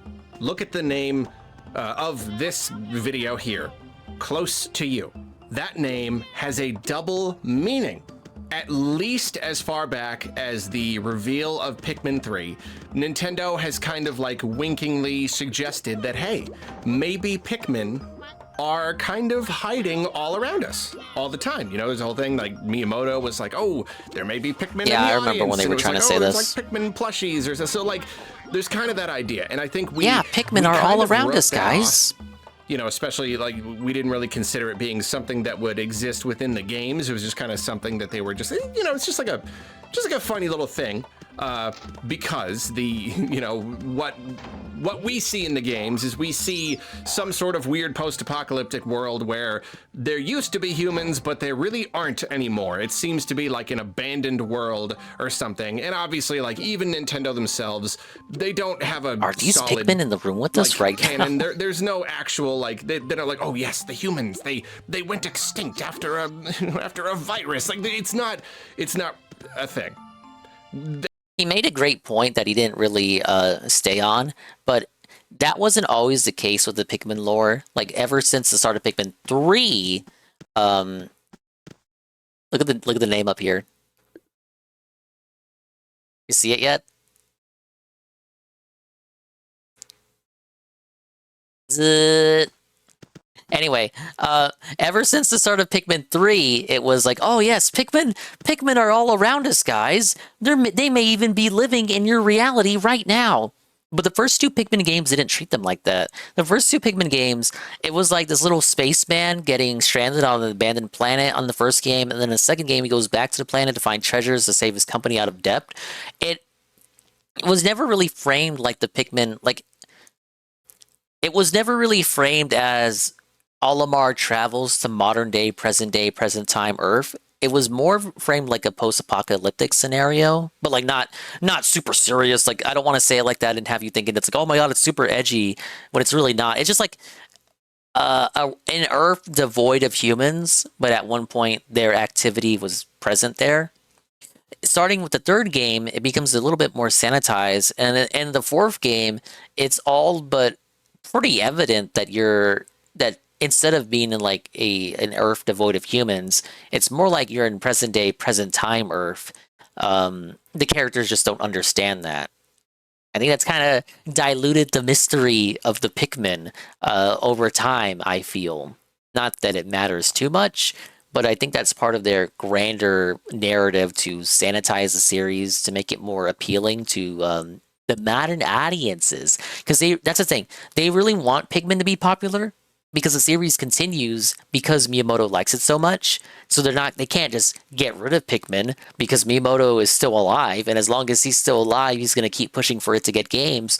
But if they're not selling well to justify them putting it and investing so much time and money and effort into it, then it's like, what the fuck? We got to try harder to get people to care about Pikmin. So they make these weird fucking little movies, and they already tried this too. Decade ago on 3DS, they were already putting out like Pikmin shorts for 3DS, and then they released them on their YouTube channel. So you have those, and now this isn't even a novel idea. They already made Pikmin movies. They really want you to give a fuck about Pikmin. You get it? That's what we see, but really, like, yeah, Nintendo I'm not saying just it made flopped. the world Pikmin the way is that not they a flop wanted to. series. It just Showing humans in it would be of the first party titles that they make in house. So Mario, Zelda, Donkey Kong, all that. Of the first party ones they do, Pikmin is one that sells okay. No, it doesn't flop. It doesn't flop, but it sells okay. It's not a system seller. It doesn't move consoles. Now, I'm guessing the push is for two things. One, because Miyamoto is still alive, and two, if they could improve one of their franchises that still gets games pretty consistently, what franchise would it be? And I'm guessing they landed on Pikmin. Pikmin still consistently gets games, but they don't flop, but they could stand to sell better. Therefore, a marketing push to get Pikmin into the eyes of the masses in an attempt to get it better sales. be weird, but so that's kind of like, it's sort of the headcanon that we have all established. So the idea of like humans and Pikmin actually like coexisting in the same world, it's always been something kind of extra, something I wouldn't call myself a Pikmin god though. But yeah, again, there is something of a precedent. Nintendo has mentioned it before. Pikmin are kind of hidden, you know, Super Nintendo world. They're kind of they're hidden around. And then additionally, the Pikmin Bloom app establishes that Pikmin are invisible to humans. Again, it's something that's easy to write off because it's just it's for the app. Like, it's not supposed to be lore. It's just like the app is saying that you're sending off your Pikmin to go and get fruit, and then like, oh, but like, why don't I see the Pikmin? Oh. If they did more than the basic game design, then Pikmin would be a hit. The hardest one that comes to mind for me is Pikmin 2, especially the post-game challenges. If you try to pink flower the post-game challenges in Pikmin 2, which means pink flowering means completing them without losing any Pikmin in the run, you will go crazy. That's like the best challenge that the Pikmin series has to offer. And there's nothing really in 3 or 4 that comes close. They sanitized it. They made it too easy. wink, wink, because they're invisible. Ah, I get it. So there are actually Pikmin all over the place. But yeah, it's supposed to just be a cute little thing, not a real like in-world explanation. But they are absolutely turning that into a real, actually like firmly established thing. Now, it is tempting at this point to launch into how this could affect the actual lore of the games, but I'm not going to, because it doesn't. Because it doesn't. I do not think that, like, I mean, it's kind of like the universes are kind of different. You know what I mean? The games are going to keep being the games. There are going to keep not being humans in the games, and we can have our precious little like fan obsession headcanon thing. Like, we can keep doing that. Like, you know, sure, this definitely complicates things. It's tempting to take this sort of lore revelation and put it back into the games, but like, I don't know. Again, Nintendo doesn't care. So I think we can just kind of keep these things separate for the moment, not try to integrate them. So I'm just Why does Arlo pretend to be a big Pikmin expert? We're focusing right now on what this It's a dab on that other thing Pikmin is. guy. So again, close to you. Nah, but has a he's always double been like this with meaning. Close Pikmin. to you might even be the name. Same thing with Paper Mario of and the show, Metroid. or series of shorts or whatever. I'm not sure, but I really think that it might be, because close to you suggests that, hey, Pikmin could be around you at all times. They are closer to you than you might think. Winky, winky. But what else happens in this short here? The Pikmin trying to take the pacifier and the baby trying to get the pacifier back sort of indirectly leads to the baby taking its first steps. And that leads to a precious bonding moment between the baby and the mom.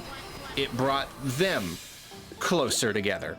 Each short is going to be a similar little story where Pikmin are existing in our world, probably just trying to like steal stuff or whatever, because that's what Pikmin do, steal stuff, get into trouble. And this is going to be, it's going to be the same thing in a number of different scenarios where Pikmin are kind of accidentally creating these bonding moments, creating these moments of connection with people. It's going to be people living their everyday lives and you know, wondering, oh, what's going on? There's going to be a guy and he's going to be like making food in the kitchen, and he's going to look and be like, oh, that's funny. My milk carton was just right there, but now it seems to have moved, you know, with the cute music and everything. And so yeah, we're gonna get like similar scenarios. The Pikmin are gonna like incidentally lead to two people meeting and falling in love. There's gonna be one about they're gonna be gay. An old man who, you know, ends up finding a dog that he wants to adopt because of all of the antics with the Pikmin, and they're trying to play with the dog But now he's just toy, making and like, it leads wait, you know what I'm saying? Now close to. Now he's just like creating fan fiction for like movies that could exist but don't exist yet. There's been no confirmation that this is a part of a series of Pikmin movies, but we're creating fanfic scenarios for potential movies that could exist but don't yet. You not only. Oh, sorry, I full screened again. Are Pikmin perhaps close to you at all times, but maybe a lot of the serendipitous happenings that go on in the world are, unbeknownst to any of us, thanks to Pikmin-y hijinks. Maybe it's the Pikmin that are bringing us closer together sometimes. That is what I think The Pikmin help us get over race relations. It just kind of makes sense, and it really makes Pikmin, sense from like a the marketing Pikmin end angle, discrimination. Too. If Nintendo is trying to push this property into the public consciousness, then If only the Pikmin were around in this just 2020, seems you know like what I'm the saying? Exact sort of thing that you would do to establish that. Just a fun little imaginative idea that Pikmin are around us all the time.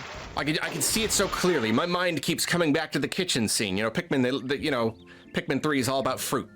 So it's going to be like they're just taking all the fruits and the vegetables. I don't know. There's probably a million different scenarios that you could kind of build this into. The Pikmin will stop the Israel versus Palestine conflict. I can't say for sure. Technically, this could just be Someone a tell tease Sonic to start for a looking for bigger Pikmin in thing, his a more backyard. proper show. but I could just as easily see it being, or perhaps Whoa, more whoa, easily whoa, see wait, it are we being luring? more like this. Or These what is the little, strat? like, no Whoa, dialogue. whoa, what are we doing? Cute, whimsical, musical little ADG Filthy just Rich. shorts of Pikmin doing stuff. What are we doing? Yeah, I don't know. Let me know if that sounds reasonable, or if Really there's get a anything magnet, that huh? I missed that kind of throws off this theory. But at least at the moment, that's where I'm at. That's what I'm thinking. It seems like it would be one of those perfectly unexpected Nintendo moves that still somehow works. Yeah, the Pikmin end the fentanyl after crisis. the fact, you can see it. It sort of makes sense, you know. Like I would have never imagined that they. I don't know why this character made, used the magnet. Pikmin-related media that was meant to convey something emotional, you know, like some emotional human-related thing, but like. But it also does make sense because, like, yeah, the emotional element. Yeah, it's called Close to You, and then like the mom at the end, like that's a real moment right there. That's not just like a funny throwaway, like, oh, it's funny. The Pikmin made the baby walk, and then the mom's like, oh, yay. There is a lot of see and speak commentary for this video. It's got a lot of part 1 playthrough energy to it too. Good job. Like it's not just a gag. I like, love see and it speak gives commentary. This, like, emotional weight to the moment. The mom has like a, oh my gosh, like, you know, like this like dawning realization. You see like the love in her eyes. Nintendo is clearly invested in this idea, and I think they're going to be exploring that more. But yeah, that's what I'm thinking. But I will probably find out soon enough, I guess. Actually, you know what? Before I wrap this up, I do want to propose one more idea because I do keep going back and forth between the idea of, like, What is this a idea did you series of have? shorts or is it a show?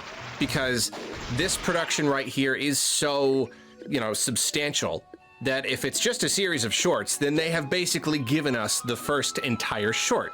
And you do have to consider that shorts are cool, but if you're going to be putting money into creating this animated content, the entire point is to kind of advertise your brand, and a show is going to be much more likely to reach a larger audience because you're going to be putting it on like a, you know, a streaming platform or something. I'm hoping Nintendo also puts it on NSO, really hoping for free, please. But if you release it in a more traditional way, nothing for then free. it's going to be seen by a lot more people.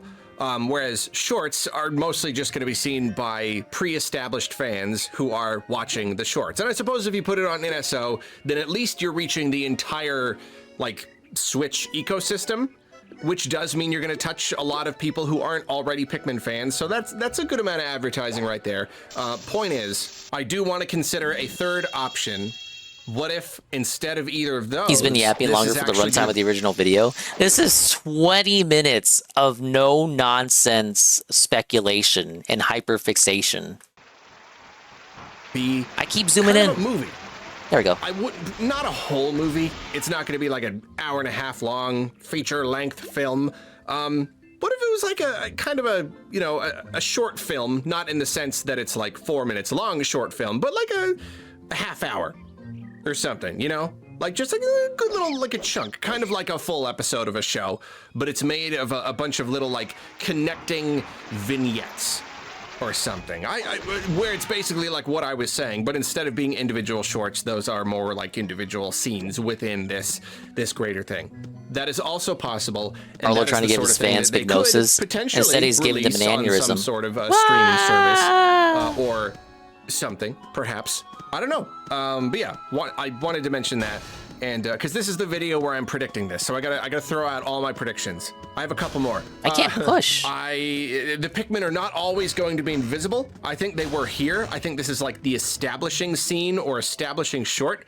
But I think whenever it shows the human looking, they'll be invisible. But then like when it closes in on them, we'll be able to see the Pikmin for sure. You got to be able to see the Pikmin. And then what was the last one? Oh, there will be a short that plays before the Super Mario Galaxy movie. Because, come on, why wouldn't there be? I was almost surprised we didn't get some other Nintendo short before the first movie. So, yeah, that's my last prediction. I'm done. Oh my god, thank you. It couldn't have happened sooner enough. Let's see. Let's do a cake for the 11. Welcome into Block. We're catching up with Arlo. It's the big Arlo catch-up segment, buddy. So those were his initial impressions. As I said, he uploaded 5. That was a 20-minute video. He did 5 videos on this Pikmin short movie. We skipped the first one. The first one was just him watching it. That was his second video he did on it. He has 3 more of his thoughts on the video. This is, oh my god. Counting every individual Pikmin in close to you. Dude, this guy's crazy. He's actually insane. Hey, right, Drake.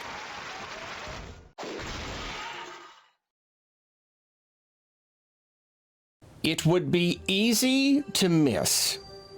Why is that still there? Why is that... Can't turn off annotations anymore? What is that? Is it just there forever now? You just can't even turn that off? Yeah, welcome in, Casper. Okay, we're playing Toontown. It would be easy Same to for miss you, right, Drake? It's your favorite game, Toontown? This animated short film, close to you, is Pikmin related at all. Who's more insane person making videos of the person or watching them all? Series. Ask that to DSP people about DSP. Going in for the Let's see what they say. That this was Pikmin related, I think that it would be easy to imagine that this was simply That's pretty fun. About pretty fun, right, Drake? Pikmin. This is the fan server, pacifier completely for free from a baby, and getting that baby to walk in the process. However, my friends, there are actually many Pikmin in this trailer. It's really funny. Like, your brain and your eyes can only process so much at a time. And nah, they shut it down officially. Of editing the videos I've been This doing, is a fan I've been server. watching it over and over again. And there are so many more Pikmin here. 500 people are playing now, right now. Keep finding more of them. I am not going to claim that I am certain I've found every single one, and we also can't have we can't be 100% certain about a total count because they are invisible to us, and so you can't be certain of the exact number because you don't know what the exact Pikmin are doing at any given time. But why does this duck keep luring? Is the duck soundless? I didn't even bother to check. Every single instance of a Pikmin I have found, and we are going to do our best to come up with. Oh my god! And at least the duck is soundless. The duck is soundless. The duck is soundless. Well, I of course would not be discriminating against the duck in our party today. I will not discriminate against the duck. We're gonna carry the duck. We're gonna hard carry the duck. Kick this scrub. No, we came this far. We can't kick him out. He's still fresh meat. He can be a meat shield for the cogs. All right, we made it to the end. We made it to the end. We're good. We're good. We're good. He's gonna pretend there's invisible ones. Well, here's the thing. There's 2 versions of this short, Astro. There's one with the Pikmin invisible, and there's one where the Pikmin are visible. He made this video before they uploaded the version where you could see all the Pikmin. So he is going to pretend that there's visible Pikmin, even though he can't tell. He only had the invisible version available to him at the time of making this. Number.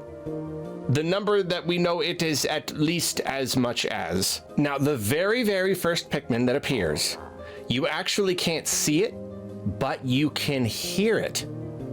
It's knocking on the door. Sorry, I will try not to make too many jokes like that. For real, though, the first Pikmin is right here at the beginning. And again, they are invisible. For all I know, there are dozens, if not hundreds, of Pikmin dancing around this whole entire scene right now, and I just can't see them. But I think it's safe to assume there's probably one here. She shuts the door, a thing falls over, but then someone's over here, moving around, tries to pick up the blocks. It's too heavy. They fall over. All right, instead, how about we roll this rattle? That's something I missed at first, too. That the rattle is not being pushed by the force of the rolling block. It is definitely being pushed by a Pikmin. I think that deer's upset with me. It pushing on either side. So right there, our Pikmin count is at 1. I got my little piece of paper here. We got 1 Pikmin. And then here is where it gets interesting. Enter a second Pikmin carrying a block. And then clearly the first Pikmin has lost its rattle, but it takes a look at this this binky here, and then right there we see them fighting over it. So right now there are two. They're fighting over the pacifier. So our total Pikmin count is now at 2. And one thing I want to point out is that at this point, I really did think that it was just one Pikmin running with this pacifier. But yeah, the more I watch it now it's obvious. I think both of the first 2 Pikmin are with this pacifier pretty much the entire rest of the time, and they are continually fighting over it. That's why it's like jerking around all over the place. Like they're still trying to get. No, wait, the do piano. And if we want to. What are we doing? Take a quick pause for a little lore, a small lore break. I love the implication here that when Pikmin are left to their own devices and they're just kind of wandering around looking for stuff to grab, they're really bad at it. You know, that one at the beginning tried to pick up the blocks and failed at it because it was probably alone. It's too heavy. And then 2 Pikmin, instead of working together, you know, someone's rolling that rattle instead of carrying it, I guess, because there's just one. And then the pacifier, 2 Pikmin are fighting over it. So I kind of feel like throughout this video, it's almost proof that when Pikmin don't work together, they do not perform nearly as well, which certainly feeds into the whole idea that Pikmin perform a lot better when they have a captain, and thus the whole idea that every time a captain comes to the planet, it increases their numbers and they benefit greatly, and that's why they do it. That's why they allow themselves to be controlled by a captain, because they don't know how to coordinate themselves clearly. Oh yes, here. I also wanted to say, I don't know why it took me so long to notice this one, but did you see that? Right there. It's super obvious now. Can we slow that one down? I'm gonna slow that one down here. Oh, look at the block over there. There's a 3rd Pikmin right there.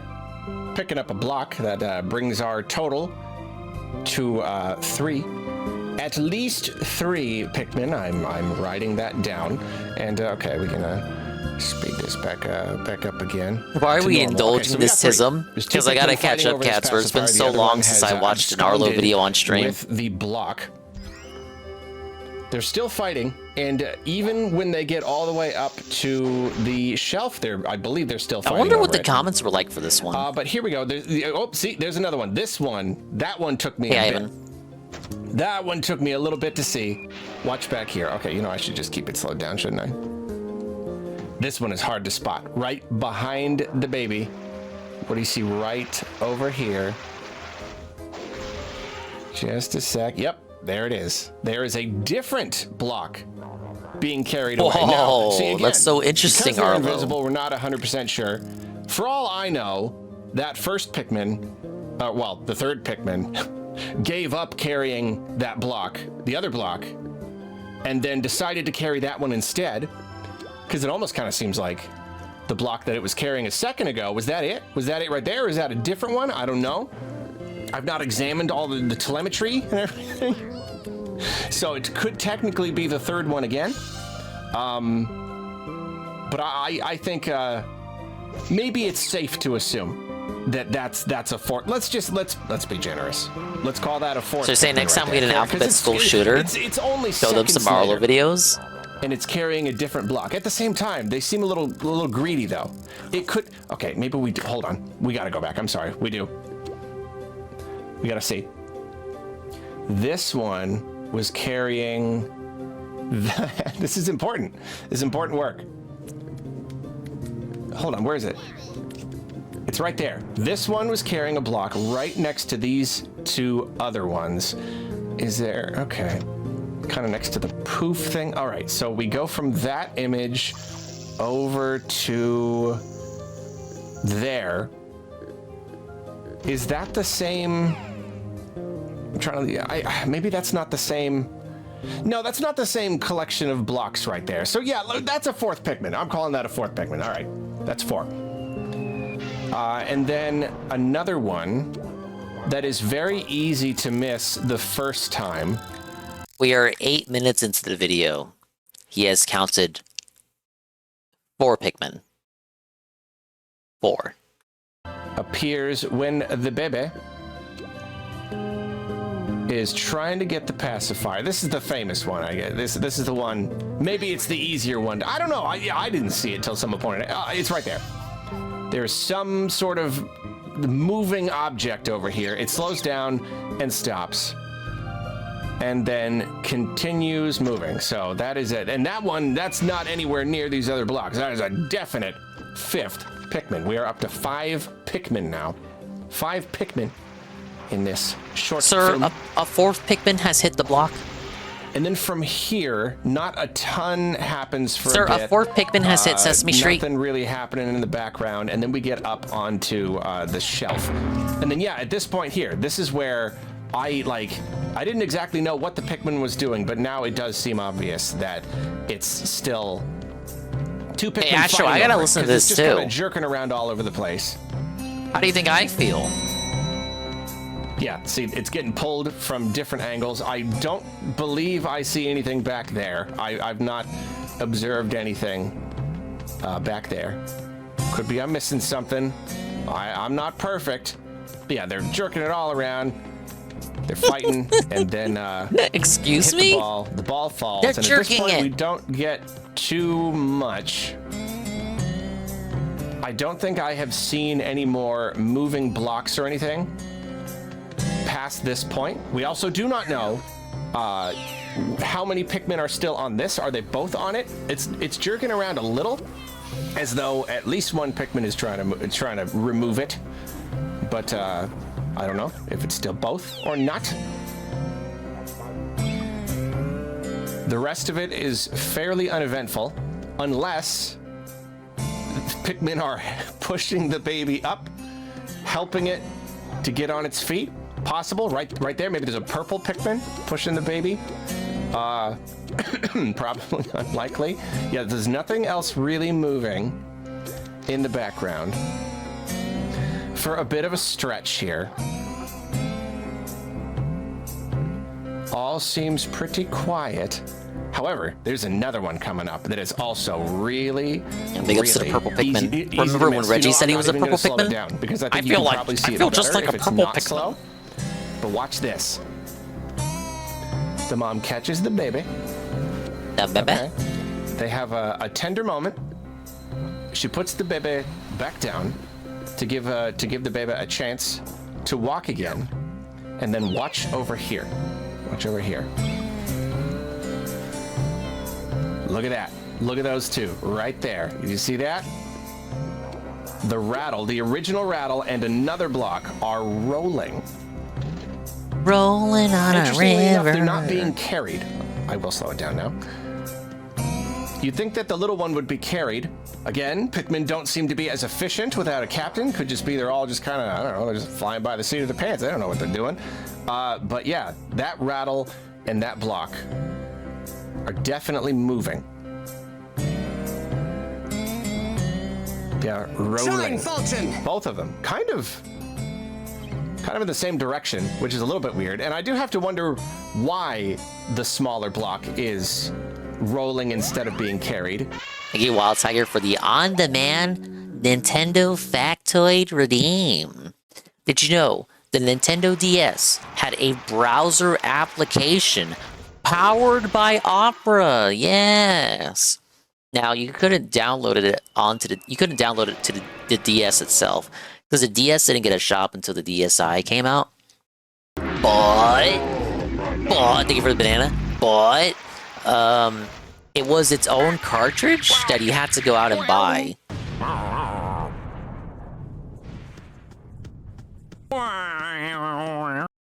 And thank you for the Gordos. Yeah, there's your fun little factoid. It could be that the animators did this to make this a little bit more subtle, because it would be like too obvious otherwise. They wanted to like put another bit of movement in there.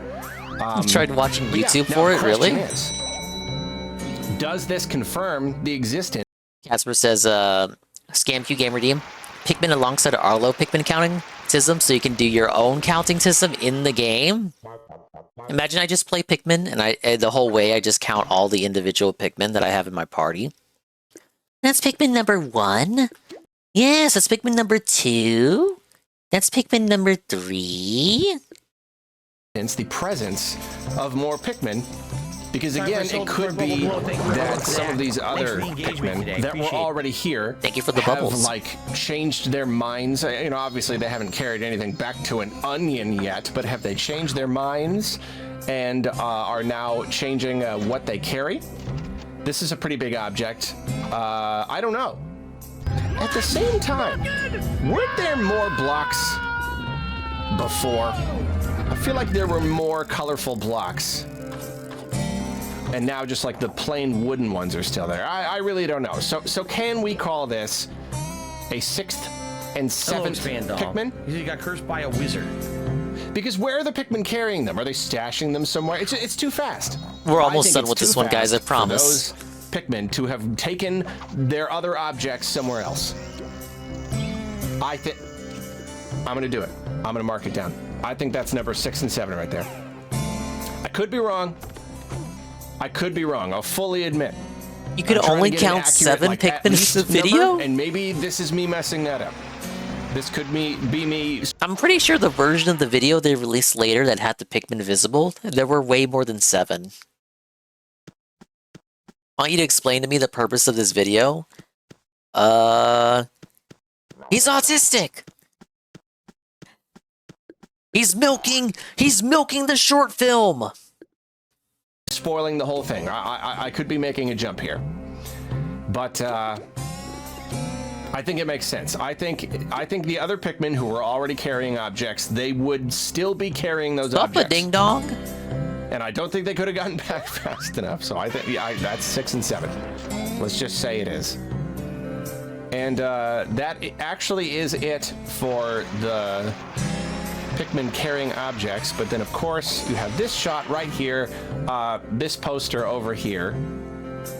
This is not, you know, obviously these are not real Pikmin. These are only images, more of an Easter egg than anything, but those do look like Pikmin down there.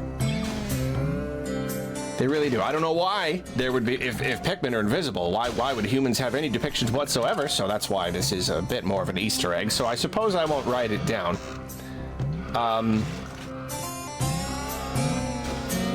But it is worth pointing out. There's perhaps Pikmin representation there. And then that's it. We don't really see, I've poured over every pixel. Hey, it's my Coke. And I don't really see any other one. Yeah, that blue block is gone. I think that got carried away. I don't think I see any more.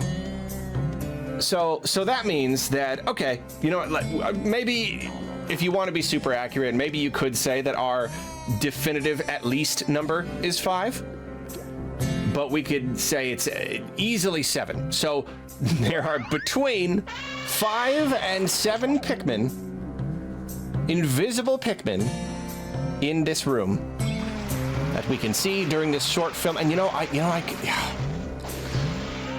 let's compare. Let's compare these shots, because then we can see how many blocks have been carried away. Okay, so we start. It's a similar angle. It's not the exact angle.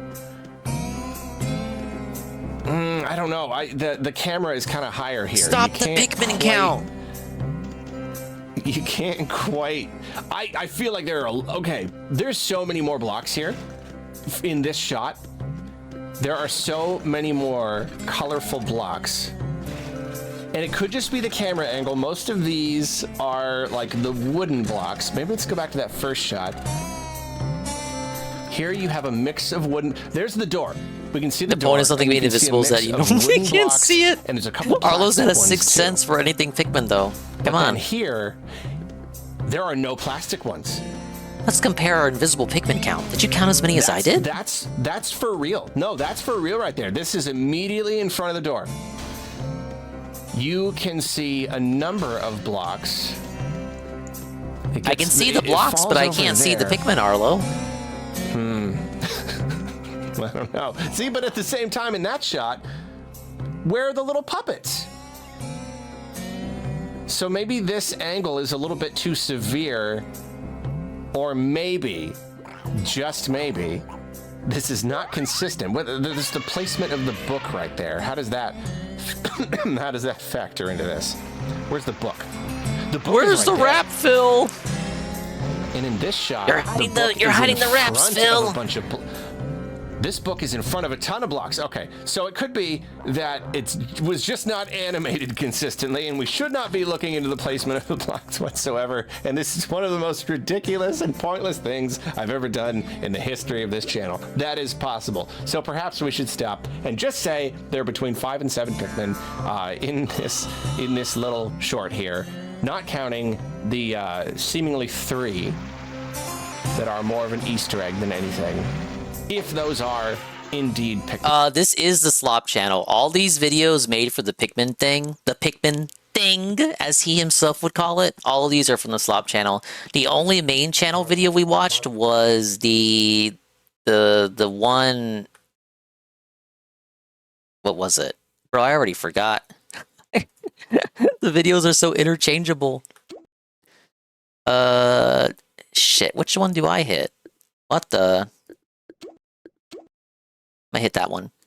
Okay, the Hotel Transylvania. The Hotel Transylvania video is the only one that was from the main channel.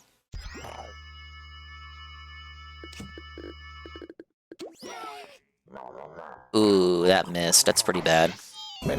Which they might not be, but I think they are. So, yeah, that's what I did today. That's the video. That's the video I made today.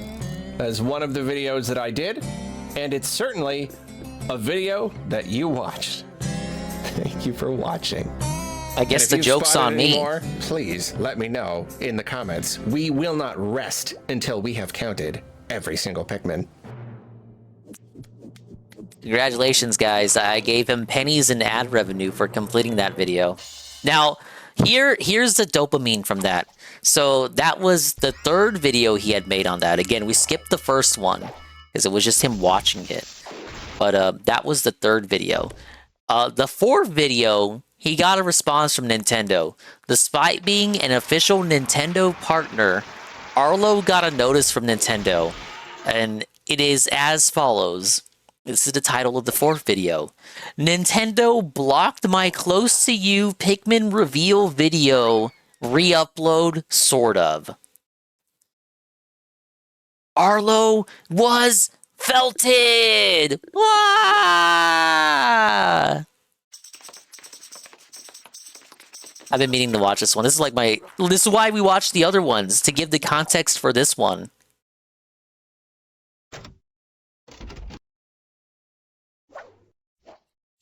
So it's funny because today I did my whole, video talking about the version of Close to You with the Pikmin revealed, and when I uploaded the first version of that, I had a little copyright trouble. It got flagged, but it was because flagged. of the Fraggle Rock clip that I used. So I had to redo it, and I was went flagged in by Jim Henson. I censored it. Wait a minute. I put, a thing over wait, it. Wait. Tiny part of the screen that was talking about. No. Wait. What I was talking about. And so then I uploaded it again. Is he gonna say it got flagged by Jim Henson first because he couldn't help himself? The fucking Muppet that he is, he put a Fraggle Rock clip in it. So Jim Henson flagged it first, and then he re-uploaded it, and then Nintendo flagged it because he pretty much just re-uploaded their short film that they're trying to promote on their channel. Oh, that's hilarious. And it was fine. But then just now it is like nighttime. I'm gonna go to bed soon, and I looked wait, no, it's nighttime. He has to go Mimi time soon. Mimi time for Arlo. He's babysitting the uploads, but now he can't go to sleep because they sent him a copyright notice for basically re-uploading their own content to his Slop channel. Nintendo sent him the notice because he's trying to get recognition on his channel by re-uploading it. Oh, I bopped my headset. I bopped the fucking shit. I'm trying to be theatrical. I bopped my headset because he's trying to get recognition on his own channel by stealing Nintendo's content. He's surprised that he gets a copyright notice. I'm sorry, Arlo, but just because you're a Nintendo partner, this does not give you a pass. No, it doesn't. This doesn't give you a pass to steal Nintendo's copyrighted content, Arlo. Suffer, Arlo, suffer. What do you think about that? Oh shit. I'm gonna have to goggle. On my phone, and I saw that the video had a copyright problem again, and so I assumed that it was the Fraggle Rock clip, but I went and I looked. It's from Nintendo, and they didn't. the way he sounds so surprised. Wait, what the fuck? All I did was steal their content. All I did was steal the short film they're trying to promote all over the place to get people interested in Pikmin again. Fraggle Rock clip, but I went and I looked. It's from Nintendo. With the tone, the cadence of his voice. He's like, I'm an official Nintendo sponsor. No, this can't be happening. I was supposed to be protected. It's the Fraggle Rock clip, but I went and I looked. It's from Nintendo, and they didn't just flag the video; they blocked it completely. Yes. And they didn't just flag the video, they blocked it. They blocked it. It's from Nintendo, and they didn't just flag the video, they blocked it completely. I'm incredibly lucky that they did not give me a copyright strike. They easily could have, but instead they just blocked it completely from anybody looking at it. And so what I imagine is happening here is they put out the first version of Close to You, and they put it on all of their socials and YouTube and He's not even mad. But this version right here has only been released on the app, on the Nintendo Today app. No spine. So I imagine that they want people to just see this version through the app. They don't like that people are sharing it around because, you know, this is the fourth video that I've done on this Close to You thing, but it's the only one that's having a copyright problem. I don't know if maybe later they'll upload the full version and it'll change and they won't care anymore. I'm not really sure. But yeah, I really cannot, I cannot show this content. So what I'm gonna do right now is I'm gonna just take the audio of me like reacting to it and talking about it, like just the audio of me from that video, and that's what this video is here. You're not going to be able to see what I am looking at, but I guess you'll have an idea of what I'm looking at if you just like go on the app and watch it yourself, or if you happen to catch one of the other rips that are going around. They've probably been blocked by now too. He's videoless. I don't actually know. He only has the audio. He's videoless. I don't know if this is actually a good idea, if I should be doing this. Will anyone still get any enjoyment out of this? I mean, at the very least, you'll be able to hear my my raw reaction and some of my analysis. It'll be kind of annoying listening to me talking about it, but not being able to see it. So, yeah, I don't know. I figure it's at least something. Yeah, it's radio-style Arlo content. So, for whatever it's worth, here you go. Here's the audio. Some serious FM Arlo content. So yesterday, people were floating around the idea of Nintendo releasing a version of Close to You, but with the Pikmin revealed. And I really didn't take that idea seriously. I don't know. It didn't seem super likely to me. It just kind of felt like the invisibility was like the point, you know? I thought that maybe if this was tied to some sort of, you know, animation project that we'll get more of later, I kind of thought that in those, we would get more where we actually see the Pikmin themselves, you know? But no, it happened. It absolutely happened. Very quickly, too. The very next day, Nintendo uploaded this to the Nintendo app, and you know, I wanted a full version of it. The only version, like really nice clean rip I've been able to find so far, was uploaded by one Nintendoros. Even though wow, what a name! The watermark says Necrolipe, so I don't know, one or both of those people is responsible. So thank you very much for this upload. So I'm gonna just watch through it fresh, and then afterwards we will talk more about it. Damn, the double miss. That's rough. I still don't know how people are getting these off the app. You can't record the screen or anything.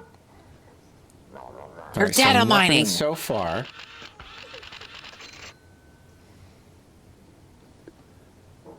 possibly in the background? Is that just an artifact? No, it's just the light. I don't know.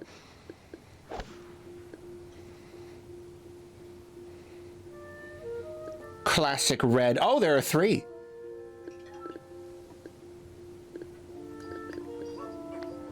Why is the music different? There were 2 pushing it.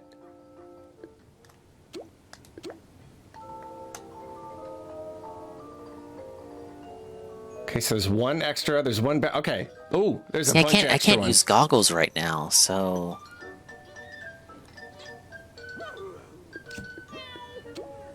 Why is the music different? I guess it's just more Pikmin-y now. There were 3 fighting over it. One sliding down the crib. One did not get crushed and killed. Oh, this is awesome. I really love this. Oh, it's just 1. It's not being fought over right now. Oh, okay.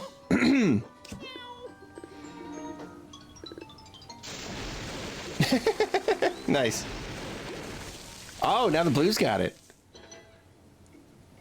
Arlo, this is a very bad react because I don't have the video. Fantastic. I don't have the video to compare. I just have your audio. Why did he keep this That's up? funny. He should have just took the That L. was under the crib. I'm gonna really be examining this soon. There were 3 up on the shelf. Yeah, okay, here's where they're definitely fighting over it.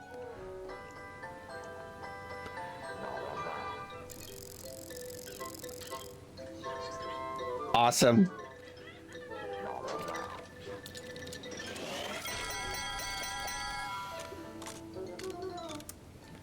That's crazy. Totally different music. I mean, it's just different music. It's not that crazy. Oh, his head's stuck in it. They're just all over the place. They're just watching too. Kind of ominously, are they gonna carry the baby away? Look at him poking through the hole over there. Oh, I love it. No, I can't look at anything, Arlo. Okay, well, humans It's are okay. not Arlo of to the past didn't know it was going to sure. get copyright blocked.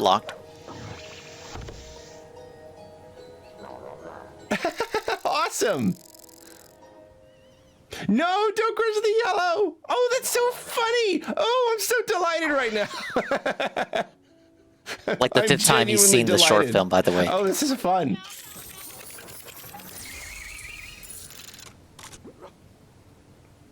Yellow running away.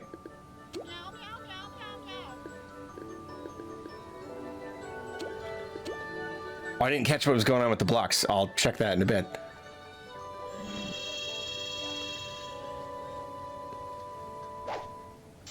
Oh no. Oh, it's still there. Oh, this is good. Ah! It's way too many. Oh, it's precious. It's so precious. Oh, okay. You think he's soy pogging while watching this? I do too. Okay. No, I feel like a kid right now. I'm just genuinely delighted by that. That was lovely. He feels like a child. Okay, so yeah, it's a whole different level of entertaining when you get to see the Pikmin, which is really great. I love how much personality Nintendo is putting into the Pikmin, even though I will say when Nintendo first did those short movies, I almost didn't like how much personality there was. Pikmin do have some personality in the games and they are kind of cute, but it's like the more personality you give them, the more bad you feel when they just die, they just get eaten and crushed and electrocuted all the time, and it's usually your own fault. So so when they released those short movies, I was like, no, don't make me like them. Don't make me see them as like little sentient beings, you know? But no, it's really, really delightful. No, so this is surprising. I mean, I wasn't wrong necessarily. That at the beginning, I said, for all we know, there could be a whole bunch here, and there was more than just one. It was just one moving the blocks, but then okay, so right here, there was part of me that was wondering because you could tell that it was like it would scooch this way, that way, this way, that way. I was wondering if maybe it was 2 pushing it, but I did not say that, so I don't get credit. But it was. 2 are pushing it. And then, so yeah, here's where you, okay. Here's where the timeline gets a little funky here. Yeah, the yellow goes over there. Some random ones around in the background. When does that block get picked up? I think it's in a bit. I can't type bigly in this game. 3 fighting over. Yep, there it is. That's where the block gets picked up. So there were 3. There were not 2 at that point. Pikmin all over the place. Then we got just 1 red. Not fighting, just being silly. So yeah, I gotta look under the crib, the one spot where there was definitely something moving. Hold on. I love how the, why is the arrow keys? I love how the arrow keys don't always work. I love the yellow. I mean, I could probably pour over every little detail. I won't, but like, I love them jumping on the bed. That's so cute. They're just lounging on the chair. It's adorable. Stuck on his head. I love it. Crawling under the bed. Oh no, there definitely is. Okay, no, I see it now. You can actually see the Pikmin carrying. Without the video content of this, it just feels like Arlo is schizophrenically babbling to himself, thus justifying and vindicating my own delusions regarding him. The object now too. So it just must have been a block or something. Now it looks like is it a yellow? Carrying it, and then keeps going. Okay, so yeah, that is still. Where's the rat, Phil? A whole bunch of Pikmin. I love the yellow one in the background, just really slowly, really casually, just do, not paying attention at all. One of them got knocked off the shelf. Wow, wow, wow, wow, wow. I love it. So now the real fight begins. Some Pikmin in the background over there. Are we awaiting the rap because of disaster stream and more crash out than expected? I'm awaiting the rap because I usually watch the rap and there's no rap tonight, and I don't know why there is no rap tonight. I don't really know how the Q&A went. I saw a little bit of it at the start when Tevin was restreaming. Then I dipped to do my own stream, so I don't know how it ended. Where's the rap, Phil? Now, okay, so I will pause right here to say, again, I don't get points because I didn't, like, say it, but there was part of me that was thinking, usually when you have an animator who's animating an object, something like this where there's an invisible character carrying something, it's a very particular scenario, but like it is a thing that comes up fairly often. Is he animation splaining? You would animate the object differently because then the object itself becomes the character. My mind immediately goes to this episode of Fraggle Rock where Boober, well, I won't tell you the whole story, but Boober makes a soup and it turns everyone invisible. And so they go out to the Gorg's garden and they steal radishes because they're invisible, but you can still see the radishes. You know, I need to just see if I can find the clip. This is from an episode called Doomsday Soup. Let me see if I can. Yes, here it is. Here it is. I found it. Somebody uploaded the episode. Perfect. So yeah, basically, yeah, like they're invisible and they're stealing the radishes. So like, the radishes now become the puppet. They become the character right here. So, you know, like, so like, you know, whether it's a puppeteer or an animator, it's essentially the same thing, just doing it a different way. And so you got to put the character into the object now. And I always think it's hilarious. And that was a disaster stream? Not really. Aside, I think it's probably pretty obvious that... The Pokemon stream was pretty boring. I don't think anything happened. Whatever inside of me makes me love Pikmin. And the Q&A was just him carrot dingling shit. It probably comes from my love of Fraggle Rock, or those loves come from a similar place, because I just love media about little creatures and little people. What? In natural environments. I just love it. Anyway. He likes media about little people. What do you mean by that?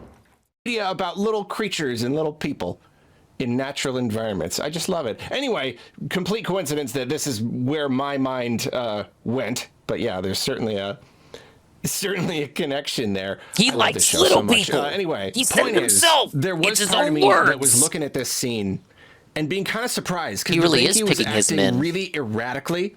It wasn't really acting like a little character. Like I would imagine that an animator would do something different with it, but it was kind of just jerking all over the place, which I don't know. Even if we had this idea that Pikmin were fighting Bro, don't talk about jerking things after saying what you just said. Over it. I don't know. I just expected there to be more character in the pacifier itself. And so it was like, maybe there is more, maybe there is like an actual real thing going on with the invisible Pikmin. And so, yeah, I should have put that together, that meant that we would eventually see a version with the Pikmin. The way it was acting was just like a little bit too, I don't know, too interesting or too erratic. But yeah, I don't know. Let me get out of slow-mo here. So yeah, I think yeah, it is really nice. Yeah, it gets stuck in there. The red gets stuck. Yeah, so many cute little details. Just so many. I love it. The little Pikmin peeking through the all hole bricked over up there. while I like how they just discussing suddenly just are Pikmin like, bud. oh, hey, what's this weird thing doing? What's this horrible, ugly creature? This strange monster. What's it doing now?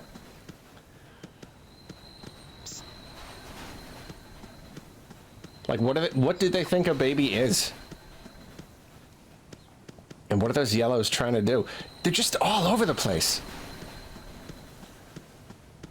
Super cute. Such a cute idea that there was a yellow that almost got crushed. I love it.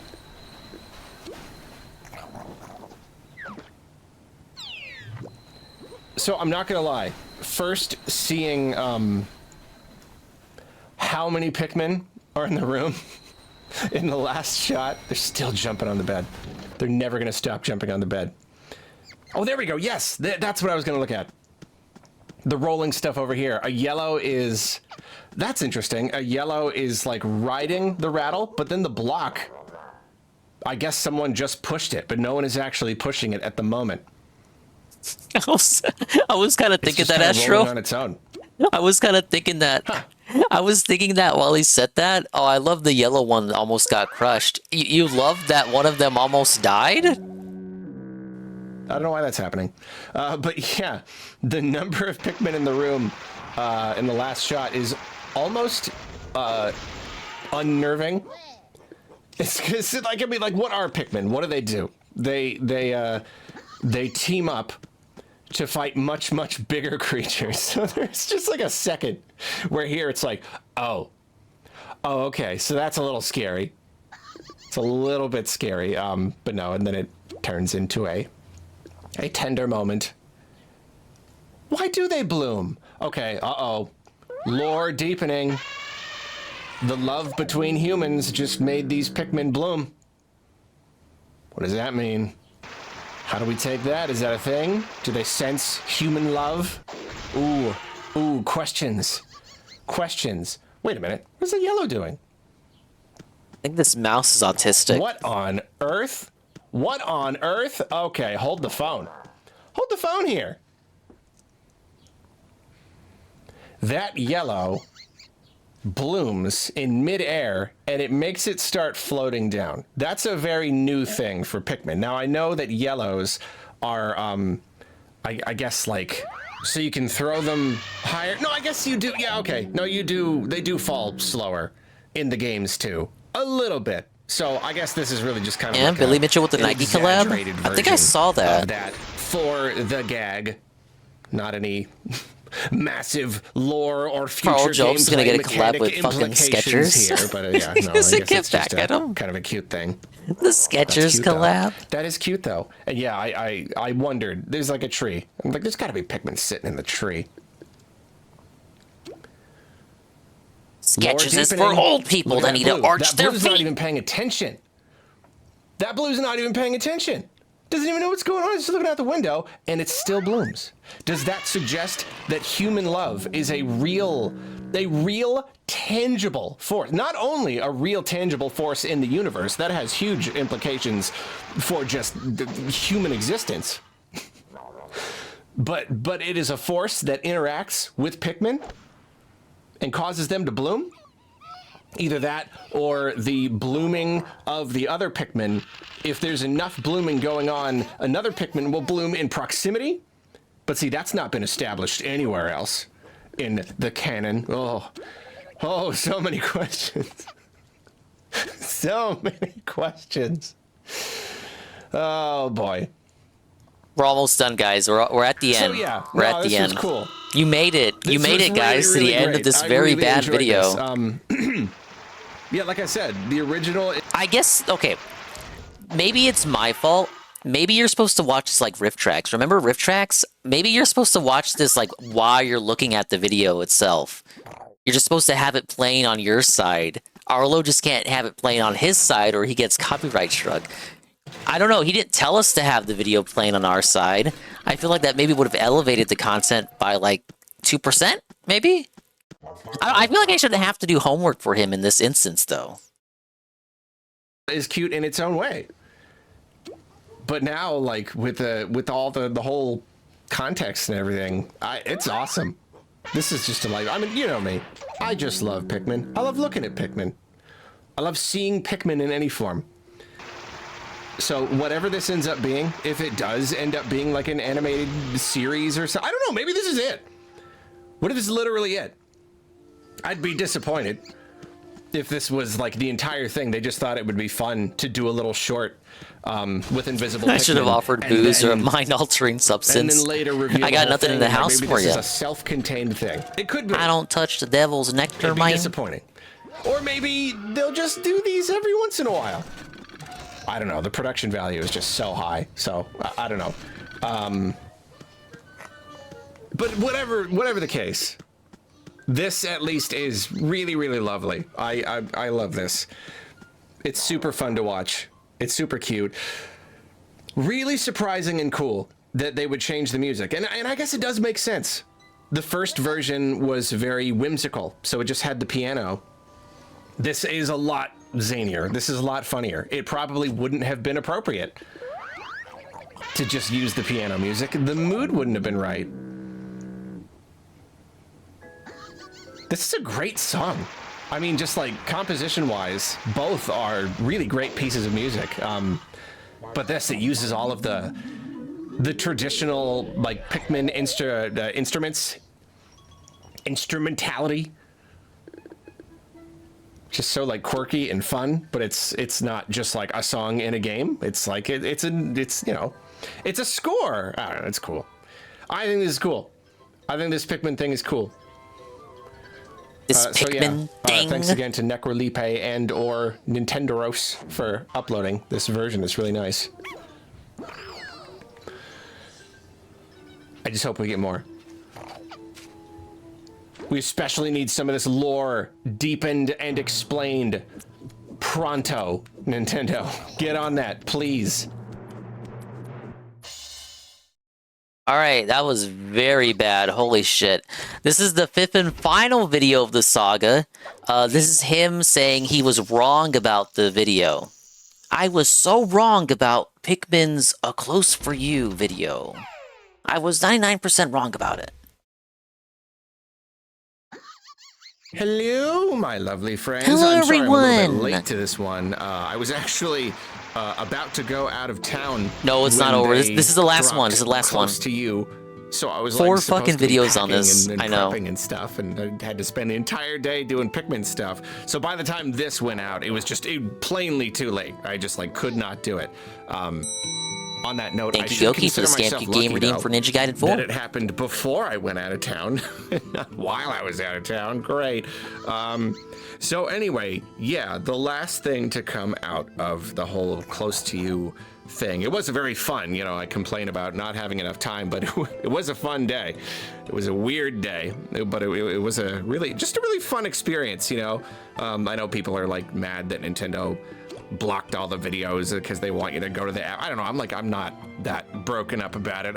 It was kind of No, Mr. like, Pun, there is no rap. Sort of see where they're coming from. It doesn't. He had a gin crash out, I guess. No rap. The entire thing was just a tremendous amount of He fun. literally just straight up think forgot short about the was rap. Incredibly cute. It was fun to watch it so many times and trying to. Yeah, I don't know. I really liked it. So anyway, though, yeah, the last piece of information to come out of it was Nintendo did basically reveal what this was. And and it's funny because I did a whole entire video being like, I'm basically sure I know what this is. And you were wrong. My whole theory, I laid it all out there. And I was really sure, I know, being sure about a Nintendo thing, it's silly, but it felt obvious to me. But there's always that curveball. There's always that Nintendo curveball. And I still think that if this thing was representative of a bigger thing, a bigger project, then I think I still would have been right. I think it still made a lot of sense. So what, it's just a cult video about how he was wrong about what it was going to be? It was like that. Or that is rather, what what they it were represented. going for. Pikmin are close to you, and look, it brought them closer to you. Like, I'm sure. But what I didn't consider, the element that I simply did not consider. I assumed this meant something bigger. It was not just a thing in itself, even though I could recognize that it worked by itself. But maybe I thought it was such a good thing that worked by itself that it had to mean something bigger. Yeah, what I didn't consider was that it did not mean anything bigger, and that this was simply a thing that existed by itself. And that is what ended up happening. This does not point to a bigger thing necessarily. Sometime back, Nintendo, because they've been wanting to get into like shows and movies, visual production that is not video games necessarily. They've been wanting to do that for years. They started the initiative quite a while ago. They're doing the Nintendo thing, being really, really slow and careful about it. I feel like it was like years before the Mario movie, like when they first announced it so many years ago, like earlier in my channel. It's taken them that long to like get to this point. Slow and steady wins the race. But yeah, they've been wanting to do this for a long time. And a while back, they officially started Nintendo Pictures, which is their own like in-house studio for creating animated, or just overall visual content. I imagine most of it, if not all of it, will end up being animated, but whatever. It's Nintendo making visual stuff. And up until now, Nintendo Pictures has not really done anything. The Mario movie was done by Illumination, and the next one will be too. And for all we know, they will keep working with other big studios to do their movies because they've got all the experience and stuff. I would be really, really curious to know if Nintendo wants to expand Nintendo Pictures and eventually maybe start animating their own movies. They're still going to need distributors, so they may still work with Universal or whatnot. But anyway, whatever, getting ahead of myself. Point is, though, they revealed that this short, Close to You, was basically their first thing. Yeah, they've been doing it. They've been doing this with Pokemon. I don't even suppose you'd call it a proof of concept, because again, it is just a nice little short all by itself. But it was sort of a dry run, however you want to put it. The Surfetch thing is like a short series with Aardman. Nintendo Pictures. I think that'll be on Netflix. And because of that, it's not necessarily pointing to a bigger thing. This was not like the first episode of a series of shorts necessarily. This was not a teaser for a show. They just kind of wanted to do a thing.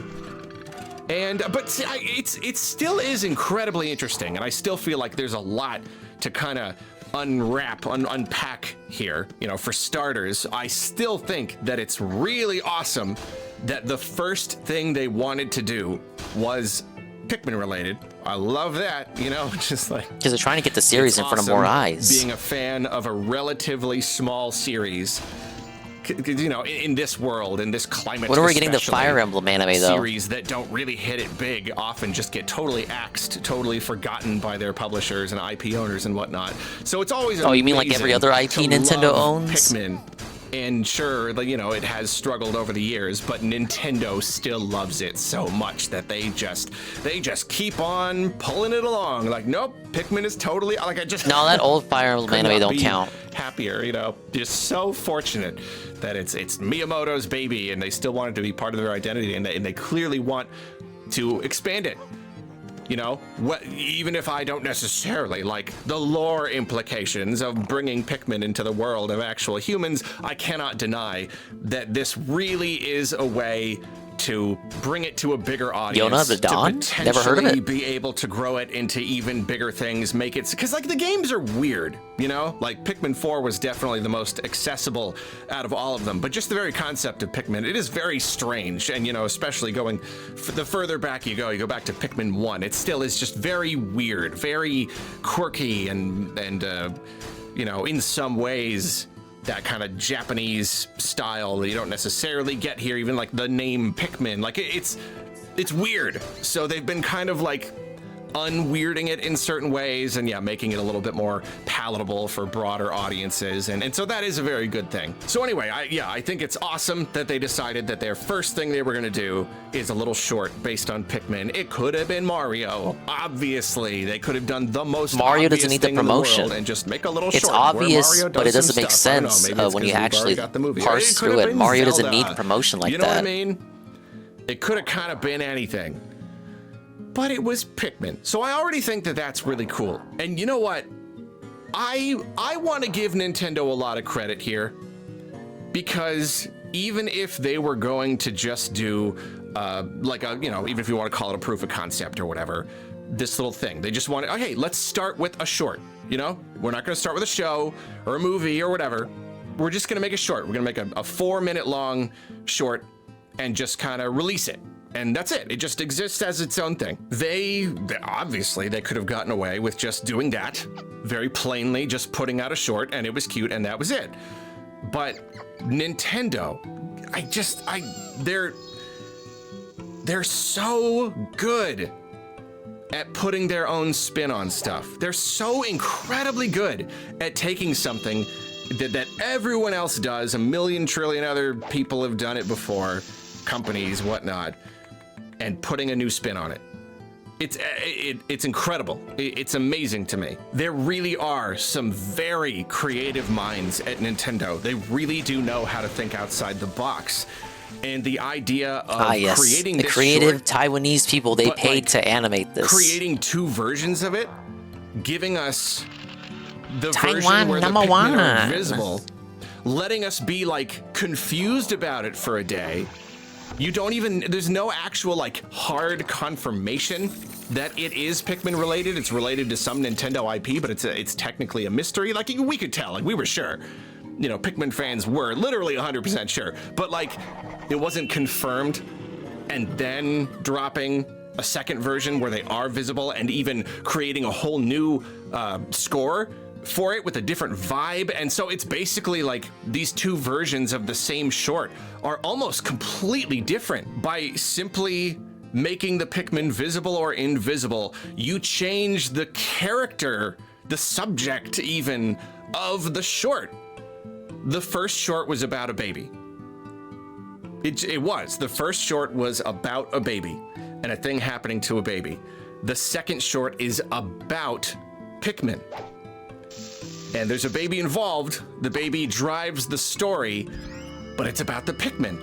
I think from like a legitimate artistic perspective, that is really, really interesting. I really do want to give Nintendo a lot of credit there. That is a genuinely unique and playful and Nintendo-style way of going about doing something that has been done a trillion times before by a trillion other artists and directors and animators and publishers and studios and whatnot. I don't know. I just think that's great. I think that's really, really, really cool. I'm kind of amazed. It's so clever. It's so cute. Both versions of the same short function as stories in their own unique, I don't know how we're ways. doing on HP. Completely. It's basically 2 different shorts. It's just so cool. I don't know. I can't get over it. I think it's so incredibly cool. And so back to the idea of, you know, this not really necessarily leading to a show or whatever. I do think it's a little bit disappointing. Sure. I think you really could do this. You know, like I had this whole idea. Like, yeah, again, like all of these scenes popped into my head, you know, like a guy making breakfast and someone keeps trying to take the milk, you know, like any kind of thing. Or yeah, what did I say? What was the other one? It was the old man, you know, oh, someone's bringing the toy around and the dog. I don't know, is Mouse, how do you chasing want to after do the this? toy. Does Just he want like, a fog or not? It writes itself. You can see it. So like, yeah, I do think it would have been fun if that's what this was. It was gonna be like a series of things like that. However, we gotta remind ourselves, like, that could happen.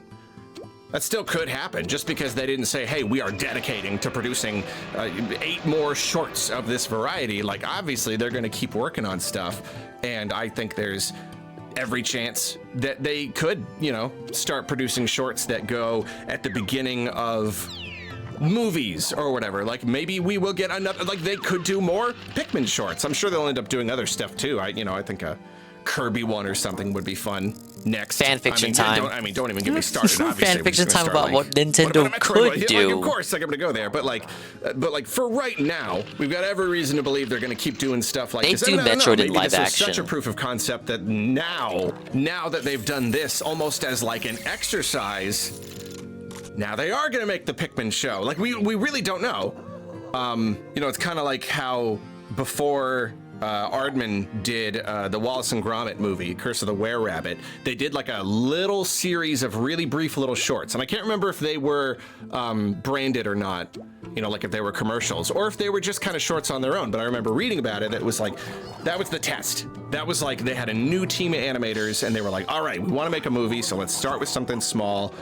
Sort of a proof of concept. That could be what's happening here. We may get something bigger. Again, we don't know what Nintendo's plans are. We don't know what kinds of productions they're going to do.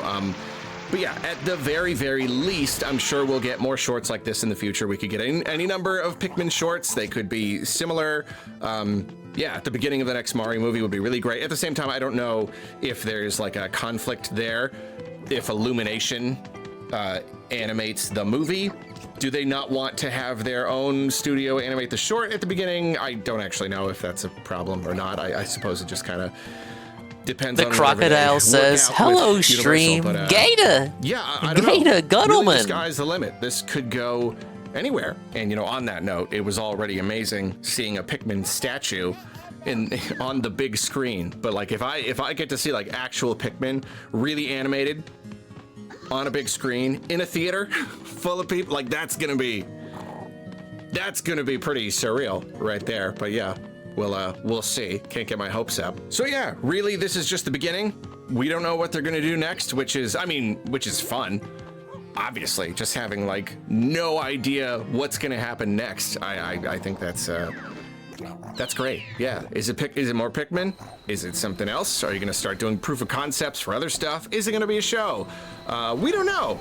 But that's a fun one. You know, we have a lot of wait and sees in this here industry, but some of them aren't as fun. Those wait and see. This is a good one. This is a fun wait and see. I'm actually excited to wait and see here. You know what wasn't a fun wait and see? Waiting and seeing if those videos would be worth watching. They were not worth watching. But thank you anyway, Arlo. That's it. I can only take so much, and I can only put you guys through so much too before it becomes too much for even for me to endure. Yeah, that's I'm good. I'm good. No, we're done. We're done. No more. Let's restock and then see what I got left. Wait and see for the wrap. Suffa. DSP was a real winner tonight. Tricking me into staying up till like 3 in the morning again. All around some nice lobbies tonight. People were very nice. They ever bring up the pic of him a few weeks ago, Arlo-san? So the video DSive had sent me from that convention was from a few years ago. So basically Arlo's face has been out there for years. I thought that was a video from this year's PAX, but it was from a PAX event years ago. It was uploaded by someone that wasn't Arlo though, so you could say that person uploaded it without Arlo's consent, which would be Base, but something tells me that's not the case.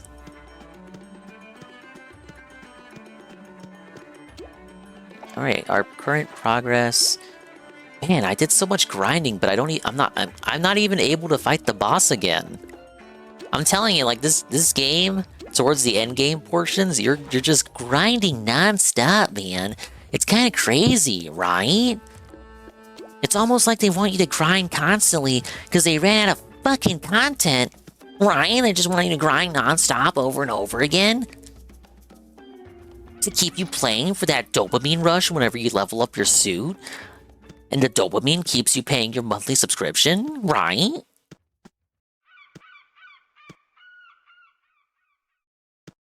I may have walked right by him when I was at Too Many Games. He and Scott of Laws were there. You may have. You may just have done that. He could be fat now. Did I say it was 8 years ago? I don't know how many years ago it was. It may or may not have been 8 years ago, but what if it was? But what if it wasn't? Yeah, there's a chance he could be fat now. He's fat. He's fat. He's fat. What if he's bald? Yeah, his hair was looking pretty thin. It was looking a bit Norwooded when we last saw him. Perhaps he is bald now. Yeah, he likes cookies, dude. Brownies and cookies. Yeah, if you want to get Arlo's attention, just go to a convention. Get his attention at the convention with some brownies and cookies. Attention at the convention. Oh yeah, let's check out my house. My house fucking sucks in this game, guys. Don't get excited. Rolly Dizzy Doodle's house, and the text the text isn't aligned with the house. It goes off screen. Yeah, like it's not. Oh my god. What about my tree? Oh my god, my trees are dead. No wonder I don't have the organic bonus.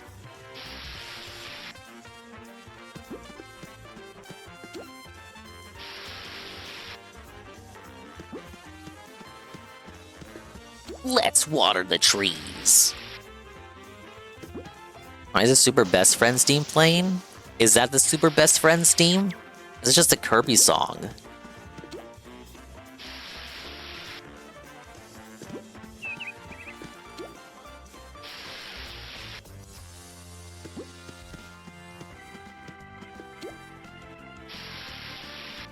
Alright, hopefully my trees will be revitalized so I can get my organic gag bonus back.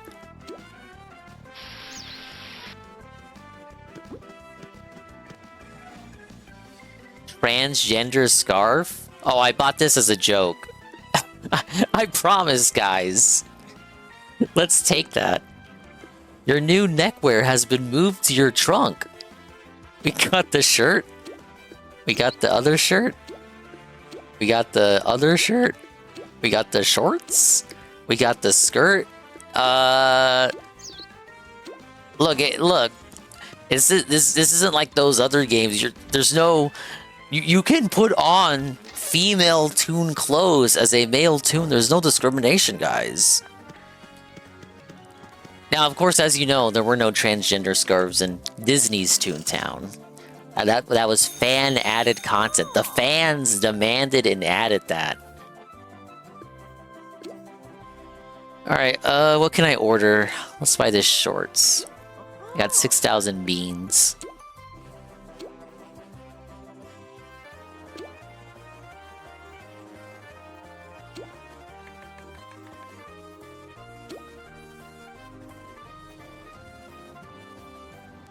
The humbug hat? I actually do like how that looks. Along with the Viking hat.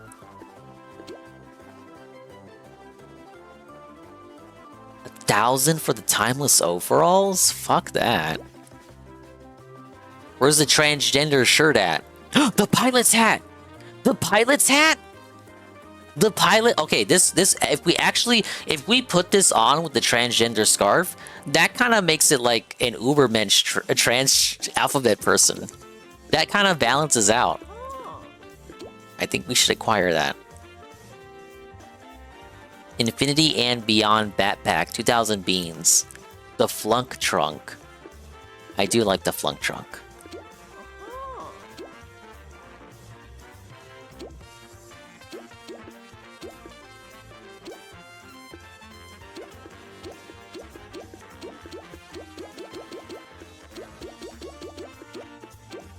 How much shit is on back order? Christ.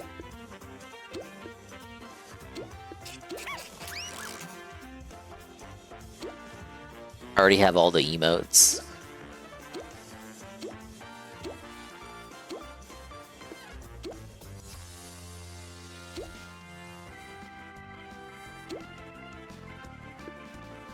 Change your name for 10,000 beans. What a ripoff.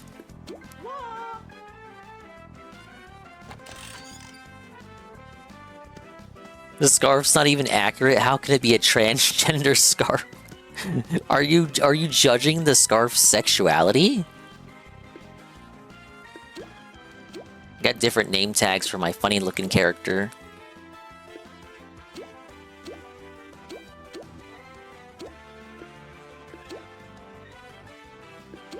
Oh, you can't see my eyes because I got the accessories on. What clothes do I have for my guy?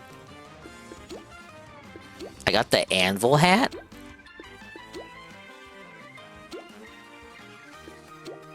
I bought a pink bow? Don't ask. I got a pirate's hat and a cowboy hat. Well, I got the witch's hat. Well, that's pretty cool, Jasper. Wait, the bobby hat? I like the bobby hat. Oi, mate! You got a license for that?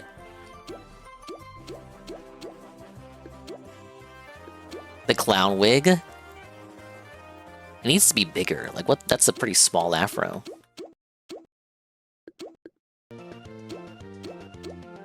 Damn, I got more shit than I remember. What the? Oh my god. Guys, I bought the transgender hat? What? Is there like a whole transgender set of items? I don't recall this at all. Or maybe this was, See, I can't remember if I actually bought this for my character, or if it was sent to every player for free. I don't know if it was one of those scenarios, because I know games do that, where they send you free shit during the month of our Lord, Pride Month, and there's no way for you to refuse it.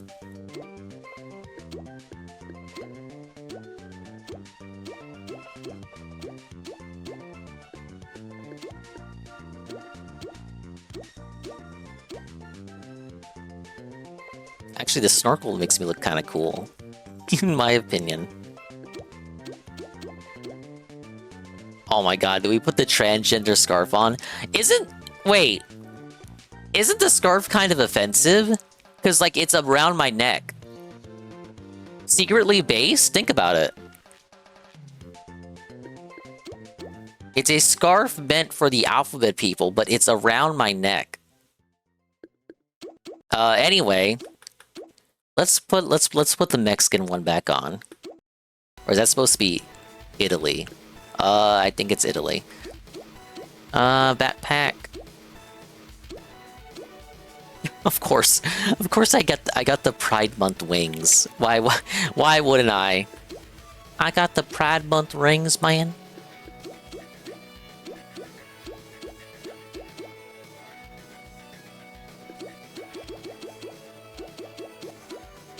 I already made that joke? Well, I made it again. What you gonna do about it, bish? I actually do think the jetpack is the best one of these, because, like, most of those are just backpacks.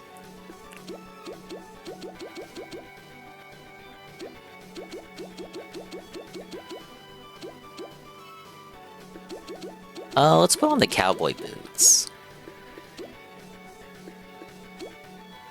And then what did I have for shirts? Let's see here. Oh man, these 240p ass shirts. Holy buddy, these are stretched to shit. I don't know, guys, these all look pretty bad. They all look bad and blurry. I can see why I stuck with this one. we just say fuck it and put the skirt on. Put the Jimmy Neutron shirt on. All right, for you, Juzzy, we can do it. Brain blast.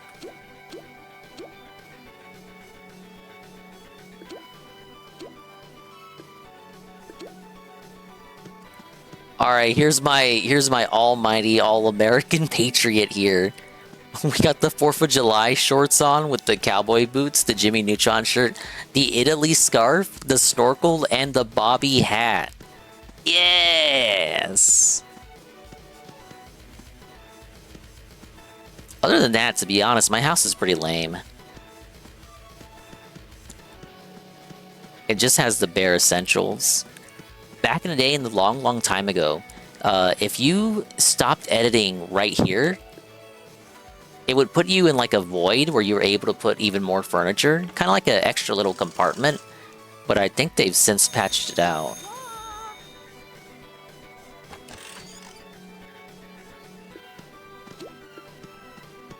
You're supposed to move this way.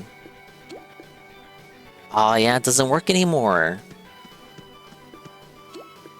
They patched it out! No! That was a meaningful addition. Oh, I got some furniture I never used.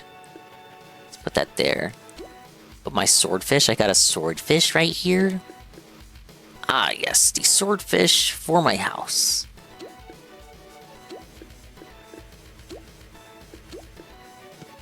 There it is, my fucking hero, the swordfish. And there's my little trolley toaster.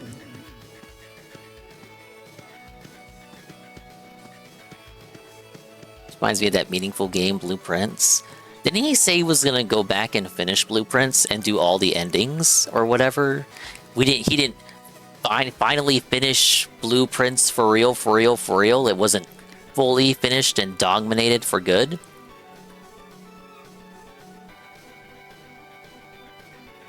Or was I wrong about that too?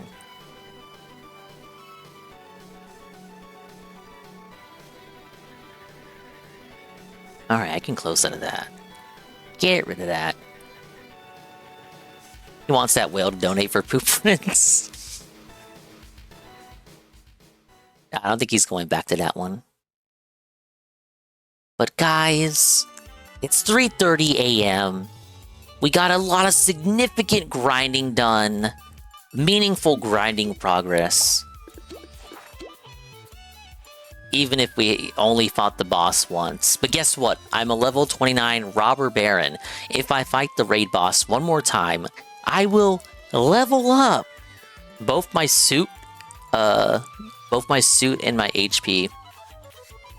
Because it's like, I believe every 10 levels for your suit, you get an extra HP point. The HP pointer is essentially your level. They kind of consolidated things to make it easier for kids to understand. And now kids don't even play this game! It's just 40-year-old cougars! Oh well. I have one more stream of this promised for Extra Life. And perhaps, if the Extra Life goal is met again this year, we can scam even more streams of this. I'm just concerned with how I haven't played this in years. I come back to it. I still remember the controls. I still remember the meta. I still remember so much about it. Really tells you how much time I sank into it as a youngin'. People waiting for Phantom Daily Raps. That's the real thing. I tricked myself into staying up, thinking that this was going to get uploaded. I have a day off tomorrow. I could have been catching some Z's. Yeah, that's what it is. Dormant muscle memory. But it's gonna be Mario Galaxy 2 tomorrow. Been so long since I last played it. It's time to get back to it. Get a massive Dingus in the Daytime stream. Chunk of progress playing that. And then I don't know if I want to continue that Thursday or do something else. The second stream of this will probably be Friday. And then Saturday is the Kirby demo thing. Only day I'm gonna be able to play it because Sunday it's only running in the early hours of the morning. I won't be able to play it, you guys. But I think they're doing like a second demo test the week after, so technically I will have a second opportunity to play it. Whoa, buddy, Kirby, it's sure to be game of the century, I think. Alright, I'm gonna open up Streamlabs, and I think I know where we're rating. It's gonna be somewhere that we rated pretty recently. But thank you so much, guys. Thank you for stopping by. Thank you for chilling. Thank you for maxing and relaxing on level 101 with me. Yeah. What a trip coming back to this silly little game. If you want to play Disney's Toontown Online, but without the Disney part, the fan-made, fan-run, completely free-to-play server. This is Toontown Rewritten. It's completely free, no subs necessary. It's not on Steam. You gotta download the client. But it's the exact same game you remember, with some quality of life improvements and some new content added for your gaming pleasure and enjoyment. Anyway, we're roosting. Did we even catch up with Arlo? I'm pretty sure. Yeah. So the one video I'm holding off on him is his Donkey Kong review. We have not watched his full Donkey Kong review. And I got a lot of true crime backed up too. Maybe Friday can just be true crime the whole way through. We have a lot of true crime to watch. We could call it like Toon Crime. Get it? Because after this one last Arlo video, there's just no Arlo left. Unless they drop a truth nuke of Pikmin news between now and Friday. I'm thinking I want to do True Crime Friday. Sound good? Sound good? Sound good to me. Did we watch Muppet and Daily Crab? Oh man, that root beer really starts to hit me. Nah, there was no Daily Rap. He scammed it. He scammed the rap. We did watch Arlo though. We watched way too much Arlo actually. And now I need to go home and rethink my life choices. Pablo, get me out of here.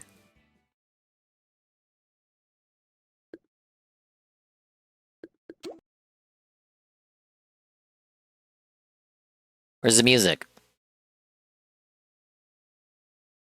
Pablo, where's the music at? Pablo, why are you laughing? Here we go.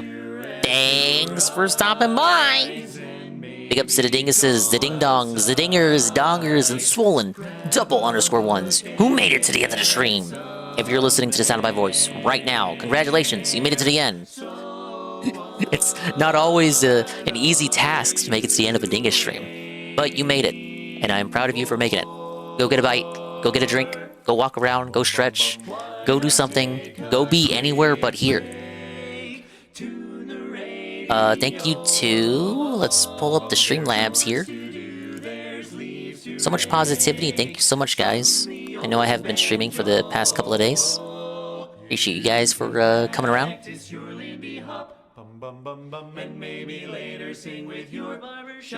Yeah, thank you to Eddie B43, Tier 1 for 35 months in a row.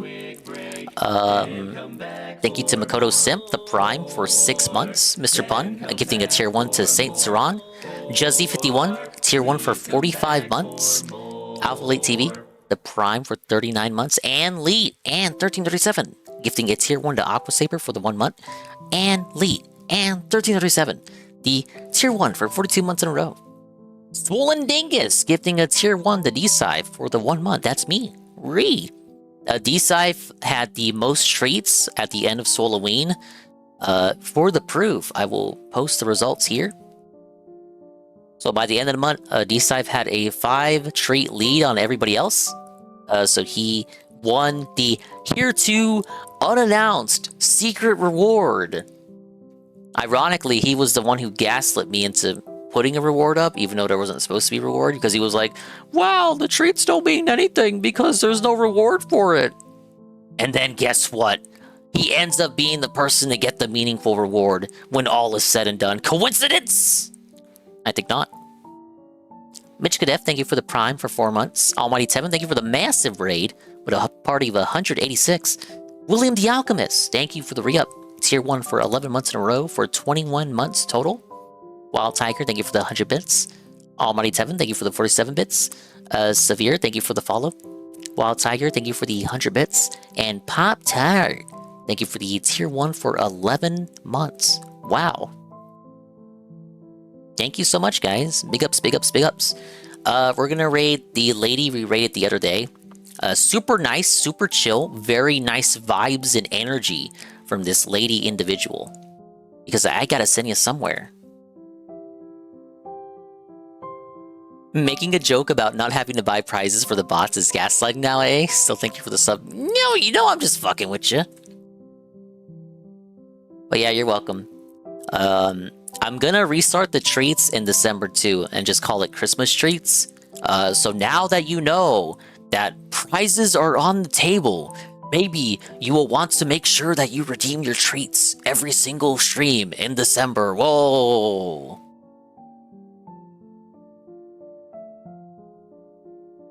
But bye-bye, adios, and Mimi time. We'll see you when we see you. And if we didn't see you, then we didn't see you. But if we did see you, then we saw you. And if we didn't see you, hopefully we will see you next time. If I can see myself in the mirror each and every single day, hopefully I can inspire viewers like you, Rue, to see themselves in their mirrors each and every single day. Yeah, Mario Galaxy 2 tomorrow. This lady does not know about DSP, but she is super nice, super positive. She's playing Silent Hill. Very massively energetic, exuberant energy when we went over there. Very pleasant place to be around. Much more pleasant than here. What was worse, the Arlo stream or the Halloween marathon? Probably the Halloween marathon.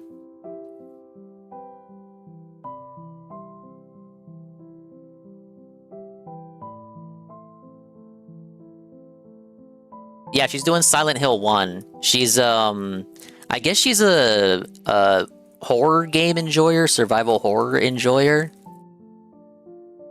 She was doing Resident Evil the past couple of days. I've been kind of lurking there. But there's a raid message. Get it? Because her name's Lovely Montana. But she is super cool. Dingus approved. So take it easy, guys, and have fun over there. Or go wherever you want. Thank you. Bye-bye.